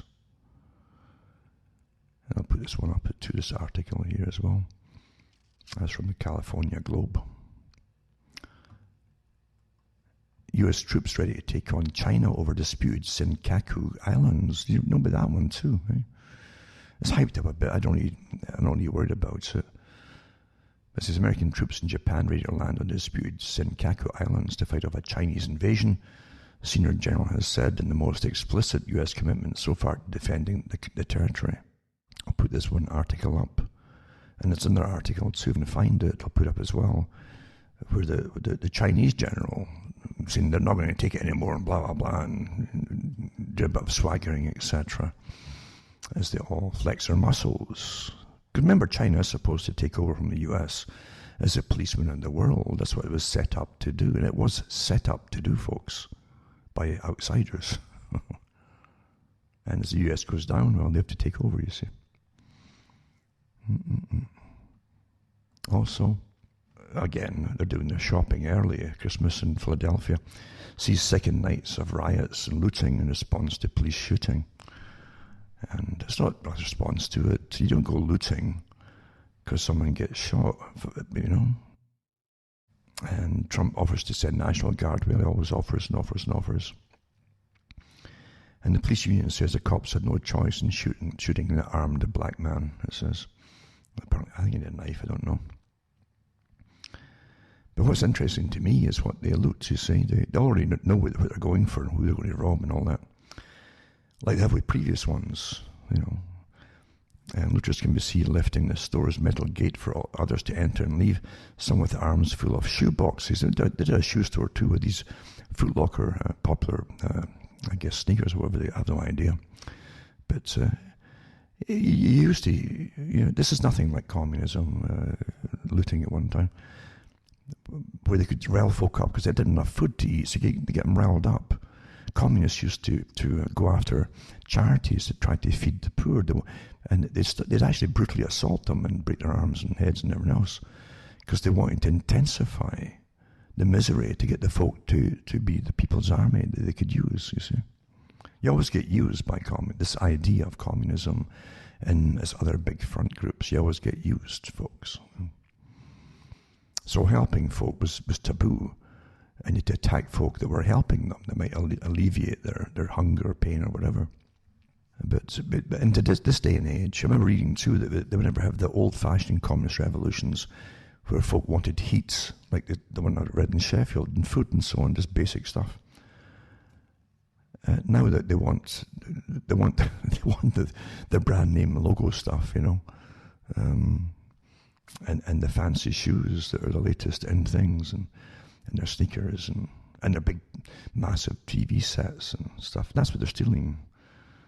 So it's a different kind, isn't it? I'm protesting. I'm going to take this big, massive television set out there, and they're bringing a U-Haul up. In fact, they've already planned in advance to have U-Hauls come up to the stores, and they can refurnish their homes, I guess. And, so they use the protests for their early Christmas shopping, I guess. So I'll put this one up too for those who don't even know what's going on. And also, when I put up the CDC Centers for Disease Control Prevention, the U.S. influenza surveillance system, I actually show you here the purpose and methods. If you really dig deep into their declarations recently, you find that they admit that they've stopped even monitoring the flu because it's all getting lumped in, obviously, with the COVID.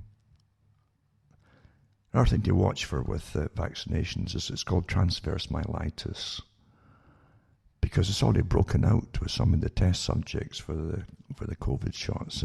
Because you remember the woman with the spine, she became paralyzed and so on. And it's an inflammation on both sides of one section of the spinal cord. Neurological disorder often damages the insulating material covering nerve cell fibers, the myelin sheath, which interrupts the messages that the spinal cord nerves send throughout the body, you know. Because pain, muscle weakness, paralysis, sensory problems, sometimes bladder and bowel dysfunction as well. Different causes and so on. The favorite cause that they put down these days is, as things increase, they put it down as multiple sclerosis, you know. That's a good way of getting around anything else it caused. But they do admit that after vaccination, some folk get it, can leave you with major, sometimes with major disabilities and so on. Nasty thing indeed. Pain, abnormal sensations, weakness in arms or legs, bladder and bowel problems, etc. This is from the Mayo Clinic, by the way, this article. And that was put down at the very, very end, after all other things, can have matter vaccinations. Yeah, well, but it doesn't matter. I mean, they can do that with the vaccinations, and they've all got immunity from prosecution or getting sued. Isn't that wonderful? Dementia. I was thinking of, again, Sean Connery, 90, dying there, and his wife, I think, said that he died peacefully in his sleep, and she kind of gave the impression that it was what he really wanted. He didn't want to go the way he was going with, because he had dementia to an extent. I don't know how bad it was, and I was thinking about that too at the time. But here's a bit dementia patients. Here's the article. And again, you got bioethics coming into it and how they're going to treat society now, and they're doing it already, of course. It says they're being given archaic and dangerous antipsychotic drugs to keep them sedated during lockdown, putting them at risk of early death. His grandmother, 86, dies 6 weeks after starting medication. And it gives you the woman and so on, what happened to her. Experts say the medication carries a risk of premature death, and they use it to treat behaviour and symptoms, including aggression and agitation. Until this year, the use of the drugs had fallen over fears whether the dangers outweighed any benefits. But the coronavirus pandemic has seen prescriptions for the treatments rise as medics look to keep some patients sedate during the crisis. They used to always do that too. Once you got no folks homes, they would put them on heavy duty antipsychotics. In fact, they would sit there and they strap them in those chairs, with the little table bit that slots in. And they were drooling with haloperidol used to be a popular one for drugging them. And eventually they get inhalation pneumonia, because that's what happens. Your swallow reflexes go a bit weird, and you inhale anything you drink or even your own saliva into the lungs, and in comes bacteria with it, actually. And you die. Of course, today they'll probably put it down as COVID. But these things have been, you better start looking at what's been happening to humanity, folks. You've got to start doing it, because eventually it's going to be your turn. And what kind of world are you leaving for others to live in and to get born into? A hell on earth. So once again, I'll put up a little bit on Sean Connery and an era gone by. It's all fiction, of course, and I think it was easy enough acting, really.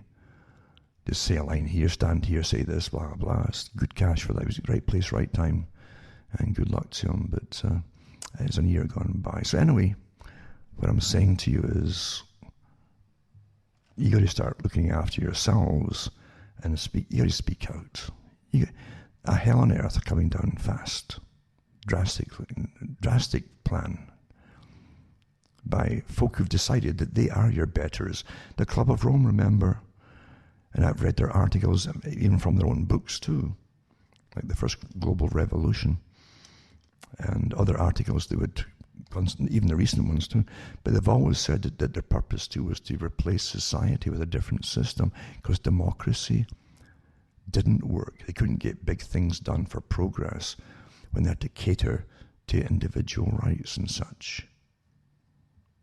That's technocracy, you see. I know they're dancing. The CEO's dancing about the fact that, and don't forget, the CEOs and all these characters in this Club of Rome all also belong to the WEF, World Economic Forum, and the United Nations. It's one big club, same folks. And the CEO of the Club of Rome said that, she said we can get all these the sustainable agenda through under COVID, she says, and we won't let businesses open up unless they're going to be green and sustainable, etc., and essential. Well, here you go. Your betters planned a whole different future for you, and they didn't even have to consult you because they're using terror under a pandemic to do it for them. And they've got all these warrior organizations, PSYOPs really, there to attack all of you when you try to put facts out there. There's democracy in action. And this is just the start of it. Once again, remember folks, you better really start getting little coteries of, if you've got a family, make up your differences with them. If you've got friends, make up your differences, because you're all going to need each other shortly to get through the hell that's coming down. And don't forget, this lockdown is the next part. Nothing to do with reality. That the reality is, it's total war on you for compliance into the new system. But they've said that this is going to be worse than the first one. Step by step, conditioning acceptance, and you keep going into next, you see.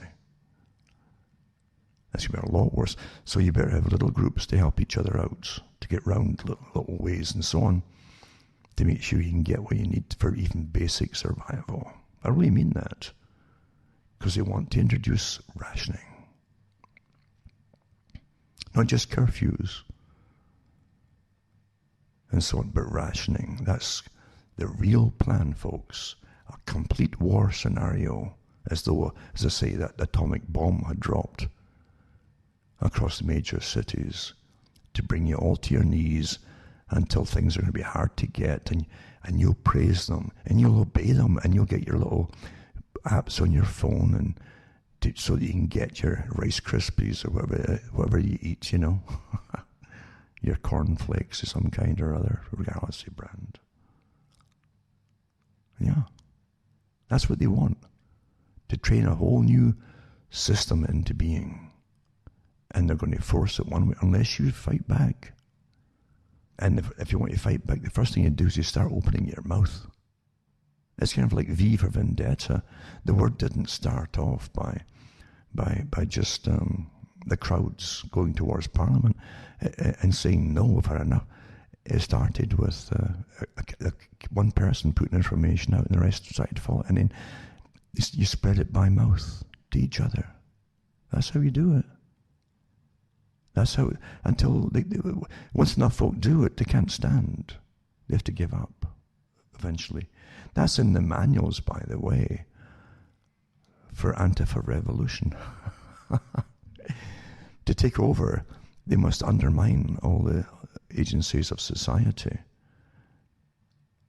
And the idea is also to get the populace to be passive and do nothing, and try to win over some in the police and some in the military, etc. But because the whole battle is over, who's going to control the populace, you see? But they actually admit to different things. If you can't get control of the populace, or if the populace won't comply one day, it's like the Stasi in East Germany. They just have to just give up. If everybody's going to say, screw you, what are you going to do? You can't arrest them all. There's nowhere to put them all. You can't use the excuse that you're serving the people when the people don't want you. You see? So remember all of this, and I will say small things happen, you know, they end up into big giant things, and that's how you start. And spread the word, because you got to spread the word. Be careful too. Don't lose your temper with folks, and don't expect everybody to agree with you either, because if you do that, you have an idea of democracy. But folk who will listen to no other opinion except authority are gone. They're goners, and they will go along and be the bunch who the little quislings that turn everybody else in. You see, you should arrest so and so. They've got wrong think. Yeah, they're putting out fake stories. Yeah. They said that the flu cases are down. Oh yeah, where did they get that from? The CDC. Oh really?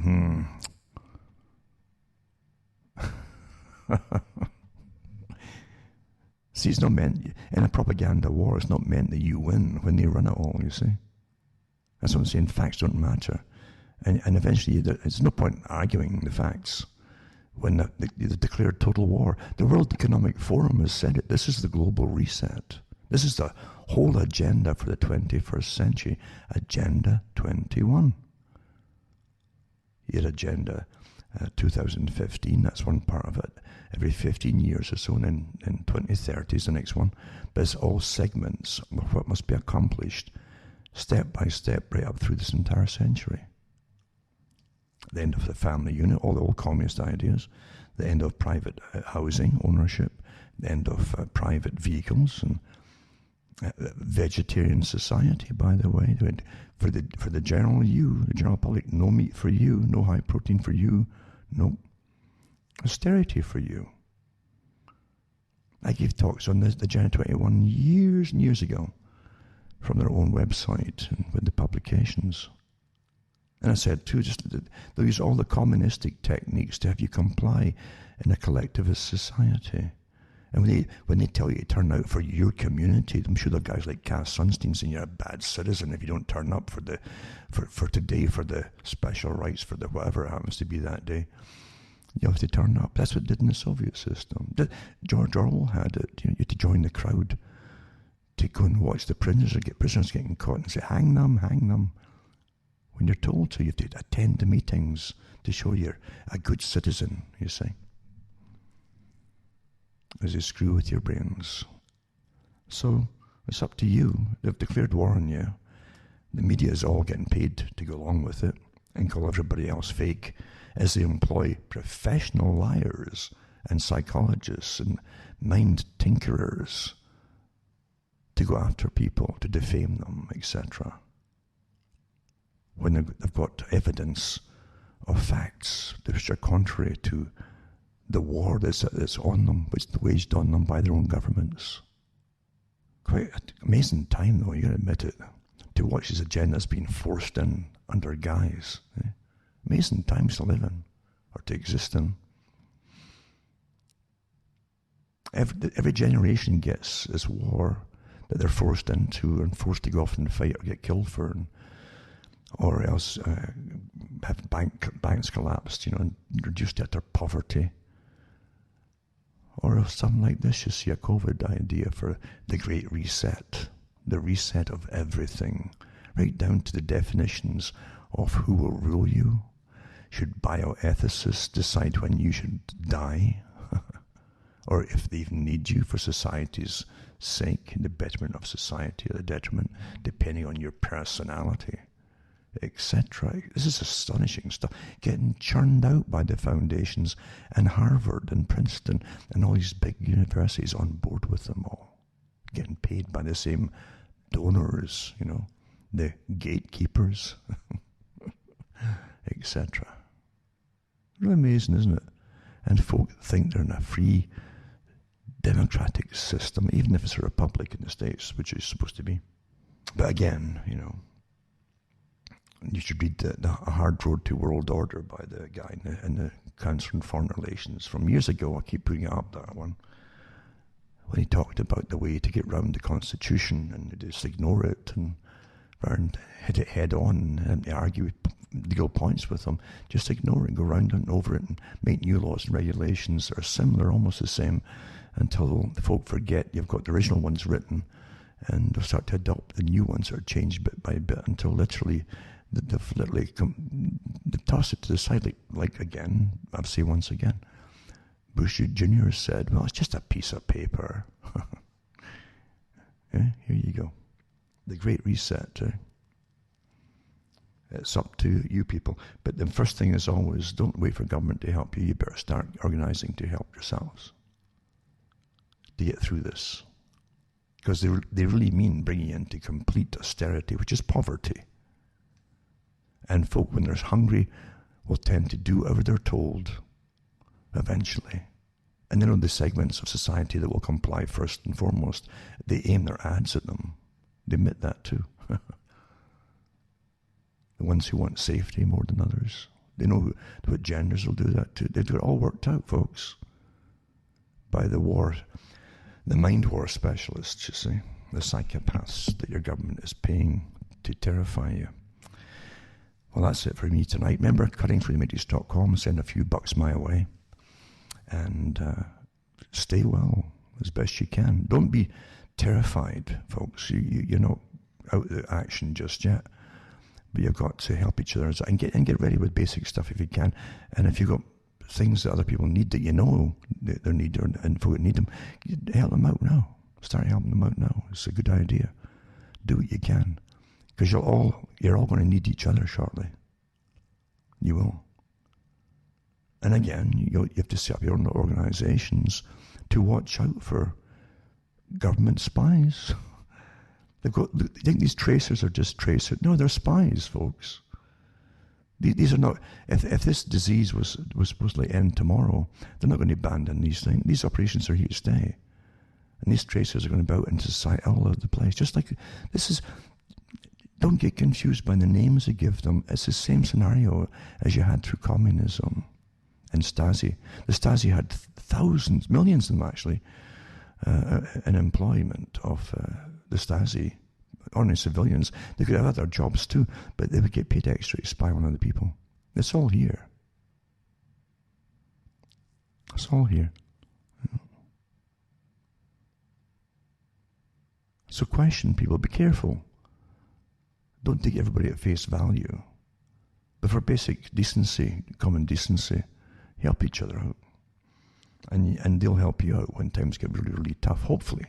Some won't, People are people, but that's the only way to get through bad times. For myself, from a very cold, I've been in, my temperatures in the last few nights has been, I think on Friday night, actually it was on Saturday morning, I was 10 degrees Fahrenheit was my temperature. It's already here, the winter. So it's not going to be a pleasant winter at all. But my chipmunks left early. They were the first. It's almost like an agreement. They all went in the holes at the same time, and that was them gone. That's them in for winter. That was about maybe almost 2 weeks ago. It was just so sudden. Like they'd all agreed. That's it. Then they knew it was coming. The first frost and so on. Not the first, but maybe the hardest ones. But as I say, yeah, it was 10 degrees the other night there. And it'll probably just rain on and off with cold, freezing rain until the snow comes, and that's how often happens here. So, as I say, stay warm. Those who've got warm, think about it too. There's folk in places like Britain who paid into their pensions and everything, who die because they can't afford heating. As they get lambasted for being nasty people, and they've got to just give up their culture altogether, right? And by the brainwashing experts. Help each other out, because you're going to need it. Eventually, it'll be your turn to get help too. This is a long haul here, folks. For myself, Alan Watt from Ontario, Canada's good night. And may your God or your gods go with you.